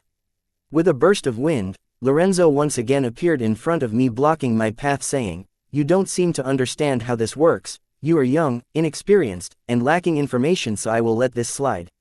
Your array mastery certification test is very important since you will be participating as my disciple. This means all the old crooks and fools who have contributed to the Array Association will come to watch and judge my disciple. Some may even go as far as to make things difficult for you. A lot of people hold a grudge against me and will not miss this opportunity to get back at me through you. Therefore, there is no room for error, otherwise you will end up embarrassing me in front of those old bastards. Do you know how shameful it will be for me if my disciple takes more than one try to complete his Array Mastery certification test? If that were to happen, I will not be able to show my face around the Array Association again. And those old bastards will laugh at me for the rest of the eternity. So stop being stubborn, don't roam around and crack a book. I need you at your best for the Array Mastery certification test. Stop. Where are you going? I am not done speaking. Lorenzo once again rushed to block the path of the promising Array Master. Is there no end to this? I cussed, looking at the sky and then glaring at Lorenzo. I once again repeated my previous stance on the relationship between Lorenzo and me. Old man, get it through that thick head of yours, you and I are not mentor-mentee. That fact will not change no matter how many times you keep calling yourself my teacher. And if you keep pestering me, I will not go through the Array Mastery Certification Test under the Southern Region's banner but wait and enter the certification test under Morningstar University's name. If you try to force me, I will purposefully fail the certification test. Understand what is best for us and please leave. It breaks my heart to hear that you feel that way. For now, let us agree to disagree that we are not mentors and mentees. But how can you say that you will betray the Southern Region and work in Morningstar University's interest? Aren't you ashamed? Don't let your anger for me let the third party get the better of you. We all are one family. You are marrying my niece, for God's sake. You need to be more tolerant towards your family. I am not saying there is no fault on my part. I may have been eccentric before and my means to guide you could have been more hands-on than just giving you homework. But now, all that changes. You are free to ask me your doubts and what you want to learn. I will do my best to meet your requirements. Hearing me say that I would rather represent Morningstar University than the Southern Region in the certification test or fail the certification test purposefully if forced, Lorenzo finally stopped throwing his weight around and tried to reason with me, more like confuse and burden me with patriotic rants and family values. In a different situation maybe I would fall for Lorenzo's patriotism because thanks to Anna, Susan, Elliot, Courtney, and Kathy, I felt a strong sense of belonging to the Southern Region. But at present Lorenzo using patriotism to get his way only grew my disgust towards him. And when was it decided that I will be marrying his niece? Fuck, this old bastard was willing to say and do anything to get his way. What I did not understand was why was it so important for him to have me take the Array Mastery Certification Test as his disciple. So far all I know was I showed promising talent in Array Mastery and Lorenzo wanted to use me to show off in front of his colleagues. But considering how cunning Lorenzo was, I found it hard to believe that Lorenzo was being so persistent just because of such silly reasons. He must have another agenda, that I am unable to see from my side. There is no way this old fox's tone will become so docile with a few threats. Something else was afoot here. This old bastard, by chance, does he plan to sell me to the Array Master Association, does he? Thinking of this I felt a chill on my back and forcefully stopped myself from immediately contacting Anna to know what nefarious plans Lorenzo was hatching with me at the crux, because if Lorenzo was indeed planning something the chances of Anna's involvement in it were not low. I know with my history with Anna I should not be doubting Anna, but feeling my life on the line it was hard for me not to doubt whether Anna knew about this or not. When Lorenzo offered me his materials on array formation I should have known that nothing in this world was free. This old fox was working an angle from the start. During all that time I spent with Anna I started to think that the Southern royal family and their vassals were my allies. Therefore I ended up lowering my guard toward Lorenzo and walked right into his trap. Shit, Lord only knows what those study materials lent by Lorenzo were going to cost me. Free stuff costs the most, these words couldn't be more true. Get lost, old man. You and I are not mentor-mentee, let alone one family. I don't know what gave you that idea, but I hope you stop spouting nonsense for your convenience and be straight with me. Tell me what those materials of yours on array formation are going to cost me. If your asking price is reasonable I will pay you up front and we return to being strangers. I decided to put an end to Lorenzo's charades because I knew the bill came due. If I keep postponing the bill payment the interest will keep stacking on and I will end up paying twice, thrice, or even 10 times more than the original bill. Chapter 882 Lorenzo's intentions. Date the 3rd of April 2321. Time 10:32. Location Sky Blossom City, Airstrip. How can you say such things, Wyatt? I gave you those materials on array formation to fulfill my duty as your mentor. Other than that I had no other ulterior motives behind my actions. How could you doubt my intentions? Said Lorenzo, and he sounded as if my words really hurt his feelings. Lorenzo was the man who suggested to Anna that I should be placed in a secured facility until the threat to my life was taken care of, when he knew that I was the creator of the silver milk powder. If not for my past with Lorenzo I would have developed a pang of guilt and fallen for his act. I know crocodile tears when I see one. I wanted to clap to Lorenzo's dramatic words but stopped, thinking that would be a bit much on my part, and then added, stop the act. It is a bit too dramatic even for you, so get to the point. Don't force me, old man, I really don't want to call Anna over this. Boy, You are a lot more stubborn and cautious than I thought.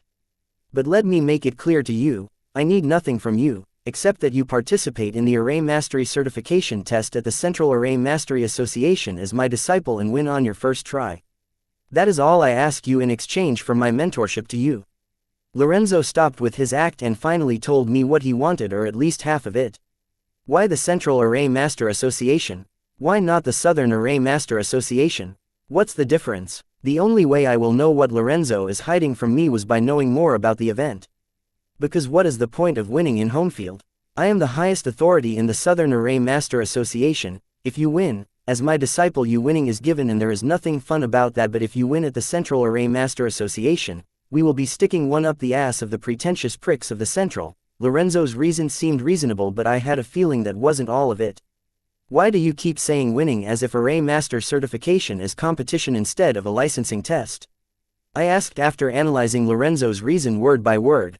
About that, all the Array Master certifications are assessed with a marks system. I not only want you to complete the Array Master certification test but also score the highest marks in the history of the Central Array Master Association. Lorenzo finally dropped the bomb of truth. I see, so what do I get for scoring the highest marks in the history of the Central Array Master Association? Or shall I put it this way, what do you stand to gain from this? Faced with Lorenzo's high expectations for me, I stayed calm and asked the crux of the matter. Haven't I already made it clear that I am doing this to gain the satisfaction of sticking one up the asses of the pretentious pricks of the Central region? Lorenzo stuck to his story from before. And what else? I asked Lorenzo, making it clear that I did not trust his word a bit. And what else could be there? Do you expect something else? How can you be so materialistic at such young age? Lorenzo was an old fox faced with so many questions, but he kept his calm and stuck to his story. Shut it, Lorenzo, your whole plan depends on me scoring the highest marks in the history of the Central Array Master Association. You better cough up what you are planning. Otherwise, our cooperation with met its unfortunate end today. While I said this, I used my superbrain card to scour the entire Grimoire network to find all information related to the Central Array Master Association and its Array Master certification, but I hit a brick wall, because there was very little information on the Central Array Master Association itself, let alone its Array Master certification. The only reason this could be was that the Central region's Array Masters were a secretive bunch, therefore I had no choice but to ask Lorenzo. There wasn't even enough information to bluff with Lorenzo, or I would have bluffed Lorenzo into telling me the whole truth. Cooperation? Kid, aren't you funny? Do you think getting the highest score in the history of the Central Array Master Association's Array Master certification test was easy? Many have tried and failed, and with your attitude, I doubt if you are even able to get the highest score among the candidates applying for Array Master certification with you. Lorenzo laughed at my words and started to undermine my role in his plans so that he could have his way. This was the classic method baby boomers used back on Earth to keep hold of whatever power they had left. This fuckers, don't die and become the obstacles in the growth of what they have built so far and expect us to be indebted to them for doing their job. If it were up to me, I would send all these adult diaper-wearing babies to an old home and add some fresh blood to rejuvenate society. Good then, we have nothing to speak. Please like, share, and follow the Cultivation Audiobooks channel to motivate me to create more videos. Thank you off. Let's say our goodbyes here, saying that I once again walked around Lorenzo and head towards the carrier. Only to have my path blocked. Lorenzo once again. Where do you think you are going? I am not done talking. Don't you know it is rude to walk away when someone is talking to you? I am telling kids these days need a separate subject on manners and common sense added to their syllabus. Hey, don't you walk away from me again. I said stop, damn it. Hearing Lorenzo once again belittle me, I continued to walk past him only to have my path blocked by furious Lorenzo again. Chapter 883 Lorenzo's Test. Date the 3rd of April 2321. Time 10:39. Location Sky Blossom City, Airstrip. Old people these days, I think you guys should brush up on your kindergarten books, and relearn that no means no, lying is wrong, sharing is caring, etc., I said, glaring at Lorenzo who was blocking my path to the carrier. After my warning, Rami had already boarded the carrier to give Lorenzo and me some privacy. Ha ha ha, kid, you are funny. Lorenzo suddenly laughed out aloud, making me skip a heartbeat in fright, and added, kid, you want to be treated equally and know everything. Fine. Prove to me that you are worthy of being treated the same as me. Buzz off, old fool, I do not need to prove anything to you. Since you need my help, you need to prove your sincerity to me," saying that I wanted to rush and board the carrier as it was just a few feet away, but I suddenly felt the gravity on my body increase by several times. With my physique, this increase in gravity was no big deal to me. I could handle it, but the gravity suddenly increases by a few hundred folds. Though I did not slump to the ground, I felt stuck because I was so heavy that even blinking my eyes felt like a workout. Giving it my all to keep standing, I moved my eyeball to find a smirking Lorenzo with a condescending look on his face. It did not take me long to figure out that the old bastard had set up a temporary A-rank gravity multiplier array to trap in it and keep me from ignoring him and moving. What surprised me was that he set up the temporary A-rank gravity multiplier array in the time it takes a person to blink once. Now that was fast, considering the fact that setting up a temporary array of any rank requires the said array master to calculate the behavior pattern of nature's soul pathway in the surrounding. For Lorenzo to be able to carry out all the complex calculations in less than a second, I guess his title reigning alchemist wasn't just for show. Right now I was facing a few hundred times more gravity than the average gravity. This was the peak gravity enhancement a temporary A-rank gravity multiplier array could carry out. If it was some other card soldier, they would have turned into blood and gore paste under the influence of this gravity, as even a card lord would not stand under this gravity and would have to need to reduce the burden. Knowing the effects of the temporary A-rank gravity multiplier card, I understood what Lorenzo was trying to achieve. Those who have seen me clash and survive Bloodette in the city tournament finals knew the limits of my physical strength. And Lorenzo was one of them, so his aim by using the temporary A-rank gravity multiplier on me at full throttle was to make my knee in front of him and feel good about himself. Knowing Lorenzo's thoughts, I was pissed and determined at that moment that even if my knees were to break under the gravity, I would not kneel, to not give this sadistic, conniving old bastard the satisfaction. "Kid, it seems your strength has progressed in the last few days. Now that is unexpected. You never fail to surprise me." Lorenzo was genuinely surprised to see the rude card soldier display physical strength equal to an initial stage card overlord, so much so that he wanted to open up the kid to find out what kind of physique allowed the card soldier to have the physical strength of a card overlord. As the capabilities demonstrated by the physique so far were comparable to the prowess of the top 25 physiques in the world. Therefore, Lorenzo couldn't help but become curious about the physique of the kid, especially considering the kid's background. Quote. I wanted to cuss aloud at Lorenzo, but right now, under the influence of a few hundred times the average gravity, even moving my jaw had become a difficulty for me. So I could only glare at Lorenzo. But my glare only gave Lorenzo more satisfaction, which only added to my annoyance. Irritated, I could only swallow my anger for now. Lorenzo's smirk grew as he said, "Glare all you want, kid, it ain't changing anything. This is the real society, not some made-up story from the fairy tales in a book. Things here do not go according to your say-so just because you are in the right. Only people with the bigger fist get their way. Consider this as my first lesson to you as your mentor." Quote. I could do nothing but listen to Lorenzo gloat and flaunt his prowess while thinking, "Agatha, this would be the moment you make your entry." As if Lorenzo could read my mind, he said, "Don't expect the girl hiding in your shadow to rescue you. This is the southern region. If she acts, she will need people to rescue her." Hearing Lorenzo, I finally knew that I had hired a whack bodyguard and couldn't help but think, "Agatha, to let an old card emperor like Lorenzo walk all over you, are you a really semi-demigod? What was demigod Windsor thinking hiring you as a retainer to protect and serve his only daughter? If it is not too late, I would like to return you." Then I heard a mental message. It was Agatha explaining the situation. "Wyatt, as long as your life is not in danger, I will not act, to not jeopardize demigod Windsor's relationship with the southern region. I am sorry, please understand. My life may not be at risk, but my dignity in front of this old bastard is under attack." I wanted to yell this, but I had no power to do so. "Kid, here's your chance. Break free from this temporary array and I will treat you equally, and be truthful regarding the array master certification.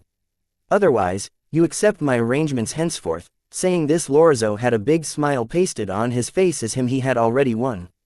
Chapter 884, Lorenzo's Oath. Date: the 3rd of April 2321. Time 10:47. Location: Sky Blossom City, Airstrip. Yes, you heard me right. All you have to do is break free from this temporary A-rank gravity multiplier array formation with your own capability without any outside help, and from then on you have no obligation toward me, establishing cooperation between us as equals. And if you can't, stop being rebellious and follow my arrangements." Lorenzo repeated himself, seeing the disbelief in my eyes, and continued to add, as the world and the rules with it as my witness I promise to stand by my words. There now do you believe me? Was it Lorenzo's pride speaking or the overconfidence? Either reason the old bastard dug himself a pit to fall in hard. He is so certain that the high schooler will not be able to break free from the A-rank array that he trapped him in, that he was willing to wager something he would not agree to in a normal circumstance when he wasn't so drunk on power thinking. This brat can barely move in the array, let alone disassemble the array, he won't be able to withstand the gravity for long. And if that brat had the ability to break free of the array, then he would have kept struggling instead of standing there helplessly and sending me death glares. Hearing Lorenzo's oath, the corners of my mouth turned upwards while my eyes stopped staring at him as if he was my family's enemy and switched to a gaze filled with mockery, looking at Lorenzo as if he was the stupidest card emperor on the planet. Seeing the sudden shift in my expression, the grin on Lorenzo's face broke and his eyes grew bigger, coming to a sudden realization that he has been duped by the teenager in front of him. An old fox like Lorenzo will never make the mistake of underestimating his enemy on any occasion, yet he ended up underestimating me right now, mostly because of his arrogance and partly because I lead him to believe that I was nothing but a helpless little lamb under his butcher knife waiting to be slaughtered, allowing Lorenzo's arrogance consume his reasoning. Getting Lorenzo to look down on me and my capabilities wasn't hard, because under the influence of the gravity multiplier array I was really in a sorry state, as even breathing had become difficult to me because under the influence of the 100-fold gravity the walls of my lungs found it challenging to expand and contract like it usually used to. Not just my lungs, even my heart was finding it difficult to pump under the pressure and felt like it would burst any minute now. Thanks to Hive AI's timely intervention, which helped the body maintain its regular blood circulation, otherwise I might have fainted due to the lack of blood circulation to my head. Withstanding several folds of gravity was not a joy, even if my muscles and bone frame are able to withstand it. The same is not true for my organs, even though they were altered with Viltronian physique and tempered by refined soul energy. Defense is not their strong suit, we have muscle and skeletal system for that. Because I was facing a genuine hardship, I was easily able to make Lorenzo believe that I was helpless against his A-rank gravity suppression array. Lorenzo's oath was unexpected to me as well. I was waiting for a perfect movement for face-slapping Lorenzo, but never expected him to free deliver his cheek to me within seconds, putting all the other free delivery systems outside to shame. Now that the old bastard has shown up at my door with his face ready to be slapped, I could not disappoint him. Field Negator Space Collapse. With my chant, the Field Negator card activated, and the space surrounding me crushed like cramped paper, destroying the surrounding nature's soul pathways. With that, the temporary A-rank gravity array formation set up by the Lorenzo crumbled down to nothing, and the gravity's influence on me suddenly went from full throttle to the minimum limit. My body suddenly felt so light that for a moment I felt weightless. As the A-rank gravity multiplier array formation crumbled down, the smug smile on Lorenzo's face was nowhere to be seen. Instead, it was replaced by an expression of total disbelief. The old bastard was still in a state of shock and sounded like a stuck old recorder repeating himself. This. Now that my body was finally free from the suppression of the enhanced gravity, my muscles felt sour and stiff, so I did some stretching. Meanwhile, Lorenzo finally recovered from the disgust he for himself for being deceived by a teenager and denied my victory, claiming, "This counts as my victory." "How so? Please enlighten me, senior," I said, glancing at old Lorenzo with a playful expression. "The terms of my wager were that you should break free from the array with your own capability and without any outside help. But you used your card to break free from the array, which is considered outside help, so you lose because of malpractice and I win by default." Lorenzo explained the reason why he won the wager. "Senior, you seem to be forgetting that cards and grimoire are considered as the parts of a card apprentice. So I did not use any outside help. Please don't make things difficult for yourself, as the world and its rules are witnesses to it," I argued. As if expecting my response, Lorenzo shook his head and said, "As long as the card is not created by the said card apprentice himself, it is considered as outside help." Hearing Lorenzo's counter-argument, I rolled my eyes at him and said, "Even the World Championship has discarded that rule ages ago. To apply it to our present-day wager, you must be one stubborn old relic." "Well, I will agree to it, since it was my fault for not asking you about the rules and terms of the wager. Here." I unequipped the Field Negator card and threw it at Lorenzo's face, and then asked, "Who won?" Chapter 885. Lorenzo's surprise. Date: the 3rd of April 2321. Time 10:55. Location: Sky Blossom City. Airstrip. Holding the Field Negator card, old Lorenzo went through its info before scrutinizing it and said, "A space-related card with impressive effects. It seems my niece is treating you well." Yes, she does. I know what old Lorenzo was implying, but I didn't bother to retort or explain because his opinion didn't matter to me. This is a pretty neat card, its effects are handy and widely sought after. It must have cost a fortune to create it despite the card's rank. If not for the card creators lacking realm, they could have used higher grade ingredients to give the card a rank worthy of the space ingredients used to create it.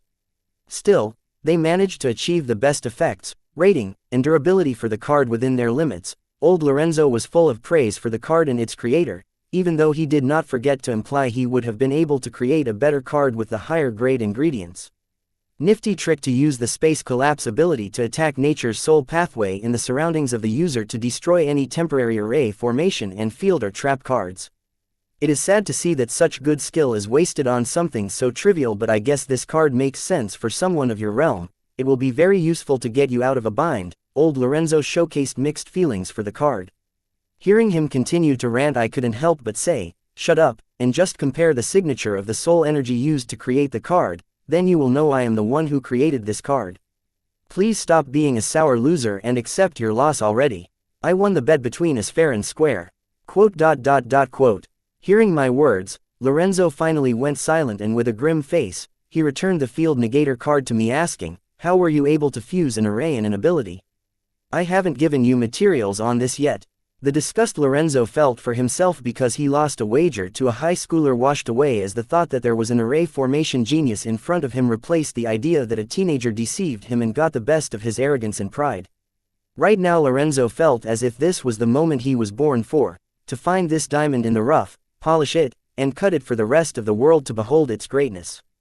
If Lorenzo's demigod wife were to hear his inner thoughts right now, she would say, "You bastard, you said the same thing when we first met. When I was thinking of different means to break enemy array formations, it came to me that space isolation array and the space collapse ability together will make a good card to help me achieve my goal. After that, I just ran with it and you can see the result, this awesome card, field negator." Though me avoiding answering old Lorenzo was pretty obvious with my words, I wanted it as such so that old Lorenzo would take a hint and not question me further. After a pause, I continued saying, "Old man, time for you to pay up. Now tell me what's the deal with me getting the highest score in the Array Master certification in the Central Array Master Association? Yes, you won the wager fair and square. As promised, now we are equals in the cooperation between us. As my equal, I have to let you know that I have urgent work at the temporary base, so I got to go, please understand. Will contact you later." Saying that, Lorenzo wanted to skedaddle but paused and handed me a storage card. He vanished in front of me yelling, "It contains your card creationist ID and there are some advanced notes on array formation, be sure to learn them. It will increase your efficiency in fusing arrays with abilities." I stood wide-eyed as I watched Lorenzo shamelessly come up with a lie and ran before answering why it was important for me to get the highest score in the Array Master certification in the Central Array Master Association. I was agape realizing that Lorenzo did make an oath to reveal everything to me, but he never specified the date and time. Even while being bloated with arrogance and pride, experienced Lorenzo did not forget to keep a hand before jumping in for the kill, just in case of an unknown. I should have known it was not easy to corner this old fox. But still, this should be enough to keep him off my back for a while. I would be underestimating the old bastard if I thought that this was the end of him. "Old fool came through," I muttered while equipping the storage card given to me by old Lorenzo and sensing that it contained my card creationist ID card. With this, I can sell my services on the official Card Creationist Association Grimoire network. It was always good to have connections in high places. Thanks to that, I was able to skip all the bureaucracy crap of the Card Creationist Association and acquire an ID without having to attend a certification test or other tedious processes. It was a pity that I got this card when I was about to leave Sky Blossom City for the Southern Royal Family's palace. Asides from my Card Creationist ID card, the storage trunk card handed to me by old Lorenzo contained his personal notes on advanced array formation. It basically recorded advanced knowledge on how to fuse to different arrays or array with abilities and various techniques and methods involved to make the process more efficient than the 1-hour predecessors.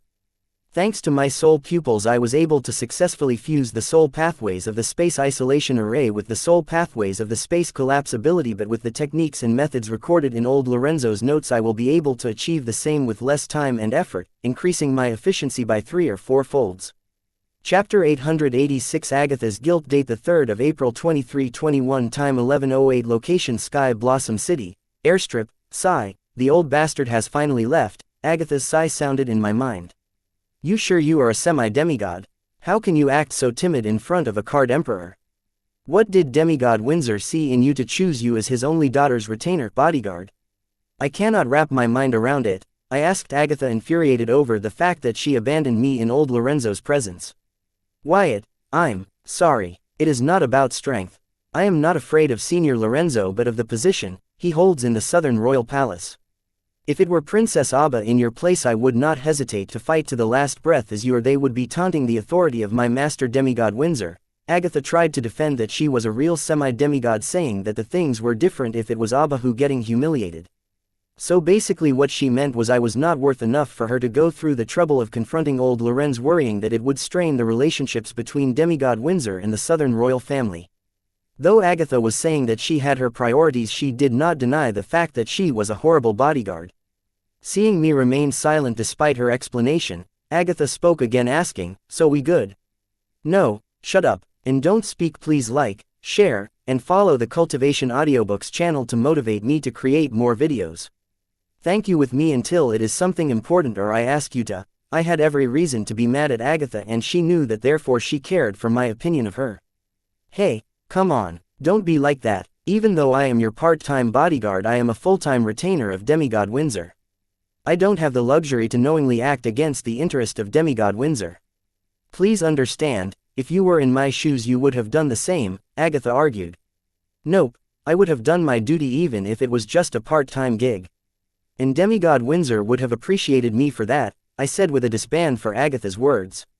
What she meant was that since this was a part-time gig it was okay for her to half-ass it by worrying about her full-time gig. If it was some miscellaneous job I would have agreed with her, but today she was a bodyguard, a person's life depended on her decisions and actions. No matter what reasons she comes up with, it would not justify what she did not do earlier. Are you serious right now? Do you think life is some kind of fairy tale, where you are awarded for doing the right thing in every damn situation? Then I have overestimated your maturity. Seeing that reasoning with her young protectee was not working, she decided to use the age-old taunting technique used by all the bullies to get away with a lot of shit, that was to make the victim feel guilty about feeling like a victim. Agatha, just shut up. If you feel what you did was right, then there is no need for you to explain yourself to me. But seeing how you are going out of your way to persuade me that what you was right, I believe you, yourself, feel guilty about what you did and want to feel better about yourself and what you did by convincing me that what you did was justified. I will never fall for those silly taunts of yours because what you think of me doesn't matter. So let me help you to save myself some future trouble. What you did was not right and whatever you do now will not change it, so stop pestering me just to get over your sense of guilt. Let go or learn to live with it. Saying that, I headed into the carrier only to be taken aback by its luxurious interior. It was like walking into a high-end bar where they charge you several dollars just for a glass of water. There was even a jazz band playing in one corner. I have been on many private planes back on Earth, but none could match this. The carrier felt more like a yacht or a cruise than a plane. As I admired the fancy decoration of the carrier, Rami soon made his way to me saying, "Master Wyatt, I am sorry about earlier. I should have spoken out of turn. Make sure you don't make a habit of this," I said, eyeing Rami, and then added, "Show me to my cabin, I want to rest." "Yes, Master Wyatt. The VIP cabins are on the deck, let me lead the way." Then I followed Rami to my cabin, which was breathtaking with a big glass wall giving me a spectacular view of the outside. "Master Wyatt, I will come to get you when we reach the Sun Blossom City, so please rest comfortably." With that, Rami showed himself out while I slumped down on the big mattress, unable to remember when was the last time my back touched a bed. But it seems I was not fated to sleep yet as Agatha's voice sounded opening my shut eyes. "Wyatt," Agatha called out to me. I wanted to ignore her, but she was my bodyguard, and no matter how mad I was at her, ignoring the person meant to protect you would be foolish. So I answered her, "What is it? I don't think what I did was wrong, but it was necessary. I should have done duty as your bodyguard, but I failed to do so. Therefore I want to make it up to you." Agatha did not let go of her sense of guilt or learn to leave with it, but continued to make it feel right. "Didn't I already tell you that nothing you do will change what you did?" I repeated myself and decided to return to sleep.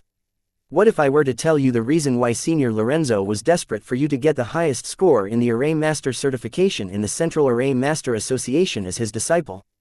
Chapter 887 Array Master Association's wager date 3 April 2321 time 11:15 location Sky Blossom City, Airstrip, Floater Carrier, VIP cabin. My brows raised in interest as Agatha said that as compensation for her actions earlier she could tell me the reason why old Lorenzo was desperate for you to get the highest score in the Array Master certification in the Central Array Master Association as his disciple. After a thought, I decided to listen to Agatha as I had a feeling that old fossil Lorenzo would keep dodging me just to avoid answering me about his interest in my Array Master certification. I will be the judge of whether the information you gave me is enough compensation for your actions.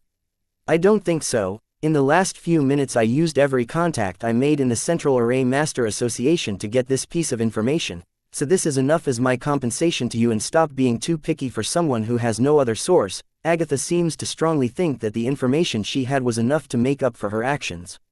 After all, it took her a lot of effort to get this information.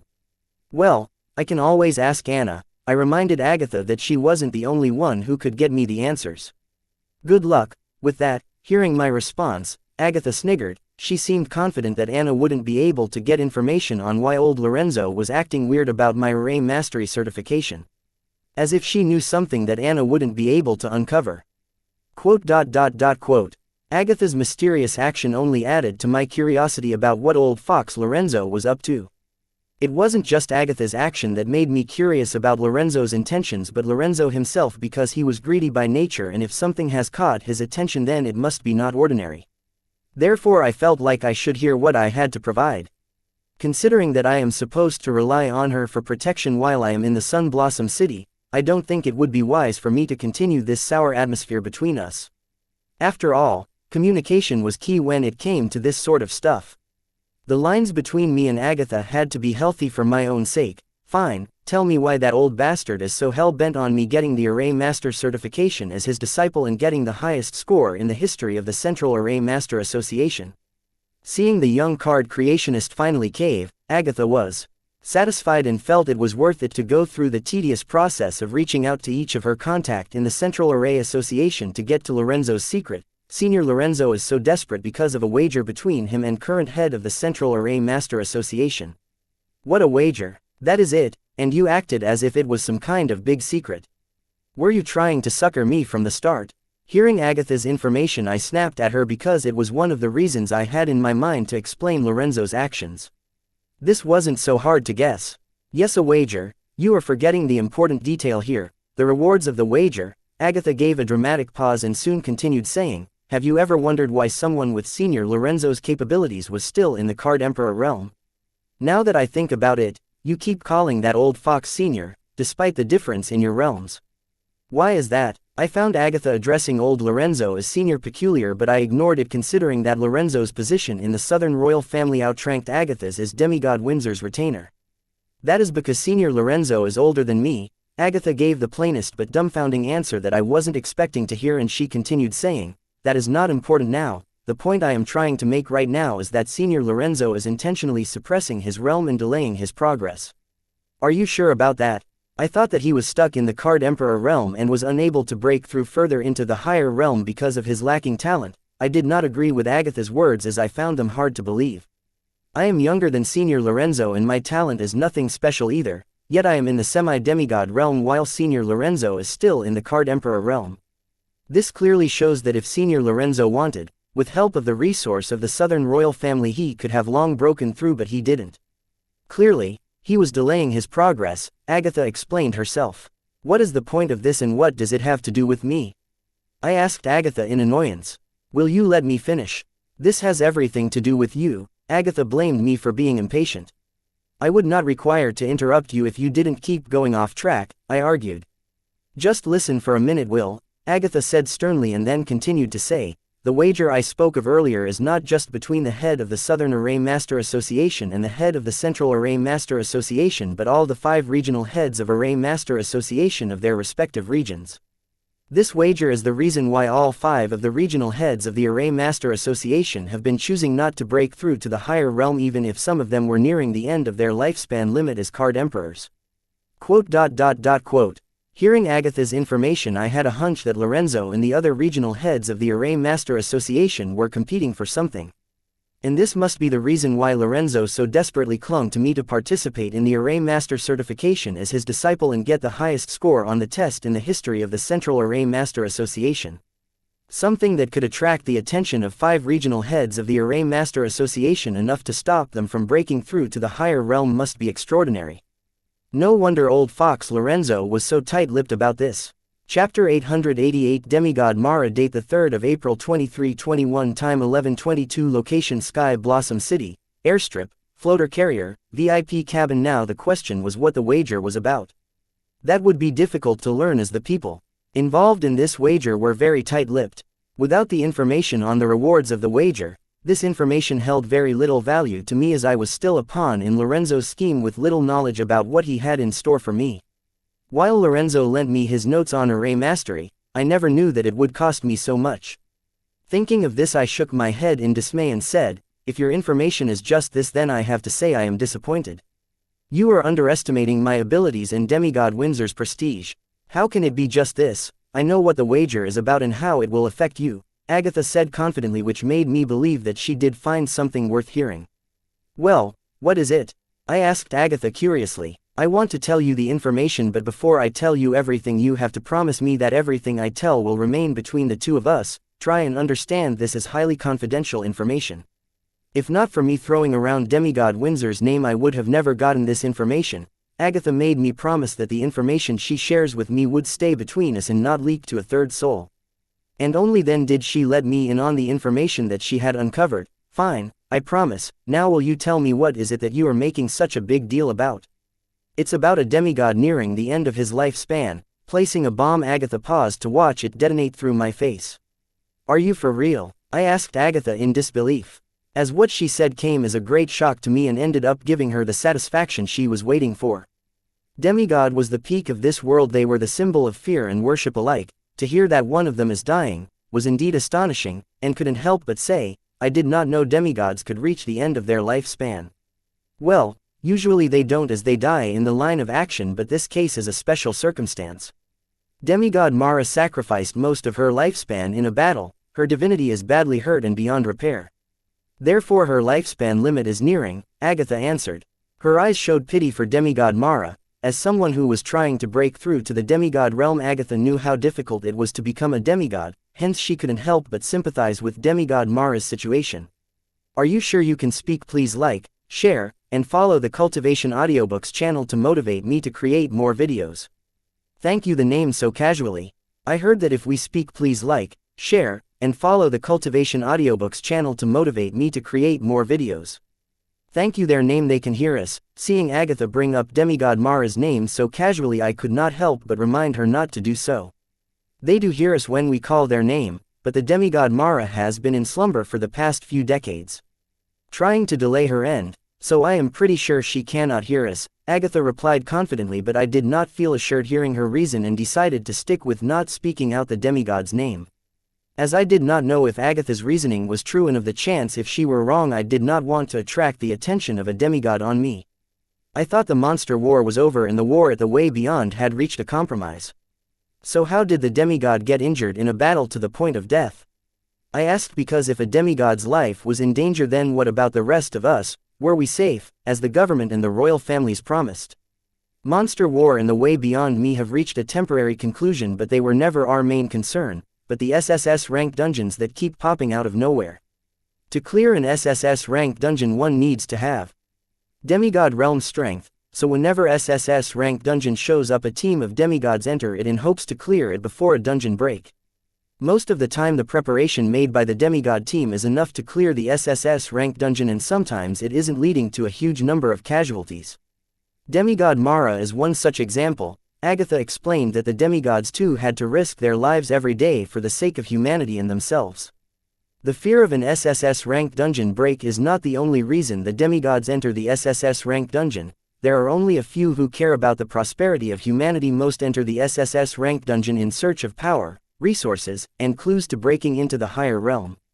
Whatever the reason, even demigods risk their lives in the SSS rank dungeon, and their success directly affects humanity.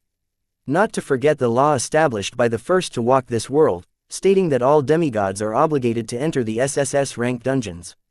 Ages ago, in fear for their life, demigods disregard this law, which resulted in the monster war that plagued humanity not long ago. The monsters in the monster war were led by the SSS rank boss monsters that escaped their dungeon during the dungeon break. It is said that the SSS rank boss monsters can induce dungeon breaks in the dungeons below SSS rank. This ability of theirs allowed them to instantly gather a monster army to launch a war on humanity. Only by killing all the escaped SSS rank boss monsters were the demigods able to put an end to the monster war, and finally understood why their predecessors created a law that made all demigods obligated to clear the SSS rank dungeons. Now that the new generation of demigods knew the special ability of the SSS rank boss monsters, they decided to take their predecessors' laws seriously and made sure to follow them. Chapter 889 Divinity. Date the 3rd of April 2321. Time 11:28. Location Sky Blossom City. Airstrip, floater carrier, VIP cabin. Agatha, what does demigod Mara reaching her lifespan limit got to do with the wager between the 5 regional heads of the Array Master Association? Agatha's information was all over the place, but I was able to concur that demigod Mara nearing her lifespan limit brought a great opportunity to Lorenzo, but to obtain it he need my help. What I did not know was, what would Lorenzo gain from demigod Mara nearing her lifespan limit? How was I able to help Lorenzo by taking the Array Master certification as his disciple? If I knew the answer to these 2 questions, I will know my value in Lorenzo's plan and set an accurate price tag for my help. I was already part of Lorenzo's plan. Getting out of it was possible, but it would be a hassle. There I decided to go along with Lorenzo's arrangement, but for an appropriate price. Lorenzo planned to compensate for my help with his notes on array formation. Then he had another thing coming for him. Didn't I tell you demigod Mara nearing her lifespan limit is the reason for the wager between the 5 regional heads of the Array Master Association? Agatha said, acting confused. She did not want to talk further about this, as she felt that the information she had given so far was enough to make up for her actions earlier. It cost her a lot to get this information, and she did not plan to just give it away. Are you being serious right now? What you told me so far is equal to you telling me nothing. I don't know what benefits Lorenzo gets and how much my help will serve him. Without the answers to these parts of the information, it is the same as knowing nothing. I made it clear to Agatha that her information was of no help to me without information, the rewards of wager and how to win the wager. The information that Agatha gave me so far only helped me confirm my guess that Lorenzo was up to something. What? How can you say that? Agatha wanted to keep her stance, but seeing me roll my eyes at her in annoyance, she stopped and gave me a long hard look and then added, fine, but with this I don't owe you anything. Agatha owed me 2 favors. One of them I used to get her to act as my bodyguard while I attacked the Sun Blossom City branch of the Circle, and I kept the other for later use. Now Agatha wanted to exchange the rest of the information she knew for the second favor that she owed me. Feeling the information that Agatha had was worth it, I compromised with her. Okay, but you do not leave out anything this time. Sure. Getting her, a smile blossomed on Agatha's face, and she was happy that she finally get her soul back from the devil. That was how Agatha felt about owing a favor to the teenage card creationist. She went as far as to sigh in relief, hearing that after delivering all the information she had on the wager between the 5 regional heads of the Array Mastery Association to the teenager, she would no longer owe him anything. Agatha wanted to celebrate, but felt that it would be too much with the teenager watching her. She stopped herself from doing so. I am waiting, I reminded Agatha, seeing her weird actions. Having sorted her emotions, Agatha then began to report what he had learned about the wager between the 5 regional heads of the Array Master Association. The reward of the wager between the 5 regional heads of the Array Master Association is that demigod Mara will use her remaining lifespan to help the winner condense their divinity. Learning about the reward of the wager, I was not surprised but disappointed and a bit confused. I was confused because the reward was of no use for the current me, and confused because during the time the 5 regional heads spent on the wager, they could have forged their divinity. So it did not make sense to me why the 5 regional heads of the Array Master Association felt demigod Mara's help to forge their divinity was more alluring than forging their divinity themselves. Not finding the surprised expression on the face of the teenager as she was expecting, dissatisfied Agatha said, "Are you disappointed hearing the reward of the wager?" Honestly, yes. The reward is of no use to the current me, and I don't understand why the 5 regional heads of the Array Master Association are wasting so much time and effort on this. I truthfully laid out my inner thoughts in front of Agatha. hoping she would tell me why the 5 regional heads found this reward worth fighting over.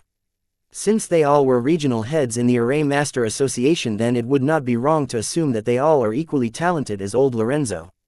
With their talent, they could have forged their divinity by now, yet why do they stubbornly continue to fight for the rewards of the wager?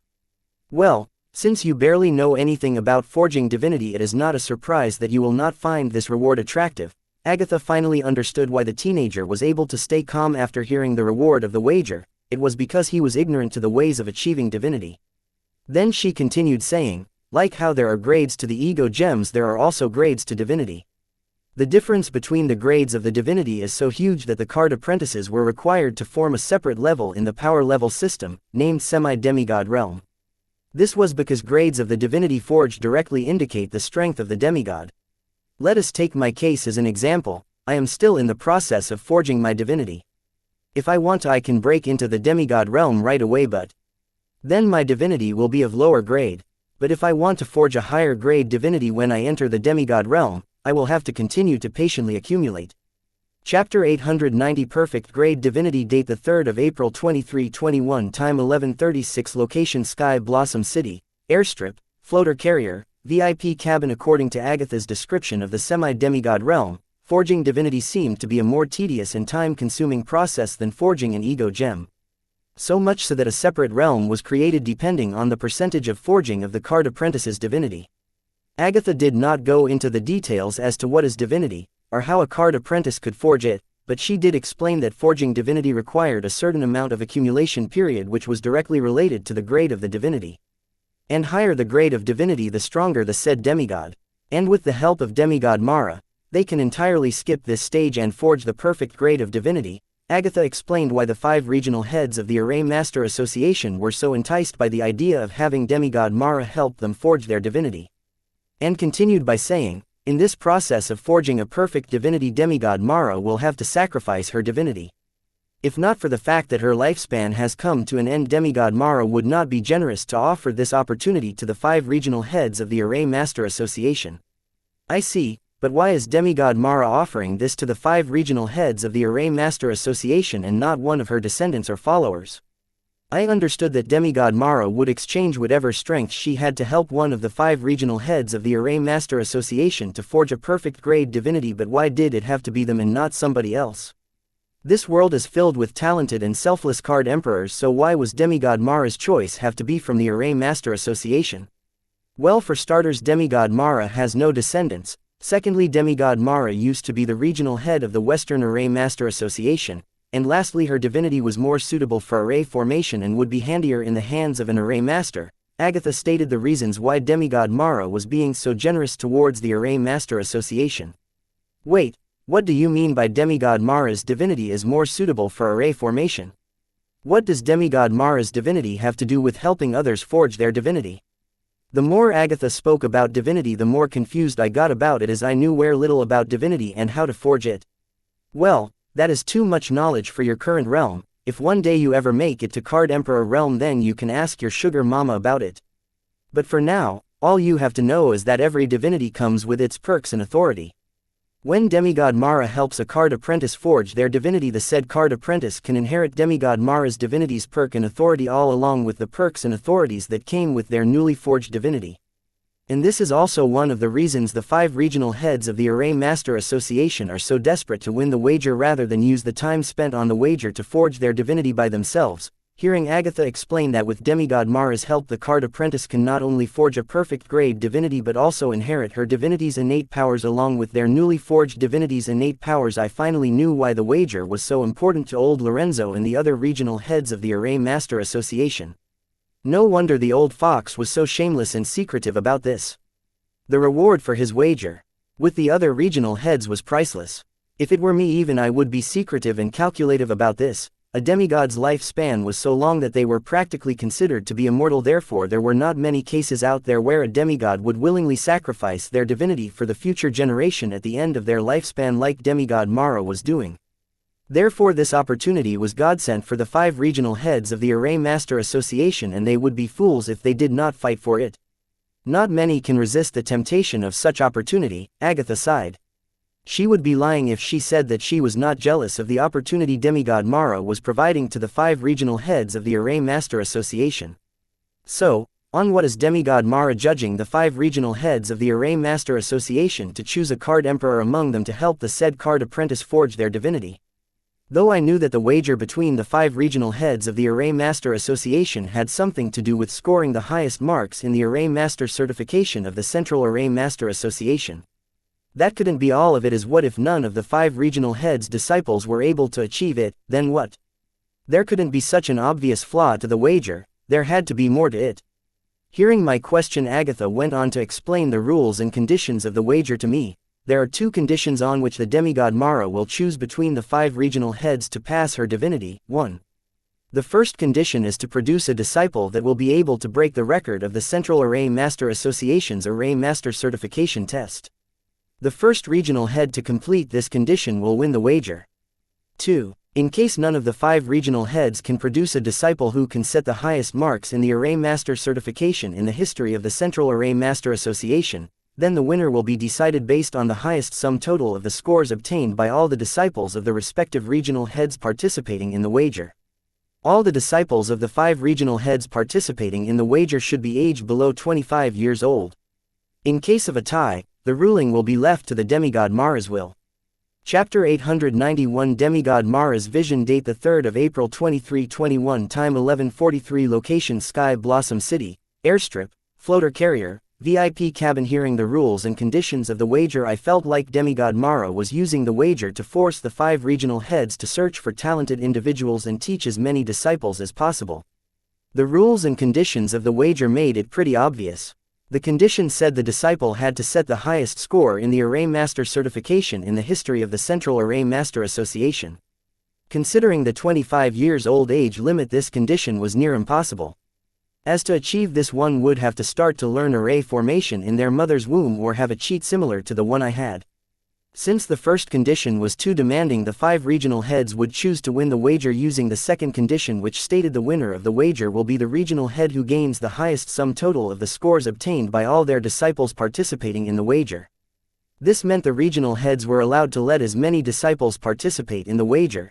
Even if these disciples were not able to complete the first condition, their scores will be added and the regional head with the highest sum total of scores will be winning the wager. To achieve the second condition, the regional heads would basically have to take in as many disciples as possible to get the highest sum total of the scores obtained by their disciples participating in the wager. Simple, right? But guess what? The pride of the 5 region heads did not allow them from accepting disciples with subpar talent, let alone mediocre disciples. Even if one of them were to harden their skin and shamelessly try to win the wager by using numbers by recruiting mediocre disciples, the other 4 would bully, taunt and shame him from doing so. This was why over years the 5 regional heads have been searching for talents and trying to recruit them as their disciples for the purpose of the wager. And just in case, to make sure their colleague doesn't shamelessly take the shortcut, the 5 regional heads have decided to gather their new disciples and meet up once a year to take the Array Master Certification assessment collectively. This way it would be easier to shame the one with disciples who scored the lowest marks in the Array Master Certification. As if Agatha read my mind, she suddenly added, "You know, the reason why demigod Mara has chosen these rules and conditions for the wager was to force the 5 regional heads to teach more talented disciples and add more young blood to the Array Master Association." Yeah, I felt that too. The rules and conditions made it too obvious, I said, supporting Agatha's words, and asked, why would she do that? The reason is simply that the low population of Array Masters, Agatha answered, then continued, Array Mastery is one of the most important, in-demand professions, but there aren't a large number of Array Masters to meet the current demand in the market, which increases the price of an array formation and indirectly makes the unavailable to the middle class and below citizens. The only solution to this is to train more Array Masters. But pursuing a career in Array Mastery is not cheap, so many humble background talents do not pursue Array Mastery even though they have a talent for it, and instead just settle for Card Creationist as their career. Even if some talents are willing to go through the trouble of taking loans to learn Array Mastery, there are not many sources for them to learn except for prestigious colleges and universities, which have a very hefty price tag that cannot be met by a small student loan. So in the end, even the interested students end up giving in to circumstances and opt for the Card Creationist career path. If the quantity of array masters is one factor in this problem, quality of array masters is another factor in the same problem. The senior array masters, such as the regional heads, are so busy with their research and practice that they neglect their duty towards their junior array masters, so most of the low array masters, due to lack of guidance, end up in proper teachings to follow or never able to promote their array mastery to a higher realm. Not to mention, these array masters are very secretive by nature. They do not tend to share or pass on their secrets to others. If it was a decade ago, Senior Lorenzo would have rather chosen death over passing his notes on array formation to you. Though array formation recipes are copyrighted by them, they do not share their valuable experience in setting up array formations, which can help a rookie array master waste time on the wrong path. Due to the lack of proper guidance, the number of array masters who advance to high ranks is very low compared to the number of card creationists who advance to higher ranks every year. You can see the difference in Sky Blossom City. The city produces hundreds of card creationists every year but not one array master. The gap between the advancement in card creationist and array master is that high. The number of array masters is so lacking that it cannot be solved in a day. Keeping this in mind, Demigod Mara has come up with this wager so that the regional heads of the Array Master Association can guide and nurture as many young and talented array masters as possible, laying a foundation for future development. Demigod Mara's vision is set far in the future. As for now, she is doing is sowing seeds, hoping that these seeds will grow into big trees and produces thousands of seed that would go on to produce hundreds of thousands of seeds. Agatha's explanation was very long but detailed and full of praise for Demigod Mara and her vision, which considered the big picture with the welfare of humanity as the end goal. Chapter 892, James Cheng. Date 3 April 2321. Time 11:49. Location Blossom District, Sun and Sky Route, Floater Carrier, VIP Cabin. Demigod Mara was willing to do some good for the Array Master Association at her deathbed, which will indirectly help humanity. Good for her. Now the question was, how do I make use of this to my advantage? I now know what Lorenzo stands to gain from the wager and how much of a role I can play in helping him win the wager. The next time I meet old Lorenzo, it was going to be a war debating what and how much Lorenzo would owe me if I were able to help him win the wager between the 5 regional heads of the Array Master Association. Knowing my role and its importance in the wager will help me negotiate huge returns. I had all the cards now, and I had to play my hand right. This made me serious about the Array Master Certification Assessment. I am confident that I can ace it, but I am not sure if I will be able to score the highest marks in the history of the Central Array Master Association's Array Master Certification Assessment. One of the main reasons behind my uncertainty was that I did not know anything about the Array Master Certification Assessment, let alone what was the current highest score in the Central Array Master Association's Array Master Certification Assessment. Maybe next time I meet up with old Lorenzo, along with negotiating the rewards for my help, I may as well ask him about the Array Master Certification Assessment to prepare myself and increase my chances to attain the highest scores in Array Master Certification history. There was a lot of preparation I had to do concerning the Array Master Certification Assessment, and all of them involved old Lorenzo's guidance. I tried to get some information about the Array Master Certification Assessment, but it couldn't provide me with more than what I already knew. So after I have dealt with parasites named the Circle in the Sun Blossom City, I plan to look for old Lorenzo. For now, I decided to go through the new notes given by old Lorenzo during the entirety of my journey. The carrier had taken off to the sky and was en route to Sun Blossom City. 2 hours of travel time should be enough for me to go through the new notes and brush up on the old ones. Old Lorenzo's new notes on array formation were the continuation of hybrid arrays, more like advanced knowledge of the hybrid arrays. Aside from the fusion of multiple array formations, it talked about the fusion of array with the abilities extracted from monster cores to form a hybrid array. It also talked about adding rule power to the mix but didn't go into details about this. I guess it would continue in the next set of notes old Lorenzo planned on giving me. Date 3 April 2321. Time 15:08. Location Sun Blossom City, Airstrip, Floater Carrier, VIP Cabin. From the bay windows of the VIP cabins, I watched the carrier land in the Sun Blossom City airstrip. I was in a good mood because old Lorenzipi's notes on hybrid arrays and advanced hybrid arrays opened up a whole new path for me in array formation mastery. The techniques and methods mentioned in it were a big help for me to increase my efficacy. I finally had a new understanding of how the normal card creationists and array masters connected soul pathways and enhanced them. Earlier I could be considered a country hick when it came to the method I used for the Soul Pathway Edition, as they were the basic methods that young Wyatt learned watching his parents, but with my newfound knowledge of various advanced addition techniques and methods stated in the old Lorenzo's notes, I could be now considered an old veteran in this field.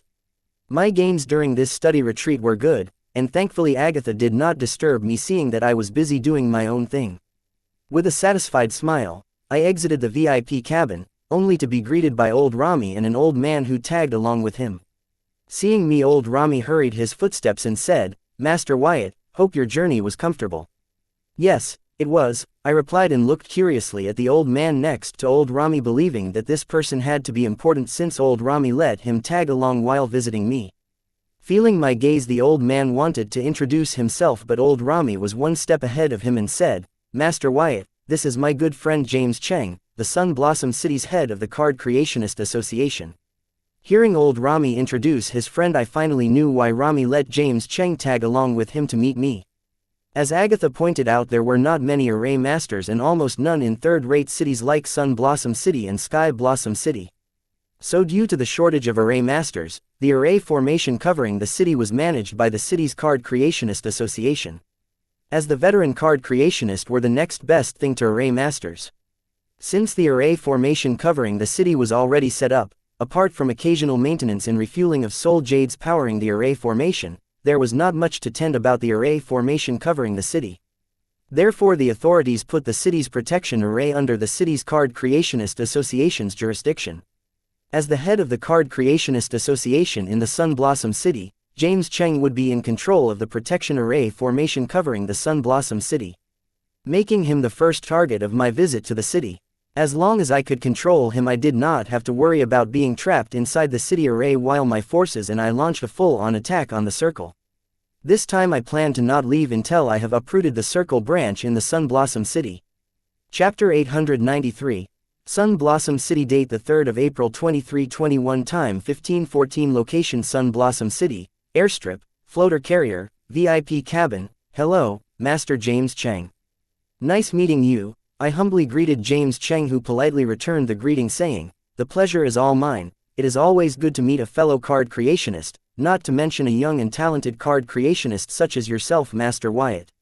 I addressed James Cheng by adding Master as a prefix because he too similar to me was a renowned card creationist and had the seniority. What was surprising was James Cheng had addressed me by adding the prefix Master as well. It was surprising because following the norms as a senior card creationist, James Cheng did not have to address me by adding Master as a prefix, but he still did it, showing that he treated me as an equal. I did not believe James Cheng was being humble. It must be Rami Kaga, he must have given his friend a heads up. Well, it did not matter, as he was soon going to join my Calamity Daughter army. Talking of Calamity Daughter gems, entering the Sun Blossom City, I could sense the Calamity Daughter cores in Roy and the members of the new Sin Squad. It was not surprising that the new Sin Squad had entered the city before me because they left the Sky Blossom City hours earlier than me. I will mark James Cheng for the Sin Squad to feed him a Calamity Daughter gem. Then meet up with Roy Blanc to hand him a Calamity Daughter gem, as the one I gave him was used to recruit the maid of the Yin Yang Harmony's disciple. Once both James Cheng and Yin Yang Harmony's disciple have been recruited into my Calamity Daughter gem army, I can get started with my plans to destroy the Circle branch in the Sun Blossom City. Master Cheng, you flatter me, but I still have a lot to learn from your experience. I hope you will not mind, I said humbly, acting the role of an innocent and humble teenager. Haha, Master Wyatt, you are being humble with your words. But if this old man's experience can be of help to you, then I will not hesitate to help you to the full extent of my power. It seems old Rami has updated Cheng about me. James Cheng's words made it clear. What Rami did was up to him, and I did not mind him bringing James Cheng up to speed, as it saved me a lot of time. Okay, then I will be in your care, Master Cheng, I responded politely, as it appeared he would be our host in the Sun Blossom City. Yes, I will do my best as your host. First, let me guide you to your lodging, and after you have refreshed we can attend the banquet that I arranged in your arrival. It is a shame that Rami's grandchild isn't here. I was looking forward to meeting him. James Cheng expressed his regret for not getting to meet his friend's grandson. Cheng, I apologize, but you know how teenagers are. Rami apologized for his grandchild. Date the 3rd of April 2321. Time 15:01. Location Sun Blossom City, outskirts, unknown. If not for this mount card I would have had a hard time executing this task without drawing suspicion, Cole thought as withdrew his golden eagle mount back into the card. And then sent his coordinates through the organization's secured channels on the Grimoire network to team leader codename Grey Wolf. Cole did not have to wait long, soon 5 figures appeared at his location out of thin air. Each one of them bore the air of a card emperor. As someone who has been stuck in the early stage of the Card King realm for a while now, Cole couldn't help but show slight jealousy towards his fellow organization members. But Cole immediately covered his envy with a bright fake-ass smile and greeted them, codename Mama Pimp, reporting sir. Mama Pimp, Grey Wolf and the rest gave Cole an awkward look, and then Grey Wolf commended Cole's work saying, good job. Sir, permission to leave, I need to hurry back to the Sun Blossom City or my cover will be blown. Seeing that the team leader did not shy to praise him for his job, Cole decided not to beat around the bush and directly relay what was trouble him to the team leader and ask for permission to leave. Grey Wolf eyed the fatty in front of him and remembered his master's orders to dispose of the fatty. After thinking for a moment he said, let me report our arrival to the headquarters and then you can leave. Thank you, sir. Cole thanked Grey Wolf for understanding. Pimp, until the team leader reports to the headquarters why don't you tell me about the story behind your codename? Sniper put his bulky arms around Cole's fat neck and asked him about his codename. As Sniper put his arm around his neck, Cole could not help but shudder in fear. Though all worked for the same organization and the organization rules strictly forbid infighting, Cole knew there were many ways around the rules, and has experienced them firsthand, so he did not dare to be cocky or get comfortable around the higher-ranking members of the organization. The members recruited into the organization are not good people. Each of them has something or has done something to be ashamed of or run from. So Cole felt it would be in his best interest if acted as such in front of the seniors of the organization to feed their ego and stay under their radar. After Sniper took Cole further away from him, Grey Wolf directly contacted Matron to update her about their current status on the mission. As soon as Sansa answered the call, Grey Wolf immediately said, Grey Wolf, reporting. Have you reached the location of the mission? Sansa skipped the small talk and directly asked Grey Wolf to update her on their mission, as a lot was weighing on her mind right now after hearing her husband say he wanted to adopt the kid she was trying to kill as their son. Chapter 894. Soul Pickering Thorny Whip. Date 3 April 2321. Time 1512. Location Sun Blossom City, outskirts, unknown. Yes, Your Highness. We are at the mission location, Grey Fur reported. This time after killing that son of bitch, make sure he stays dead, Sansa said grudgingly. Yes, Your Highness, I will not make the same mistake twice, the Grey Fur said solemnly. What about your contact for the mission, is he still alive? Sansa asked if Grey Fur had killed Cole yet. Sniper is handling that matter as we speak. Please like, share, and follow the Cultivation Audiobooks channel to motivate me to create more videos. Thank you, Your Highness. Grey Furs answered immediately while his gaze turned to search for Sniper to confirm the kill. Ask him to abort the mission, I still have some use for him, Sansa ordered. Yes, Your Highness. One moment, hearing Sansa retract her previous orders, Grey Fur's mind processed in full throttle, unable to find Sniper, and started to believe the contact was already asleep 7 feet underground. Hence he asked Sansa for some time to find Sniper to find out if he was too late.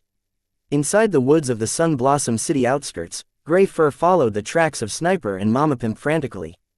Then he finally found a privacy field card. Ignoring the field card, he walked into it only to hear a grueling scream that would send a chill down a person's bones. Following the harrowing scream, he found bloody Mama Pimp bound and hung to the branch of a tree. Every inch of his body was covered in wounds, and the blood from the wounds dripped to the ground and formed a small puddle of blood. In face of this gruesome scene, Grey Fur looked away to find Sniper holding a bloody thorny whip with a sadistic grin on his face while his eyes shone with excitement. Grey Fur's intrusion did not seem to hinder his excitement, but it only added to it. Team leader, I know it is taking me long, sorry for the delay. I will end it now, Sniper said as he swung the thorny whip with full force to cut the fat bag of meat hung from the tree in half, but before the whip could reach its target it was interrupted by Grey Fur's punch, confusing Sniper. The orders have changed, Her Highness needs him alive, Grey Fur explained hurriedly as Sniper wouldn't misunderstand his interruption. I see. Hearing Grey Fur's reason, Sniper's confusion cleared and then looked at bloody Cole, who was covered in wounds and had lost a lot of blood, and since it is my fault, I will heal him. Then Sniper summoned a bottle of green-colored elixir and poured it on Mama Pimp's wounds. As the green liquid touched his wounds, Cole let out agonizing screams in pain, but despite the pain, Cole's wounds seemed to heal. Seeing this, Gray Fur gave Sniper a hard glare. Feeling Gray Fur's glare, Sniper asked, "What?" "Just feed him the elixir," Gray Fur ordered, as drinking the elixir was an efficient and painless way to heal wounds. "Fine," Sniper dejectedly replied, and acted on Gray Fur's order by feeding Cole the elixir and then freeing him from his binds. Gaining his freedom, Cole summoned his grimoire and yelled, "Sky Overlord Smite," aiming at Sniper. But before his card could activate, Gray Fur chanted, "Silence," aiming at Cole's grimoire, negating his attack. Having lost his connection with his grimoire, Cole's sanity broke and his mentality descended to despair as he began yelling, "I will kill you, I kill you motherfuckers." The despair in Cole's eyes grew to the point where his yells changed to him begging for death. "Kill me, please kill me, I beg you." Looking at broken Mama Pimp, Gray Fur sighed, and then he sent a glare toward Sniper as if blaming him. "Look what you have done. I think using the soul-piercing thorny whip on a card overlord was too much. My bad." The soul-piercing thorny whip that Sniper spoke of pierces the victim's soul with its every attack. The pain inflicted by it was similar to 100 times the pain of piercing a needle under a person's fingernail. It was a perfect torture tool and could break any mind in time. "Give him a soul-numbing potion while I will ask Her Highness for help and make sure he does not commit suicide." Though Gray Fur hated asking his master for help as it reflected badly on his performance. But right now he had no choice, as codename Mama Pimp was beyond repair through normal means. "Sure, blame me and my luck," Sniper complained as he summoned a soul-numbing potion and fed it to Mama Pimp after grabbing hold of him. Soul-numbing potion was like anesthesia for the soul, making it an expensive potion. It would help Mama Pimp deal with excruciating pain as his soul healed from the wounds inflicted on it by the soul-piercing thorny whip. This way, when the matron fixes the broken Mama Pimp with her ability, he doesn't feel the pain from the wounds inflicted on his soul. Saving Mama Pimp from Sniper's torture, Gray Fur reported to his master, whose call was on hold during this ordeal, "Your Highness, codename Mama Pimp is alive, but mentally he is in no condition to take on a mission." "I know, I will deal with it." Sansa was generous and did not blame Gray Fur for this mistake. "Thank you for showing mercy, Your Highness," Gray Fur thanked Sansa. "How do you plan to assassinate the target?" Sansa did not waste any more words on Cole and asked Gray Fur his plan on assassinating the target. "After locating the target, we plan to drag the target into Flower Thief's origin card and feed him to it. This way we make sure that the target stays dead for good." Gray Fur's plan was simple, as the Flower Thief's origin card made assassination that simpler. "Good plan. If it was some other time you would have succeeded, but today you are bound to fail. As a semi-demigod is hiding in his shadow, if you drag him into the Flower Thief's origin card, you will be indirectly dragging the semi-demigod in as well. Think harder." Sansa chilled at Gray Fur for not coming up with a better idea. Quote. Gray Fur was out of words hearing that the semi-demigod hiding in the target's shadow could actually follow the target into a different space. Not knowing the limits of the semi-demigod's cards, Gray Fur was having a hard time coming up with an effective plan that would not involve them being caught by the semi-demigod protecting the target. Since this mission was handed to him on last minute, Gray Fur never got to prep for it. So he was lacking a lot of information to come up with an effective plan for assassinating the target. "Oh God, do I have to do everything around here?" Sansa yelled, and then added, "I have informed the Circle about the target's plan to attack their Sun Blossom City branch. They know that 3 semi-demigods are protecting the kid, so they will make appropriate preparations. When the semi-demigod hidden in the target's shadow along with the other 2 semi-demigods leave to handle whatever the Circle has in store for them, you grab the target into the Flower Thief's origin card split following your escape plan." "Got it, yes, Your Highness." Hearing Sansa's plan, Gray Fur felt that it was feasible and did not hesitate to agree to it. As with the semi-demigod hiding in the target's shadow gone, the target held zero threat to them as of now. "Make sure you don't screw up this time, okay? Because I would hate to lose a capable person like you." Before concluding the call, Sansa did not forget to remind Gray Fur that his life was at balance here. Quote. Hearing Sansa's threat, Gray Fur could not help but feel depressed, seeing how Sansa was willing to get rid of him over one mission despite his decades of service to her cause. He really hated the fact that in this organization anybody could be disposed of any time if Sansa felt like it. Gray Fur did not dare to complain or think further about this, fearing his master's origin card. Frowning at Gray Fur's silence, Sansa reminded him, "Remember, as long as you are useful to me I will keep you around. And know this, The higher the risk, higher the rewards. There is nothing new here. Don't go soft just when I was starting to trust you. Yes, madam, the organization has been nothing but kind to me, Grey Fur hurriedly replied, feeling glad to know that Sansa valued him enough to go out of her way and console him with her words when she didn't need to. This helped Grey Fur out of his depressing thoughts. It seems the Grey Fur I know is back, good. I look forward to the good news, saying that Sansa hung up. Next Grey Fur looked at Mama Pimp, who stared at the void with his blank eyes. He was still out of it, but soon the gaze in his eyes changed. They seemed to display confusion at first, then it grew clear. Chapter 895. Memory loss. Date the 3rd of April 2321. Time 1521. Location Sun Blossom City, outskirts, unknown. After the confusion cleared from Cole's eyes, he looked around in cold sweat, as he had no recollection of what happened in the last 20 minutes. All his physical and soul damage was healed using elixir and potions, so there was no physical evidence left of what Sniper had put him through. Without his memories or physical wounds, there was nothing left of the torture he went through by his fellow members despite being nothing but loyal to the organization. Though he had no memories or wounds to tell him that he almost died a grueling death, in the back of his mind, Cole had a nagging feeling that screamed whenever his eyes glanced at Sniper. An unknown dread would surface from his bones into his heart whenever his eyes met with Sniper's eyes. Cole had no idea why he felt this way when he saw Sniper, because this was his first time seeing Sniper. Cole did not understand why he felt this way, but he decided to keep his distance from Sniper. Which was hard, seeing that he was his superior in the organization. But one thing was clear to Cole, that his missing memory meant that the matron herself acted, which meant whatever happened in the past 20 minutes was something he should not have seen, heard, or even worse, spoken. Thinking of this, Cole decided to apologize to the team. I'm sorry, I don't know what I did for Master to act and erase my memories, but I promise I will redeem myself.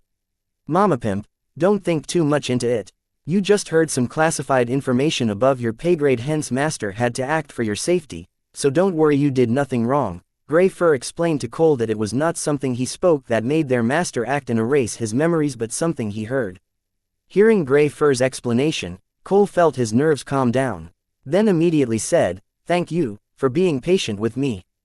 Cole was being so docile because no matter what happened, the price he paid was 20 minutes of his memories and not his life. As long as he was alive, all was good. Seeing the victim of his gruesome torture apologize and thank him, Sniper found a new sense of pleasure which added to his already morphed sadistic deviant nature, and an unconscious grin formed on his face. Only he and his master knew what was going on in his mind right now. Feeling Sniper's hot gaze, Cole trembled as if a chill passed down his spine. Just when Cole was thinking of a reason to excuse himself from these people, his grimoire sounded, unknown number calling.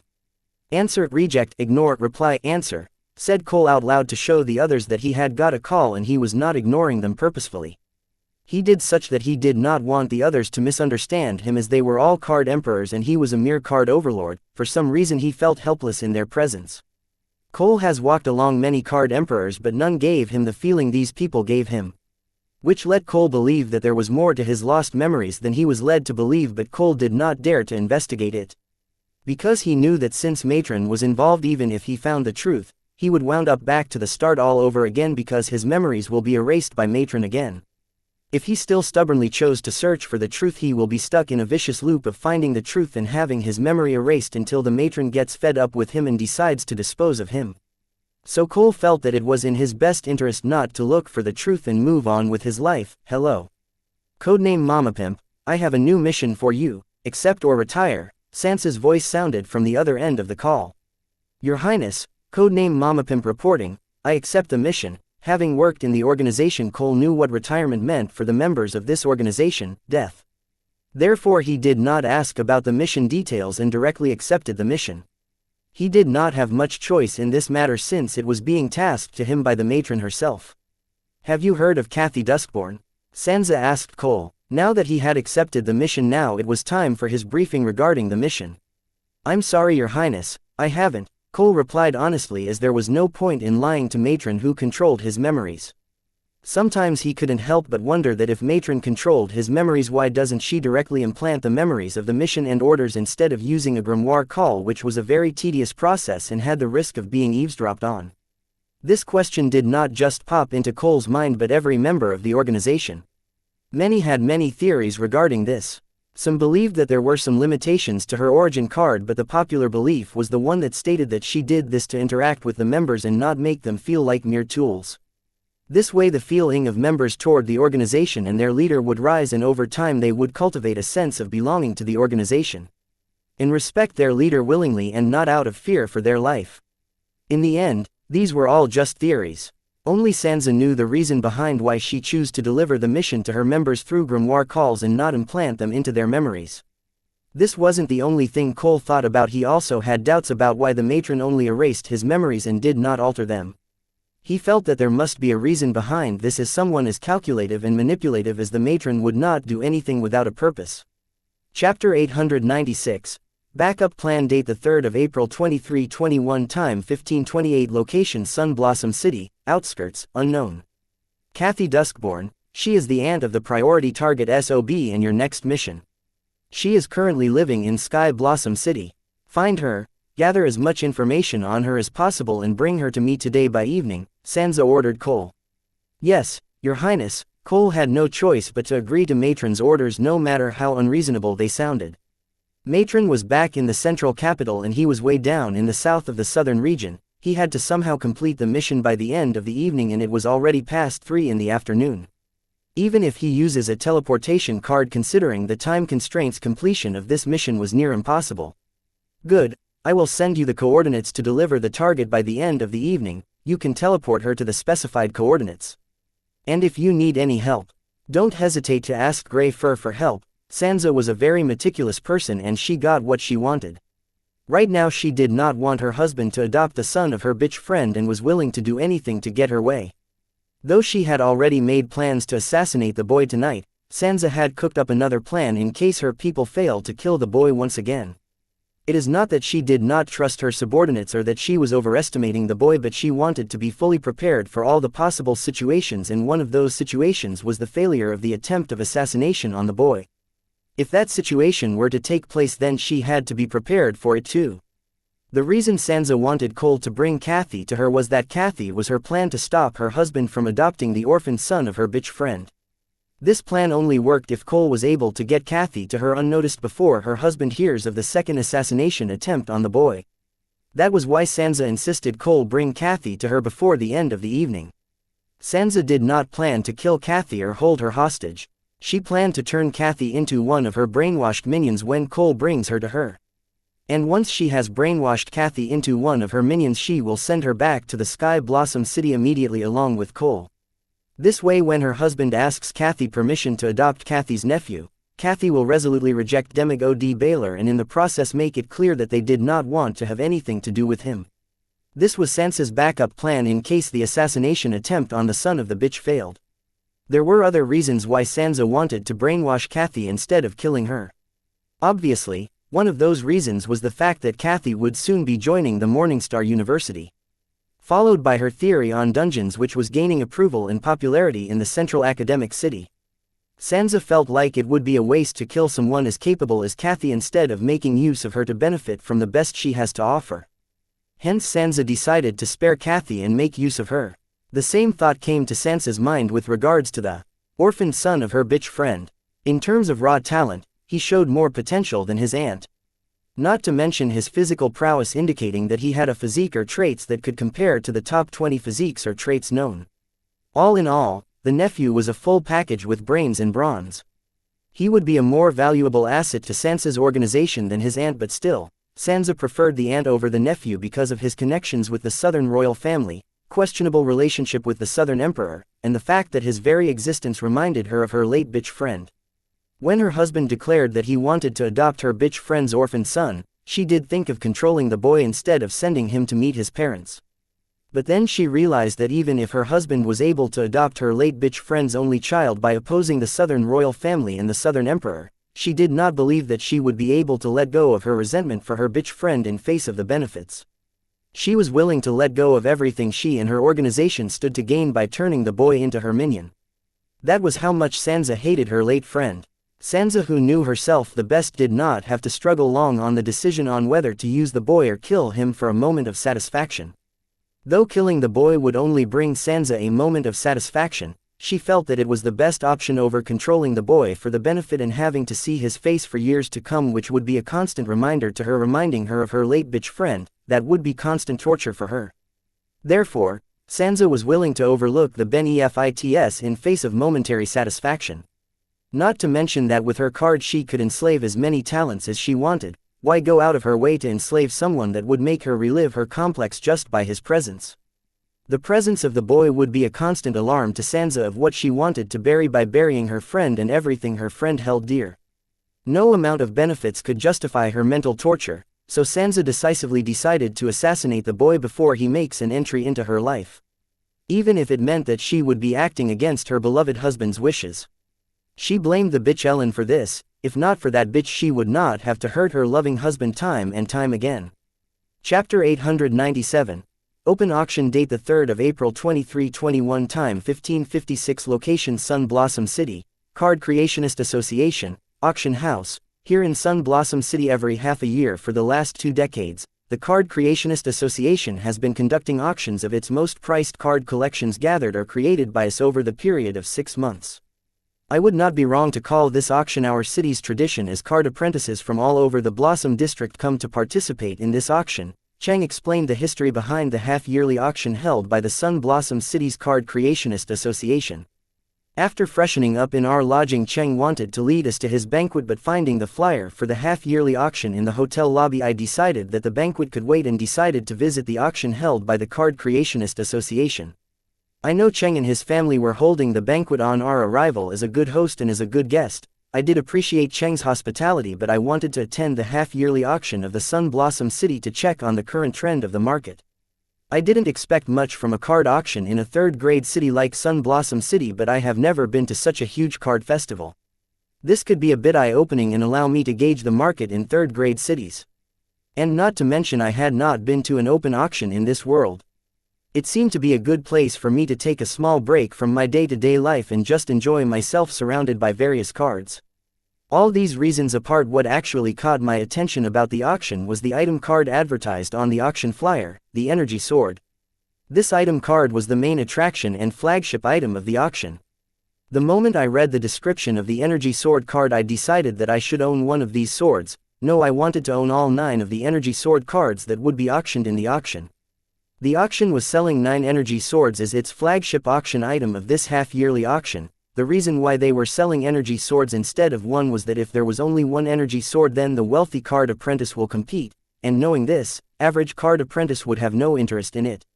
Making the whole point of using the Energy Sword card as the main attraction to advertise the auction moot.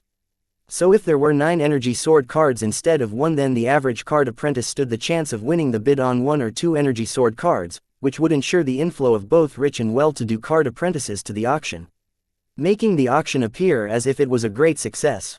If it were any other auction this would not be the case, but this one was different. One has to remember this auction had become the tradition of the Sun Blossom City, no less than any other festival.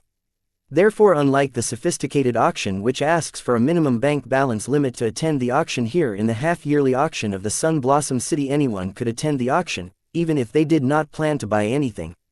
After all, the idea behind this was to celebrate the variety of cards like a festival. Therefore, to the public's eye, an auction's success would be dependent on the highest bid made during the auction and the size of the crowd.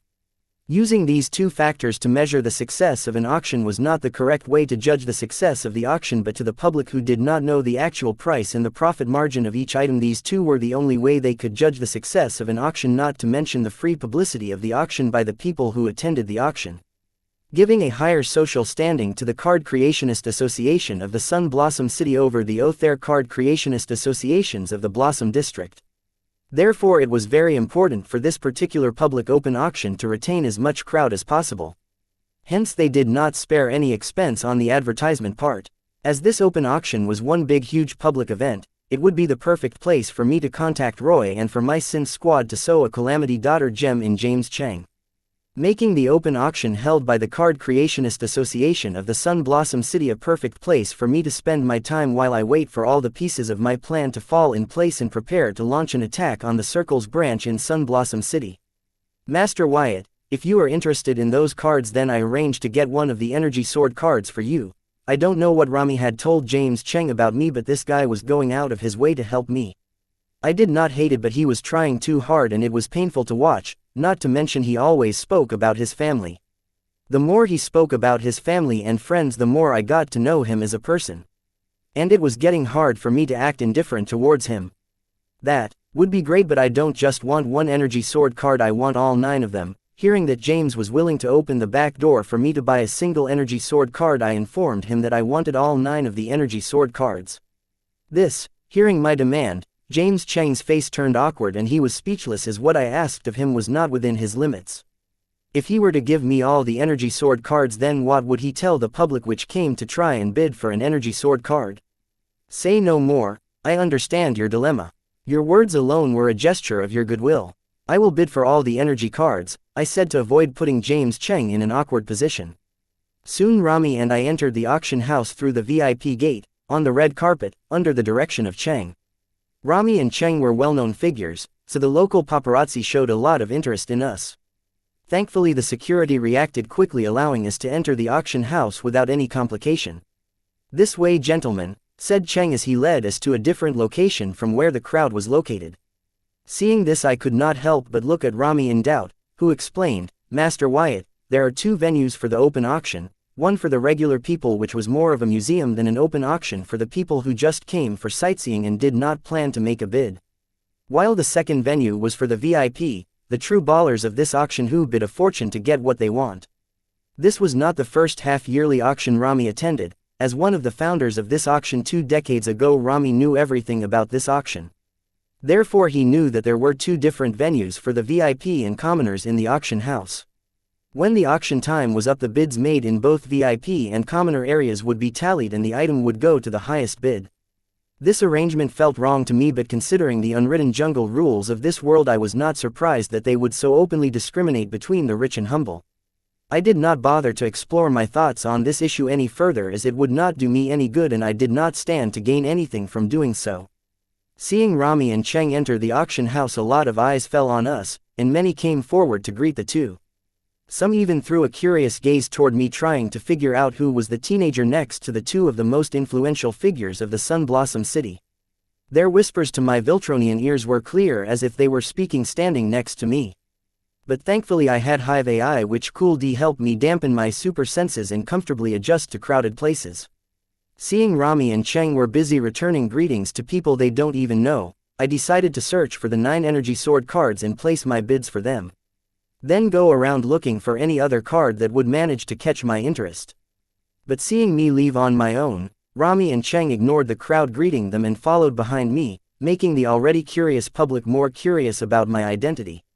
For a teenager to make the head of the Medical Card Association of Blossom District and head of the Card Creationist Association of the Sun Blossom City follow behind him, then the identity of this particular person should not be simple.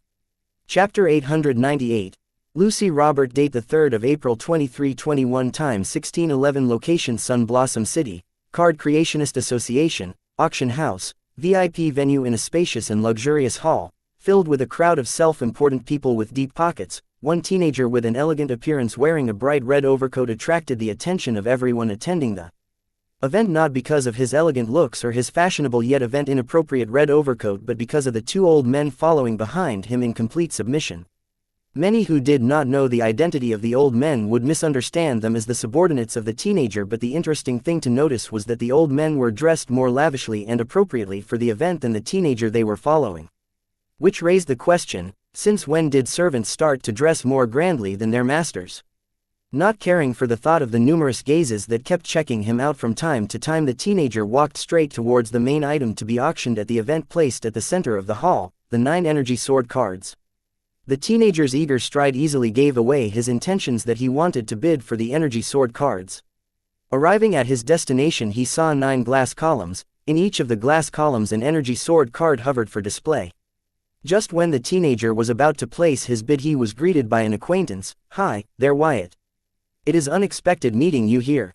Eliza. Hi, it is indeed unexpected meeting you here. I was surprised to be greeted by an acquaintance, Elizabeth Whiteburn, the heir of the Whiteburn family.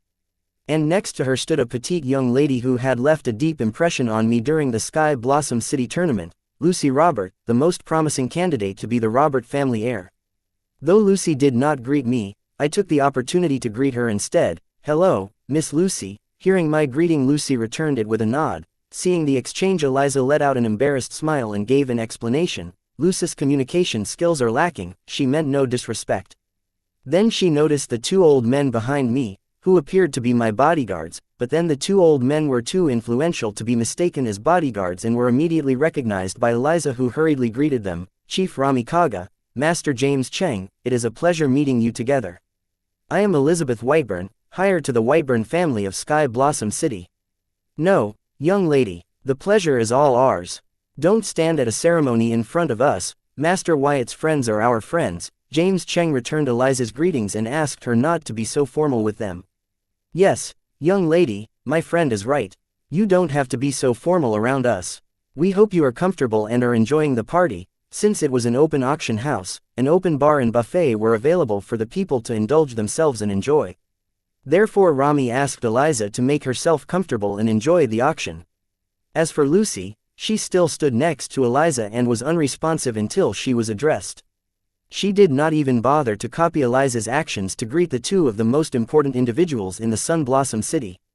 I was starting to understand why, despite her powerful origin card and excellent performance in the tournament, Lucy Robert was still just the most promising heir candidate for the Robert family and not the heir of the Robert family. Despite her exceptional skills as a card apprentice, Lucy lacked basic people skills, such as communication. Come to think of it, back in the city tournament, Lucy never taunted her opponents and always immediately went on offense after the match started. Having heard Eliza give me an explanation for Lucy already, Rami and James Cheng did not bother with Lucy, not to mention being offended for her not greeting them. So, what brings you here, Wyatt? Eliza asked the teenager. The reason Eliza was so friendly to the boy was that he helped her siblings in their time of need, and as her siblings' friend she viewed him as her little brother. I want to bid for the energy sword cards, I replied, glancing at the glass column encasing the energy sword cards. You too, huh? Lucy is here for the same reason, Eliza replied. Energy sword cards are good weapons for card apprentices at your realm, but there are not enough for everyone. James Cheng chimed in. Hearing James, Eliza did not understand what he meant by that. According to her, 9 energy sword cards were already a lot, considering that the ingredients used to create these cards were very rare. Sis Eliza, I want to place a bid, Lucy announced to Elizabeth in a childish and immature voice. Hearing Lucy's voice for the first time, I understood what Elizabeth meant by Lucy was lacking in people skills earlier. Lucy seemed to be mentally challenged. But now I was confused as to why the Robert family even considered Lucy as an heir candidate. Lucy as a card apprentice was strong, capable, and not to be underestimated. But those qualities weren't enough to be a leader, especially a family head. Just wait a little longer, sweetie. When Big Sister is done talking with these good people, I will help you to bid for an energy sword card. Eliza spoke slowly and sweetly, as if she was speaking to a child when speaking to Lucy Robert. Then, feeling our gaze, she turned to us, saying, no matter how lacking her communication skills are, she is a good card apprentice. Yeah, no judgment on here. I am a stronger believer in the saying, people can be anything they want to be. I have seen her in action during the tournament, I got nothing but respect for her.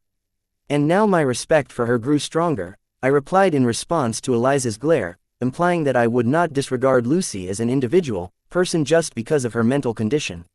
What Master Wyatt said, James Cheng spoke hurriedly, finding a little disgust in Eliza's glare. He did hear of the Robert family head's daughter who was facing difficulties to become the next heir of the family despite her extraordinary strength as a card creationist just because she was female.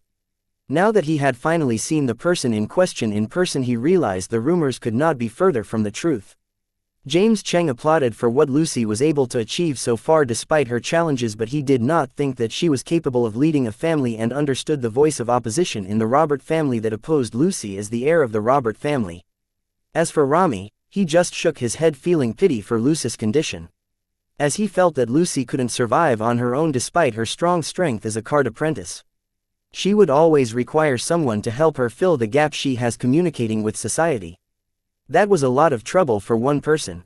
So, Eliza, what brings you here? I knew Lucy was the one who wanted to bid for the energy sword card, I had yet to know why Eliza was here. I am here on business, to talk deals about liquid spirit gold with the Sun Blossom Cities Card Creation Association. And since I am here, I decided to accompany Lucy to the half-yearly auction, Eliza replied. I hope all the discussions about the deal are going fine. As the head of the Sun Blossom Cities Card Creation Association, James did not participate in such deals personally. There were other staff that attend to this matter. Still, James was within the rights to know about the details of the deals. Even if Eliza did not share the details with him, James could find out about it later from the Card Association staff representing the association in the deal. Therefore, in order not to sour the relationship with the association head, Eliza politely answered James's question regarding the deal and then added, Master Cheng, the deal is progressing smoothly. My family is looking forward to continuing its relationship with the Sun Blossom Cities Card Creation Association for another century. Good. James Cheng was pleased to hear Eliza's words. Big sis, let's go. I have to bid for the Energy Sword card. Lucy reminded Eliza about bidding for the Energy Sword card again with her childish immature voice. Lucy, honey, let big sis finish here, then we can go. There is still a lot of time before the last bid. In face of Lucy's impatience, Eliza patiently answered Lucy, trying to convince her to wait. But, I want to bid now, Lucy said impatiently and did not seem to want to continue waiting any longer. Quote. Faced with Lucy who would not listen to her reason, Eliza did not lose her patience, but the gentle smile on her face was no longer there. With her previous experience with Lucy, she understood when Lucy acts like this it will be difficult to change her mind. Nothing Eliza could say or do would help in this situation but do what Lucy was asking. Chapter 899. Placing bids. Date the 3rd of April 2321. Time 1623. Location Sun Blossom City, Card Creationist Association, Auction House, VIP venue. Just when Eliza was about to excuse herself, knowing that she could not convince Lucy to wait, I offered, let me take her to place her bid for an Energy Sword card. I am heading there to place my bid anyway. That's so sweet of you to offer help, Wyatt. But Lucy doesn't react well to people she just met. Eliza avoided using the word strangers, feeling it was not appropriate to use for a friend. Okay, I get it. So how about we save the small talk for later and let us head to bid for the Energy Sword cards together? I said, looking at Lucy, who was getting more impatient as we discussed. Quote. Eliza did not immediately agree but instead looked at Rami and Cheng. With them present here, she would be out of turn to agree for them. Yes, we can continue this talk later. For now, let us head to bid for the Energy Sword cards. Cheng agreed to my decision. Then we all head towards the glass column encasing the energy swords and looked at the highest bid placed for each energy sword card. The average highest bid placed for the 9 energy sword cards was around 250 median soul jades, i.e. 2,500 low soul jades. The auction has just started and the bids for each of the energy sword cards were already very high for a C rank card. Card name, Energy Sword card type, item card rank, C rank, uncommon grade card rate, 6 stars card durability, 89/100ths card effect. When activated, Card Apprentice can summon a sword made of soul energy supplied by the Card Apprentice. Additional effect, crit hit +5, crit rate increased by 45%, penetration +7, energy slash, damage absorption. Note, the strength of the energy sword summoned increase with the purity of the soul energy used to create it. Energy slash, it is a long-ranged attack where the Card Apprentice can gather extra soul energy at the edge of the energy sword and hurl it at the enemy. Damage absorption, with every clash, the energy sword absorbs 10% of the total force applied to it. When the absorbed energy meets the minimum requirement to launch an energy slash, the energy sword starts glowing. As the absorbed energy stored increases, the glow on the energy sword gets brighter. For a C rank card, the additional stats and skills given by the energy sword card were quite attractive. No wonder the Sun Blossom Cities Card Creationist Association did not hesitate to use them as the main attraction and flagship. Cards for the auction. The reason I was interested in this card was because of its unique characteristic that allowed these cards to break through the limits of their rank. The energy sword's characteristic that I spoke of was that it grew stronger based on the purity of the soul energy supplied by its Card Apprentice to summon it. Other Card Apprentices can't use this card's characteristic to its fullest like I could, thanks to my 4 times refined soul energy, as in this third-rate city there weren't many Card Apprentices who knew about refining their soul energy to make it purer, let alone refining their soul energy for 4 times. In my hands, the energy sword cards would achieve their best and be used more efficiently. Ever since the tournament, I have been in search of a good weapon card or card recipe in the market, but compared to the crazy sci-fi weapons I had in my mind, the weapon cards and card recipes that I can access in the third-rate city were distasteful and a waste of time. But these energy sword cards take the cake. Along with the card's unique characteristic that I can take advantage of its additional stats and skills were too good for me to pass on such cards. Therefore I had decided that no matter the cost I will win the bid for all 9 energy swords. Calculating the highest price a family from a third-grade city would be willing to bid for AC rank card like the energy sword cards, I decided to bid 500 median soul jades for each of the energy sword cards. 500 median soul jades meant 5,000 normal soul jades. It was too high of a price for AC rank card, but these cards were what I wanted, and what was the use of hoarding money if I could not spend a little extra to buy something that I wanted. I had a very tight grip when it came to spending money, but when I find something I want and which could add to my strength, I was not the one to hold back. Hence I did not hesitate to show a willingness to spend 4,500 median soul jades to buy all 9 of the energy swords. Wyatt, how much are you going to bid for the card?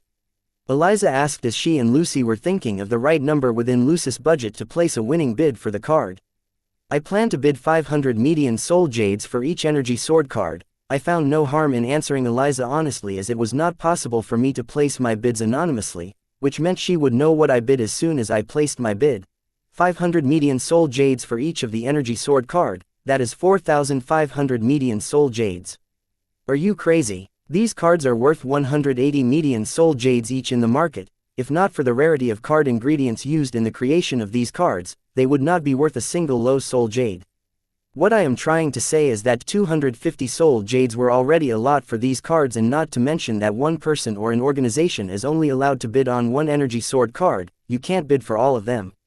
Eliza was shocked to hear that I planned to bid 500 median soul jades for each of the energy sword cards. OCD date the 3rd of April 2321, time 1638, location Sun Blossom City, Card Creationist Association, Auction House, VIP venue. Is that true? Am I only allowed to bid for one energy sword card? Hearing Eliza, I turned to look at Cheng and questioned him. Let me check with my staff, Master Wyatt, Cheng said as he summoned his grimoire to call the vice head of the Card Creationist Association, who was in charge of the matters regarding the half-yearly auction held by the Sun Blossom City's Card Association. After the call, Cheng looked at me with a sour apologetic expression and said, Master Wyatt, I'm sorry, Miss Eliza is right. According to my vice head, the energy sword cards have attracted a lot of foreign adventure guilds who want to procure as many energy sword cards as possible. So we had to come up with such rules to make the auction fair for card apprentices of all backgrounds. I see, I understand. I decided to follow the rules and not ask Cheng to use his authority to bend the rules for me. Because there were other underhanded methods to go around the rules placed by the Card Creationist Association. Thank you, Master Wyatt. Cheng hurriedly thanked me for understanding his dilemma, to which I shook my head saying, don't mention it. Then I looked at the bid placed by Lucy for one of the energy swords, 301 median soul jades. Lucy eagerly stood right next to the energy sword card after placing her bid for it. It seemed like she was not going to move from that place until her bid was the last bid for the card. Got to give it to Lucy. Despite her shortcomings in social skills, she went all out for what she wanted without second thoughts. How many of us can do that? How many of us can say that we fought for what we wanted with a one-track mind? Not many of us. This was one of the things Lucy was better at than the average card apprentice. Seeing me look at Lucy's bid, Eliza gave me a piece of friendly advice. Wyatt, 500 median soul jades for the energy sword card is too much. I know it is your money, but 300 median soul is the max anyone be willing to bid for this card, so be smart about it. Master Wyatt, Miss Eliza is right, 500 median soul jades for this card is indeed too much. With that amount of money, you can go to the central region to buy one of these cards and return to the city. Considering all the variables, 300 median soul jades should be the best bid for these cards. Cheng, who procured these 9 energy sword cards from his last visit to the central region, honestly advised me not to be wasteful with my money. Okay, I will listen to your words then, saying that I placed 301 median soul jades bid for one of the energy sword cards. Just then I received a message notification from my grimoire. It was from Roy, informing me that he and the Sin Squad have entered the VIP venue and were waiting for me in the restroom. As soon as I determined the half-yearly auction is the perfect spot to conduct an exchange with Roy and my Sin Squad, I immediately contacted them and asked them to meet me at the auction house. Since the identity of the Sin Squad was a bit complicated, it was going to be difficult for them to enter the VIP venue of the auction house. So I asked Roy and the Sin Squad to meet up so that the Sin Squad could use Roy's help to enter the auction house's VIP venue without many complications, making it possible for all my boys to enter the VIP venue to carry out my plan. After going through the message, I did not immediately excuse myself to meet with Roy and the Sin Squad. Instead, I asked the Sin Squad to pass the Calamity Daughter gem given to them by Van to Roy, so that Roy can leave to complete his mission. As for the Sin Squad, I plan to bring Cheng, the target of their mission, to them, and then after they subdue him, I, myself, would plant the Calamity Soul gem inside him. Therefore, at present, Roy was on his way back to the Circle headquarters with the Calamity Daughter gem given to him by the Sin Squad to complete his mission as soon as possible. As for the Sin Squad, it was on standby in the restroom awaiting my orders. Keeping my plans in mind, I joined Eliza, Rami, and Cheng to look around the auction hall and explore the other cards prepared for the auction.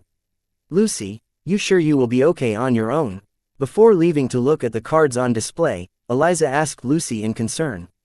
In response, Lucy nodded, but her eyes were locked to the bidding log of the Energy Sword card that she bid on, as if she was worried that by looking away for 1 second she would lose the bid. Aside from a lack of social skills, Lucky also showed obsessive-compulsive disorder. This made me wonder, how was this girl able to survive so far in this world governed by unspoken jungle rules? Though I thought of this, I did not plan on finding the answer because I felt it was not going to be a story with a happy ending. While we went around watching the different cards on the display for the auction, I found many good cards with excellent effects for their rank, but none met my current needs. Until I found a card that I was very familiar with, having used it a lot in the city tournament, the Summon Armament card. I had planned to buy this card if I got an opportunity to.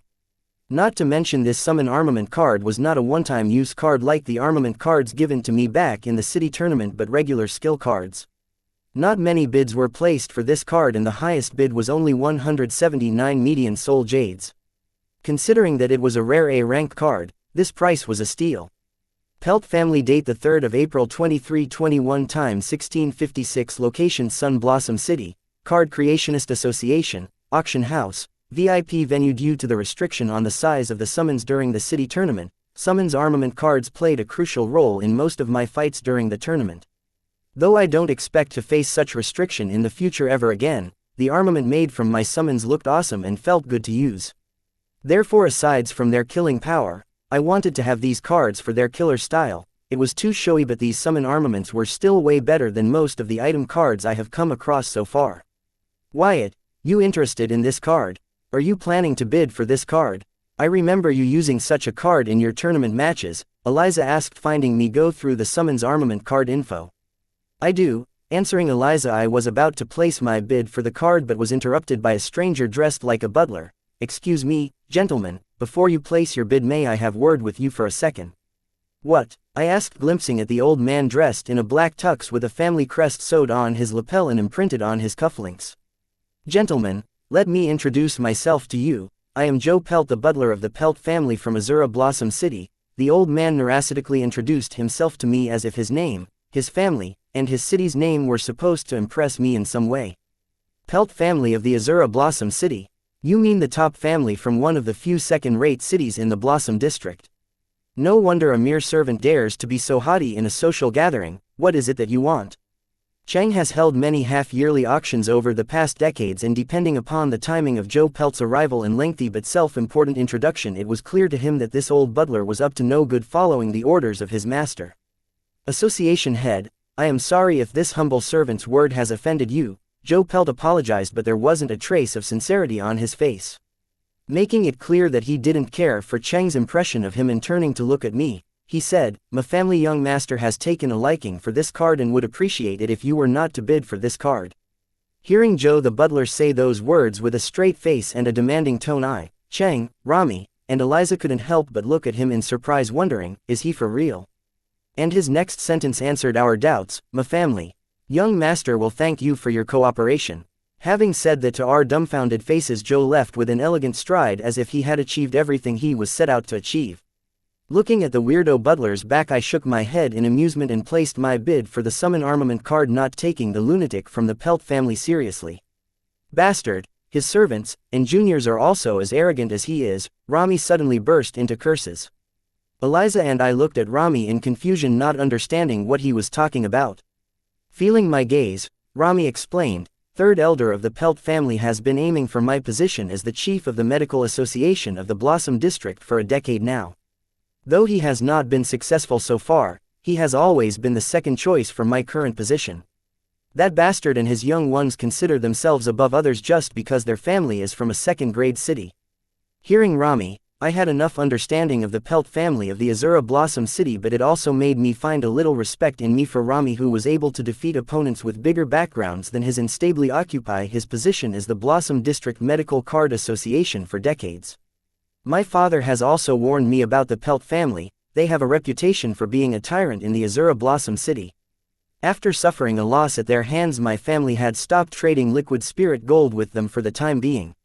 My father described that family as the greedy blood-sucking lich that never lets go once it latches onto you. Eliza and the Whiteburn family seemed to have had their version of experience with the Pelt family.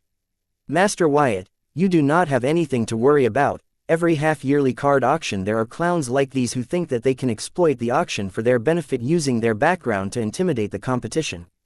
And we have rules set in place to teach these fools a lesson." Cheng spoke awe-inspiring, but then undermined what he just said by adding, "Though corporal punishment is not possible to impose on them out of consideration their families, we can impose a ban on them and their family members from participating in the auction for next few years." "A ban?" I asked Cheng, and added, "You can do that? Though it is not much, it will save me some competition for this card." "I will testify. So go ahead and ban this Pelt family from participating in any of the yearly auctions held by the Card Creationist Association of the Sun Blossom City." Following my suggestion, Cheng called an attendee to make it clear that all the bids made in the name of the Pelt family were invalid due to the violation of the association rules. This was good for me, as the only competition for the summons armament card was banned from bidding on any of the items in the auction. Now I could bid for the summons armament card with just 1 median soul jades more than the base price set for the card by the Card Creationist Association of the Sun Blossom City. Chapter 902. Recruiting James Cheng. Date the 3rd of April 2321. Time 1712. Location Sun Blossom City, Card Creationist Association, Auction House, VIP venue. After placing a bid for the summon armament card, I found other cards that could be helpful to me in tonight's adventure and placed a bid for them accordingly. Then I thought it was about time I put my plan to recruit James Cheng as a Calamity Daughter gem in motion, and said, "Master Cheng, where is the restroom? I would like to freshen up a bit." "Sure, Master Wyatt. Let me take you to the exclusive restroom for the staff. It will not be as crowded as the regular ones," Cheng replied, but this plan crippled my plan right at the start. "I will go check up on Lucy," said Eliza, and then Rami proposed that he be soon heading towards a foxy cougar who seemed to still be in her prime. The Sin squad were waiting near the regular restroom for me to bring the target of their mission to them, but now things have changed, as Cheng was leading me to the exclusive restroom for the Card Creationist Association staff, helping with the half-yearly auction. This way my plan failed even before it had the chance to take off. Thinking about it, I decided to improvise the plan rather than give up. So while following Cheng to the Card Creationist Association staff exclusive restroom, I contacted the Sin squad and asked them to track my location with Hive AI to the restroom and then continue with the previous plan as planned. Only the location of the plan had changed and all else remained the same. So there was not much improvisation to be made to the actual plan, it remained the same. The Sin squad would subdue Cheng and feed him the Calamity Daughter gem. During this process, the squad needed to make sure there was not a single witness to their crime. Following Cheng, I finally arrived at another hall that was connected to both the regular and VIP venues, allowing the staff to freely travel back and forth between the two venues without wasting much time. The hall was surprisingly big and less crowded, as all the staff was busy attending to the guests and maintaining the party. An interesting thing to notice was that though the VIP venue had fewer guests compared to the regular venue, it had more staff attending it than the number of staff attending the regular venue. Soon enough I arrived at the staff-exclusive washroom under the direction of Cheng, and I could feel the presence of my Sin squad not far behind. I looked around to find that there were only a few staff in the hall and they were busy doing their thing. As for the restroom, I used my soul pupil to check that it was empty. Feeling the moment was right, I signaled the Sin Squad to take action. With my signal, the Sin Squad burst with full power and rushed toward Cheng, covering his mouth, and binding his arms and legs. They made sure he couldn't scream or struggle and carried him into the restroom in a matter of a second. Walking into the restroom, I found the 5 members of the Sin Squad holding Cheng down. The confusion and fear were clear in Cheng's eyes. It grew stronger seeing me give no reaction to seeing him being restrained by a bunch of unknown card apprentices. It did not take him long to understand that I was working with the card lords restraining him. Cheng had a lot of questions in his mind, but he couldn't ask as a hand was covering his mouth so hard that it felt like his mouth was about to be crushed. Unlike Rami, who was a card overlord, his best pal Cheng was not a card overlord but a card lord. Cheng's talent seemed to be very poor as he seemed to be unable to forge his ego gem even after trying for a few decades. This was good news for me, as if Cheng had forged an ego gem, then it would have been very difficult to restrain him with just his physical strength. There was the reason why physical strength was used to restrain Cheng and not some fancy cards or rules and their meanings. It was because of the energy detectors placed through the auction hall. It helps the security of the auction hall to monitor who is using how soul energy or rule energy at what location. And the systems would immediately flag the people who are using rule energy or soul energy more than it was required to make grimoire calls or make use of grimoire networks. These security measures were necessary for the auction house to make sure that people were not up to something not good, as card apprentices who think they can steal from the auction house or use the auction house to target the society's elites were not less in number. The Card Creationist Association's auction house was able to continue its half-yearly auction for decades as a tradition because they were aware of the risks and prepared for it. To beat them at their own game and target their head, I had to go a little primitive and make use of physical strength to restrain Cheng. If not for the Viltronian physique granted to the Sin Squad by Calamity Daughter gems, they would not have the physical prowess to subdue peak card lords such as Cheng within a matter of seconds despite their numbers. Ignoring Cheng's hate and anger-filled glare, I handed the Sin Squad a storage card containing a Calamity Daughter gem to use on Cheng and walked outside the restroom, heading back to the VIP venue. Not that I could not handle doing this myself, but to avoid the preying of the certain curious semi-demigod hiding in my shadow. With this, the first goal of the reason why I came to visit Sun Blossom City was achieved, and now I could move on to the second phase of today's plan. Chapter 903. First phase complete. Date the 3rd of April 2321 Time 1712 Location Sun Blossom City, Card Creationist Association, Auction House, VIP Venue. Wyatt, what just happened? Who were those people? What did they plan to do to that man? Agatha's mentally asked me about the Sin Squad. Before the Sin Squad acted to retrain Cheng, I had asked Agatha, who was hiding in my shadows, to stay put and not attack the suspicious men who were about to kidnap Cheng. Those people are my goons. They handle my dirty laundry for me. And that man that you show concern for, James Cheng, is on the Circle's take. My goons will have a heart-to-heart chat with him so that he will not make use of the city or aid to help the Circle when my forces attack the Circle's headquarters tonight. I had stressed to the Sin Squad to be very discreet while using the Calamity Daughter gem on Cheng to avoid Agatha's suspicions. First, the Sin Squad will beat him up real good, and then they will feed him a health potion laced with Calamity Daughter gem. I see. So you have done your homework. It is good to know that you are not just charging in head first, blinded by vengeance. This way I will not have to worry about you failing and me cleaning up after you fail. Agatha was not new to this, so she did not have an opinion of me having my men attack Cheng as long as I had a valid reason for it. Agatha was necessary for my protection. I still vividly remember what happened at Card Stadium's VIP box during the tournament. That dreadful mask-like creature nearing me without anyone noticing and the numerous card emperors pouring out of it. That moment I still remember, as in that moment I was so close to death that I felt it breathing down my neck. Had it not been for my soul pupils and Calamity Soul Gem, I would have died on that day. By now Sansa should have gotten the news of me still being alive and that her men were not able to finish the job they set out to do. Now that I have left Sky Blossom City, it would be the best time for Sansa to send her assassins again. Considering that they failed last time, this time around those guys will definitely stick around to make so that I stay dead. Though I can see through enemies' stealth, I did not have the strength to resist their power or escape them. Therefore I wanted a capable semi-demigod on my beck and call, act on my command to immediately engage the incoming invisible enemy or flee with me. Hence, at the risk of some of my secrets leaking, I had to go ahead with executing the first phase of my plan. With the first phase of the plan taken care of, I had to look forward to the results of the second phase of the plan. Speaking of the second phase of the plan, recruiting the Yin-Yang Harmony sect's disciple, Roy had already returned to the Circle's headquarters and had handed over the Calamity Daughter gem to the maid whom he had just recently recruited to my Calamity Daughter gem army. According to the maid, the Yin-Yang Harmony sect's disciple was very cautious by nature. Even though she has been attending to him for about a week now, he doesn't seem to have lowered her guard towards her. Hence she had no other opportunity to use the Calamity Daughter gem on him until dinner.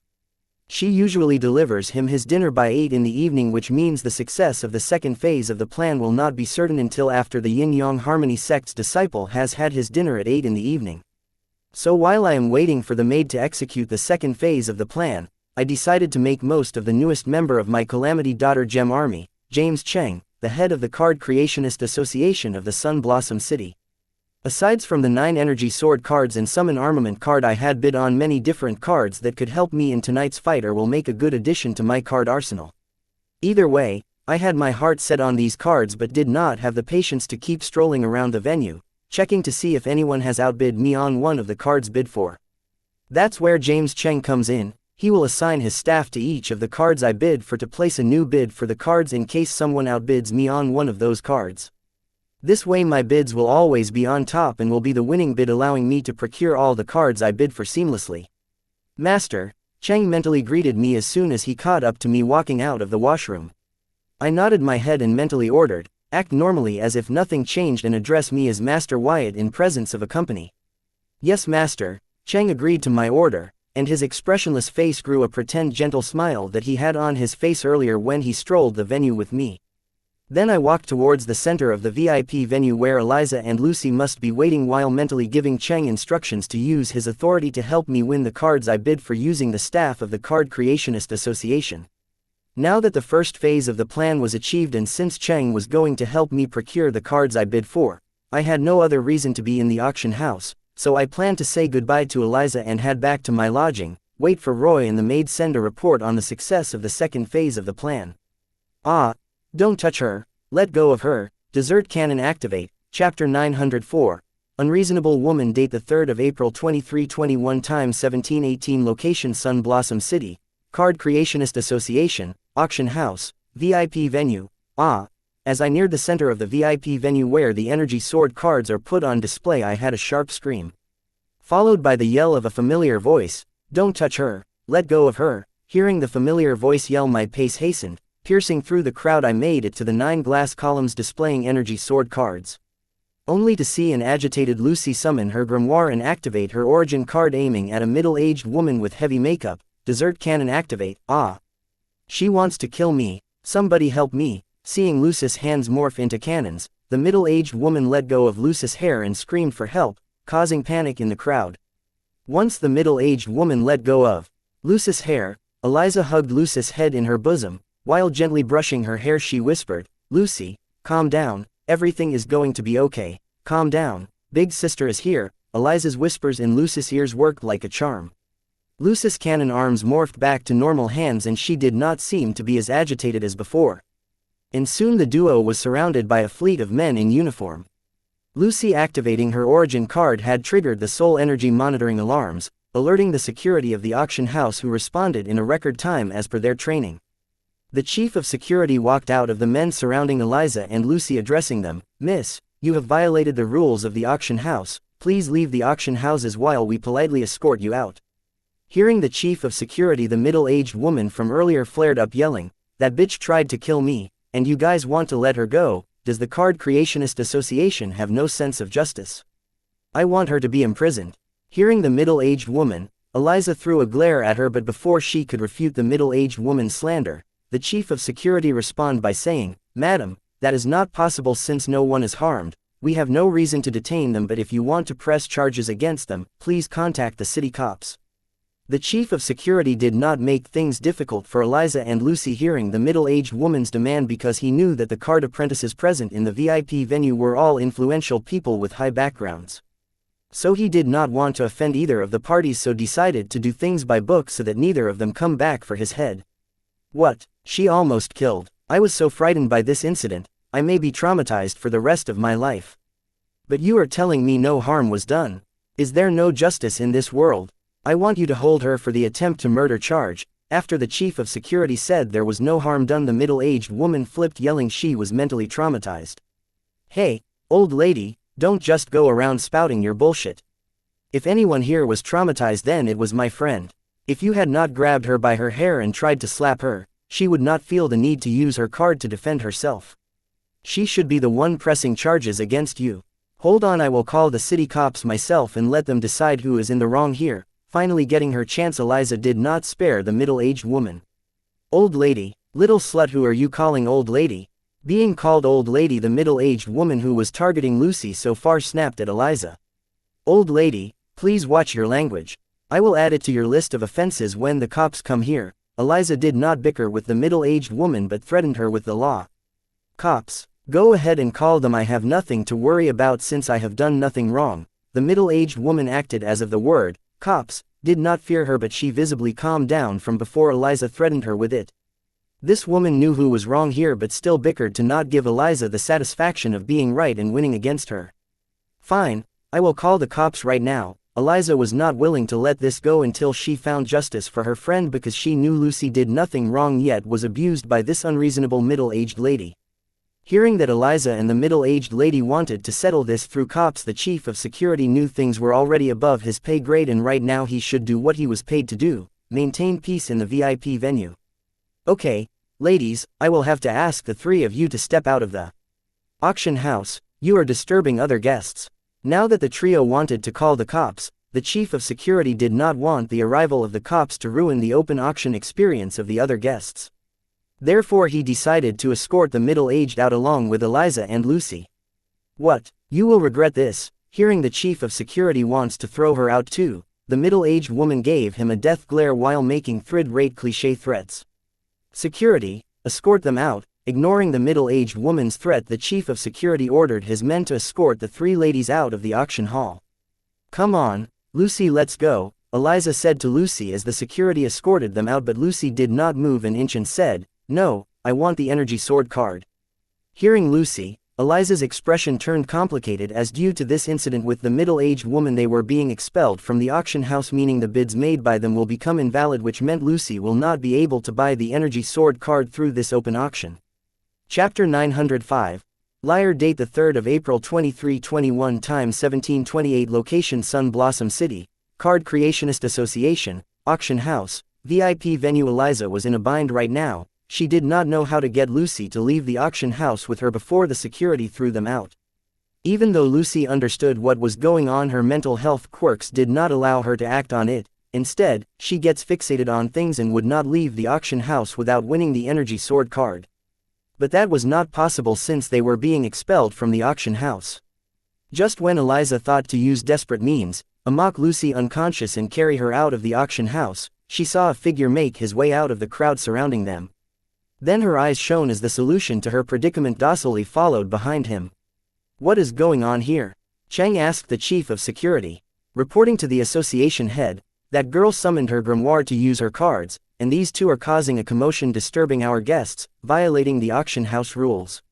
Following the rules of the auction house, we are expelling all the parties directly involved with the incident from the auction house. The chief of security saluted Cheng before answering him.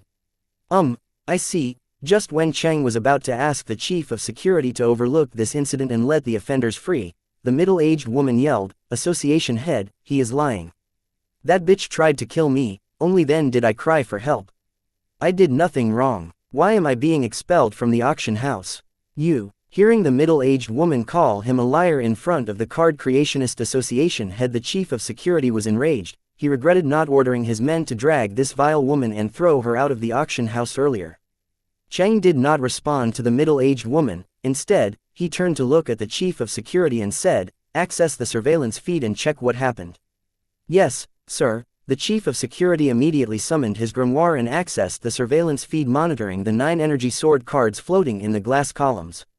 And watching the footage of the incident, he sneered at the middle-aged woman and forwarded the footage to Chen, and as Cheng watched the footage forwarded to him by the chief of security, I used the Hive AI to get the live feed of what Cheng was watching. Apparently, it all started with the middle-aged woman bidding for the energy sword card that Lucy bid for. Every time the middle-aged woman bid for the card, Lucy would counter her bid by adding the minimum bid of 1 low soul jade. The middle-aged woman was tolerant the first time, second time, and third time, but the fourth time she lost calm, feeling that Lucy was taunting her and purposely increasing the bid for this particular energy sword. So she snapped at Lucy, yelling, "Bitch, you going too far. I am warning, you don't want to mess with me. I am not a bitch, a female dog is called a bitch," Lucy answered in her innocent way. Though Lucy did not say anything offensive, the middle-aged woman still took offense, as in her mind nobody was allowed to talk back to her. So she lashed out, yelling, "Who are you calling a bog, you bitch?" Being yelled at, Lucy was confused and agitated, not understanding why she was being yelled at for. From her perspective, everything the middle-aged woman did or say made no sense. So she was unable to come up with a proper response to respond to the middle-aged woman and ended up choosing to stay silent, which to the insecure middle-aged woman's eyes seemed like Lucy was looking down on her. Enraged, the middle-aged woman lunged at Lucy and grabbed hold of her hair, pulling hard on it. The middle-aged woman yelled, "Now, do you think it's funny, bitch?" Lucy did not understand what the current social protocol dictated, but she did feel that the lady opposite to her was being hostile toward her, yet she still failed to react to the middle-aged woman's assault. Things escalated quickly. Lucy was frightened, and feeling the need to defend herself, she ended up summoning her grimoire and activating her origin card. Fortunately for the middle-aged woman, Eliza stepped in time to stop Lucy. Otherwise, considering the firepower of Lucy's dessert cannon, the middle-aged woman would have been blown into a blood and gore shower. After going through the surveillance footage, it was clear that everything stemmed from a misunderstanding, but the middle-aged woman had instigated the fight and Lucy was only defending herself. So it was not hard to conclude that all the fault lay in the middle-aged woman. Now that we had the evidence, I ordered Cheng to help Eliza and Lucy to press charges against the middle-aged woman. "What are you looking at? Detain that woman until the end of the auction," Cheng ordered the chief of security, and then turned to Eliza and Lucy. He added, "I will share the surveillance footage of the incident with you if you want to press charges against her." Following Cheng's verdict, the chief of security asked the female security to escort the woman to the drunk tank and detain her there until the auction ended. Being manhandled by the female security, the middle-aged woman started yelling, "Don't touch me, I did nothing wrong, you guys are conspiring against me, my son will not let this go." Association head, "Thank you for your help, but we will not be pressing charges." Pressing charges meant Lucy testifying, which was another headache that Eliza chose to avoid by deciding not to press charges against the middle-aged woman. "Okay, then, suit yourself," Cheng agreed with Eliza's decision. "Unhand my mother, what the heck do you think you are doing?" A deafening shout sounded throughout the auction house. Chapter 906. Mike Brown. Date the 3rd of April 2321. Time 1737. Location Sun Blossom City. Card Creationist Association. Auction house. VIP venue. "Son, you are here. These people are bullying me," the middle-aged woman yelled at the source of the deafening shout. Mike Brown. The crowd in the venue started to whisper, learning that the middle-aged woman was the mother of the circle's branch leader, Mike Brown. Mike Brown slowly walked toward his mother and, looking at the female security restraining his mother, he yelled, "What are you waiting for? Unhand my mother." Under the influence of Mike Brown's intimidating aura, the female security unconsciously led off the middle-aged woman. Regaining her freedom, the middle-aged woman rushed to her son and started weeping. "If you have not arrived in time, your mother would have been bullied to death by these animals." Mike Brown held his weeping mother in his embrace and, looking at Cheng, he asked, "May I ask what is going on in here?" Association head. "What wrong has my mother done for you guys to inflict such shame on her?" Leader Mike. "I did not know you had a mother," Cheng asked Mike. He was not trying to insult Mike, but he genuinely believed that the leader of the circle was an orphan. Association head. "Like everyone else, I too was born from my mother's womb. What are you trying to imply here?" Not matter how you put it, in the end Cheng's words would still come out as offensive, so Mike's reaction was not surprising. "No, I did not mean to embarrass you. I heard rumors that you were an orphan," Cheng explained. "No, I am not." "Isn't she evidence enough?" Mike said, pointing at the middle-aged woman weeping in his embrace. "Just because my son grew up in the city slums doesn't make him an orphan." The middle-aged woman lashed out at Cheng for assuming that Mike Brown was an orphan. Cheng ignored the middle-aged woman. Seeing this, Mike Brown frowned and demanded, "Association head, I demand an explanation of what is going on here and an apology for my mother." Leader Mike. "This is not your cult, this is the Card Creationist Association auction hall, and those who break the association's rule will be dealt with accordingly." Cheng did not get daunted facing the leader of the circle. Instead he held his ground in front of him and continued to add, "Your mother tried to abuse this little girl over here. Hence we decided to detain her until the auction ends." Seeing Cheng not back down, Mike was puzzled. Things were not turning out like he thought they would. Mike thought that once Cheng knew that the middle-aged woman was his mother, then Cheng would immediately apologize to him publicly, but that did not happen. Instead Cheng was arguing with him. Mike was so confident that Cheng would immediately apologize to him and acknowledge his mistake because the so-called head of the Card Creationist Association was on his take. Therefore Cheng's rebellion came as a huge surprise to him. Then he realized that Cheng was doing this to show that he was not satisfied with the current amount of money they were paying to him and wanted to demand more money. Coming to this realization, Mike's face turned stern and he glared at Cheng and said, "Association head, you don't need to detain my mother until the end of the auction. I will take her home now. Please do." Since the subject's offense was minor and was willing to leave the premises on her own accord, Cheng had no right to detain her. Therefore he could only agree when Mike said that he would take his mother with him. "Come mother, let's go home." If not for too many people watching, Mike would have taught Cheng a lesson and made him cough out everything he had been fed by the circle, and then continue to work for them for free. Unfortunately, to maintain his public image, Mike had to swallow the rage he was feeling and take a step back. "No, son, we cannot leave without taking that energy sword card," the middle-aged woman demanded her son. Hearing his mother's demand, Mike frowned, but then he said, "Don't worry mother, I will have my people bid for an energy sword card. For now, let us head home." "No, not just any energy sword card, I want that sword energy card.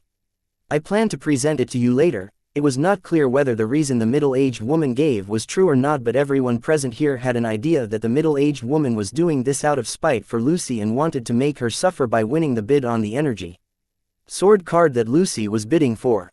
"Sure, mother." Mike agreed with his mother and signaled his goon to complete his mother's request.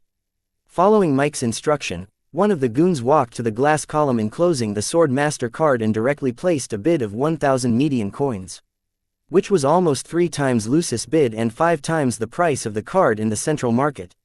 Seeing this, the middle-aged woman nodded in satisfaction and looked at Lucy provocatively, and then turned to leave with her son in satisfaction. With them gone, the VIP venue returned to its usual self. "Lucy, are you still going to bid for the card? Or will you bid for other cards?" Eliza asked Lucy, contemplating whether to call her Aunt Robert if Lucy were to continue to outbid the circle for that particular energy sword card. "No, the card is no longer worth it, and the same goes for the other cards," Lucy said dejectedly. It wasn't that Lucy lacked the money to bid for the card, but she felt that price of the card was not worth it. There was a reason why Lucy was fixated on this particular energy sword card over the others. Unlike other energy sword cards, its durability was near perfect, making 300 median soul jades the right price to buy this card. After all, the same cards with higher durability and lower star ratings were more expensive than their counterparts with lower durability and star ratings. But 1,000 median soul jades were not worth buying the card even if it had perfect durability ratings, let alone near perfect durability ratings. Chapter 907. Complicated. Date: the 3rd of April 2321. Time 1746. Location: Sun Blossom City, Card Creationist Association, Auction House, VIP venue. Despite her mental health issues, Lucy was smart. Though she had trouble following, which came to the rest of us as easy as drinking water and breathing air, her years of experience had created her way of making up for what she lacked. Yes, it was not the ideal replacement, but over time, experiencing and learning from mistakes, her system was reaching its perfection with time. What was common sense to us, for Lucy it was as hard as solving an ugly math problem. And her way of coping with things has brought her this far along the way. "So you don't want that card anymore? You changed your mind just like that?" Hearing Lucy easily give up on the sword energy card that she fixated on after causing all this drama, Eliza was stumped. She was surprised to see how far Lucy was willing to go to get what she wanted and how certain Lucy was about what she wanted. Eliza felt that in some way she had a lot to learn from Lucy. Still, this realization did not help her with the frustration she felt over the fact that Lucy was going to just walk away after all that trouble they went through to win that particular energy sword card out of the 9 energy sword cards. "No, not with that price," Lucy answered nonchalantly. She did feel Eliza's irritation through her voice, but since she did not understand it, she chose not to address it. In her experience, asking a person why they were irritated was often responded with a lie. "I'm not irritated, followed by increased levels of irritation. Lucy never understood why people failed to agree to their feelings. If you are feeling sad, agree that you were sad. It was the same for her grandparents. They always have a sad look in their eyes but keep assuring her that they were not sad. Why did people have to make things so complicated for her? Okay, what about bidding for other energy sword cards? You wanted to buy an energy sword card, right? Wait, why did you want to buy an energy sword card in the first place? With the nature of your origin card, weapon cards are redundant to you. Eliza felt. Lucy's answer made sense because no card was worth buying for the 5 times the price of its actual price. Yes, I know. That card was for Grandpa. Grandma asked me to buy a good gift for Grandpa's birthday. Grandpa is good with swords. An energy sword card with near-perfect durability and star ratings for 300 median soul jades is a good gift for Grandpa. Other energy sword cards are not a good gift, as their pricing is too high, Lucy answered Eliza. Hearing Lucy's definition of a good gift, Eliza did not know whether to sigh or laugh. And she could not help but feel Lucy was confusing the definition of a good gift with the definition of a good deal. Eliza shook her head with a small smile. Hearing Lucy's straightforward answer, Eliza could not be mad at her anymore. This was the reason why Eliza liked to hang out with Lucy, as while talking with Lucy she did not have to worry if there was a double meaning or second agenda to what Lucy said. She did not have to worry about Lucy lying to her or her doing something contrary to what she said. As the heir to the Whiteburn family, Eliza has met a lot of people who approached her with motives in mind, so for her, someone like Lucy was a change, a good chance. It can't be mad at you anymore. Come, let us get some ice cream, I have a sudden craving for it. No, I haven't found a gift for Grandpa yet. Were you mad at me? Lucy rejected Eliza's request and showed concern if Eliza was mad at her. Not anymore. Let's find your grandpa's gift and then we are going to get ice cream, Eliza answered Lucy, and any signs of frustration she felt were long gone. Okay, Lucy agreed and was happy that she would be getting ice cream afterward. Association head, thank you for your help. And sorry we seem to have created unnecessary trouble for you. Having sorted out things with Lucy, Eliza finally remembered the association head who came to their rescue. Then she thanked him for his help and apologized at the same time as she knew that Mike Brown was the new branch leader of the circle and surprisingly the son of the unreasonable middle-aged woman. Eliza always pictured the leader of the circle as this big scary dude, but today the impression she got from him was different from the one she had of him. Especially when she saw him stand up for his mother. Date the 3rd of April 2321 time 1751 Location Sun Blossom City, Card Creationist Association, Auction House. Circle leader's car sending his mother to her residence safely in her car. Mike Brown got into his car and ordered his head goon, declare a state of emergency. Call in all the inner circle members to gather for a meeting. And ask all the executives and outer members to ditch whatever they are doing and return to the headquarters. Yes, sir. The head goon did not question Mike Brown's order and immediately agreed to it without thinking about it as that was his job. After the head goon forwarded his leaders to every circle's members, Mike Brown's grimoire started to buzz with numerous notifications, all asking why he had declared the state of emergency. To which he replied saying, "Gentlemen, we are preparing for war." Mike Brown was not worried about other members of the circle double-crossing him like the leader of the Card Creationist Association did. Because no matter how dissatisfied the member of the circle was with their organization, there was no way out for them. Once a part of a circle, always a part of the circle. Chapter 908. Verification. Date the 3rd of April 2321 time 1757 Location Sun Blossom City, Circle leader's car. Mike Brown's visit to the half-yearly auction held by the Card Creationist Association was unexpected, not just the guest at the open auction but the host of the open auction. All of them were surprised by his visit. They never expected the leader of the circle to visit the auction personally. If the unexpectedness of the situation made the other guests and the host surprised, the nature of the circle's new branch leader raised fear in them. They all knew that the leader of the circle will not grace them with his presence without a reason, and this unknown reason behind his physical visit made them uneasy and nervous. But thankfully everything ended fast and smoothly when the Card Creationist Association head stood up to the new branch leader of the circle. That was what the masses believed, but the truth was far from that. The new branch leader of the circle left because the objective of his visit to the auction was achieved. At first, Mike Brown did not think much of the Card Creationist Association head Cheng's insubordination, but when he recalled the news he got earlier this afternoon, Mike Brown knew the information he got may not be wrong. The reason Mike Brown visited the half-yearly card auction was that he wanted to check out the information he received earlier this afternoon. The information he received revolved around a teenage card soldier, whom he traced and followed to the half-yearly card auction held by the Card Creationist Association. As for meeting his mom at the auction, it was a mere coincidence. The insubordination of the Card Creationist Association head Cheng played a big role in helping Mike Brown verify the information he received. At first, Mike took the association head's insubordination as corrupt Cheng's way of shaking him for more money. But Mike Brown's thought changed once he saw the teenage card soldier, whose footsteps he traced to the auction standing not far from Cheng. Especially the shadow of the teenage card soldier, he could sense unimaginable from within it. That was when Mike Brown was 100% sure that the information he received in the afternoon was indeed true. Now that he had verified that the information he received was true, Mike decided to return to the headquarters to prepare for the war. As the enemy he was about to face this time was more prepared than he was. This afternoon, he received a piece of information that a teenage card soldier he hadn't even heard about was the one who had been causing trouble to his operations at Sun Blossom City, especially with his false propaganda initiative. The information said that this teenage card soldier was going to attack the Circle headquarters tonight at the earliest with 3 semi-demigod bodyguards protecting him. Hearing this information, Mike Brown felt that the source of the information was pranking him. But still, he decided to check out the truth of the information because the information provided by this particular source was never wrong and was always very detailed. And he was right to have trusted the source because the information given by the source was indeed true.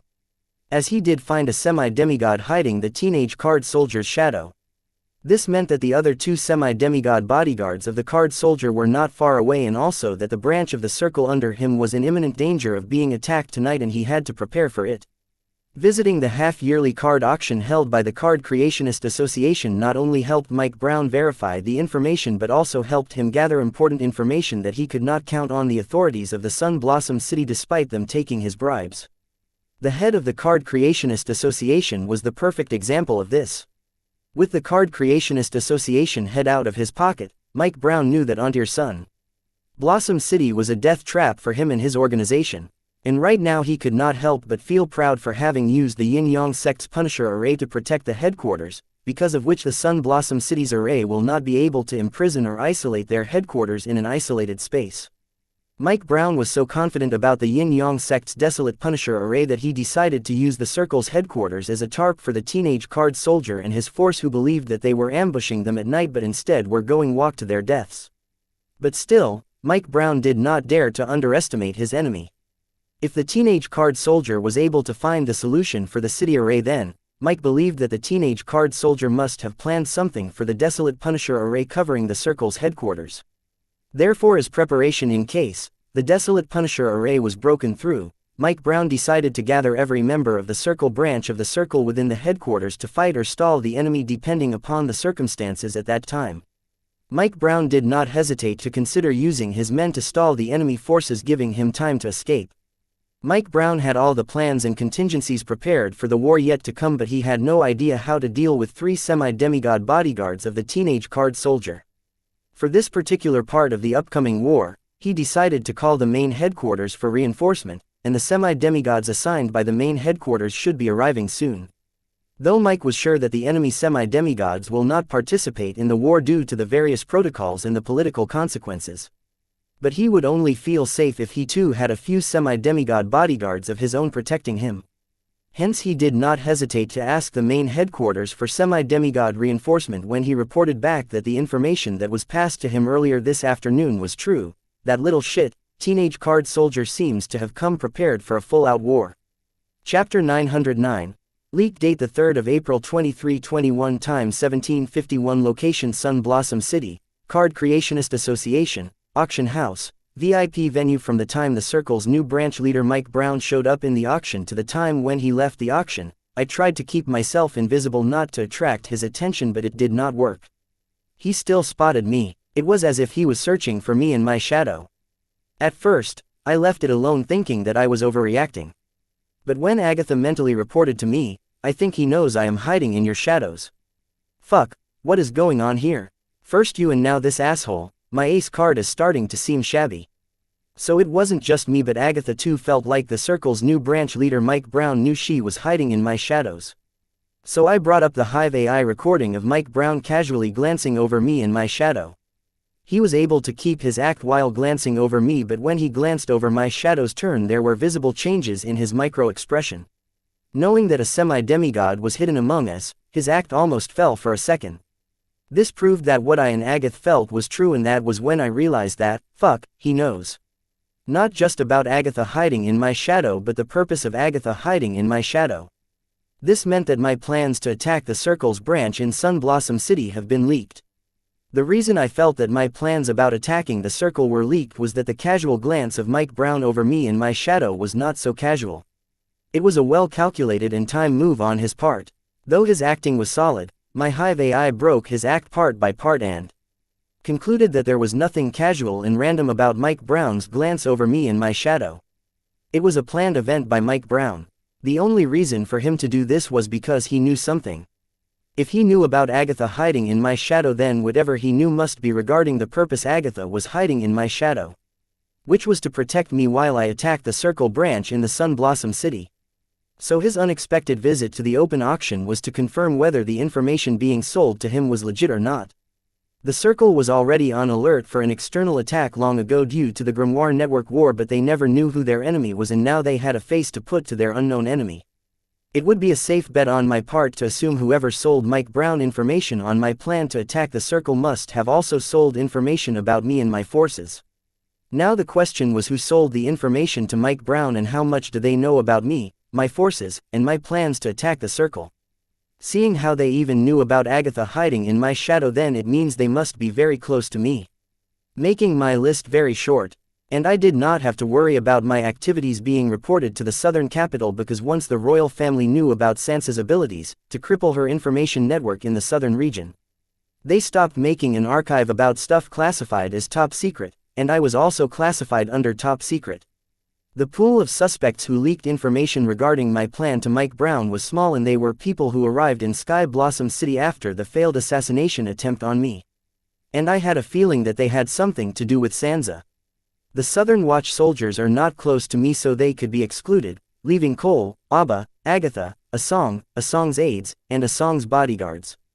I could exclude Abba and Agatha, as if Agatha wanted to assassinate me she could have successfully done it numerous times by now, and if Abba wanted to assassinate me she could have asked Agatha to do so. Wait, she did ask Agatha to kill me. Let us not remove her from the suspect pool yet. I was kidding, of course. Abba was in the clear. According to the Clown Mosque's vision, she was this world's humanity's hope, so she would not do something like this to someone whom she considered a friend. Leaving Cole, Asong's aide, and Asong's bodyguards. That was a total of 13 suspects. Considering that Asong had already tried to deceive me twice despite my grace to her, she had the most suspicion of the 13 suspects. But that was not enough for me to point fingers at Asong. Come to think of it, why was she even here? No. The right question was, who called her here? It was Cole, that son of a bitch. He approached me of his own accord and even brought me a big client like Asong. What kind of black merchant pitches a teenage card creationist to his VIP client? Fuck him. Everything about this guy was starting to seem suspicious. When Cole came to me with a business proposition, I had my superbrain card scour the Grimoire network to get information about Cole, his business, his friends, and his family. As it would be foolish of me to consider a partnership with someone without doing the correct due diligence, which involved a mandatory background check. What Superbrain found about Cole on the Grimoire network checked out. It painted Cole as a successful philanthropist who got to where he was today with his talent and hard work despite all the difficulties he faced. Come to think of it, everything about Cole on the Grimoire site sounded like a fairy tale with Cole as the protagonist. That son of a bitch. Though I cussed Cole, I was trying very hard to control my anger, as all this was my speculation. The chances of it being correct were a good 60%. Still, I had to give Cole the benefit of the doubt. Sudden a thought crossed my mind. Why not ask Anna what she thinks about my speculations? Thinking of this, unconsciously, an evil grin formed on my face. Occasionally missing content. Please report errors in time.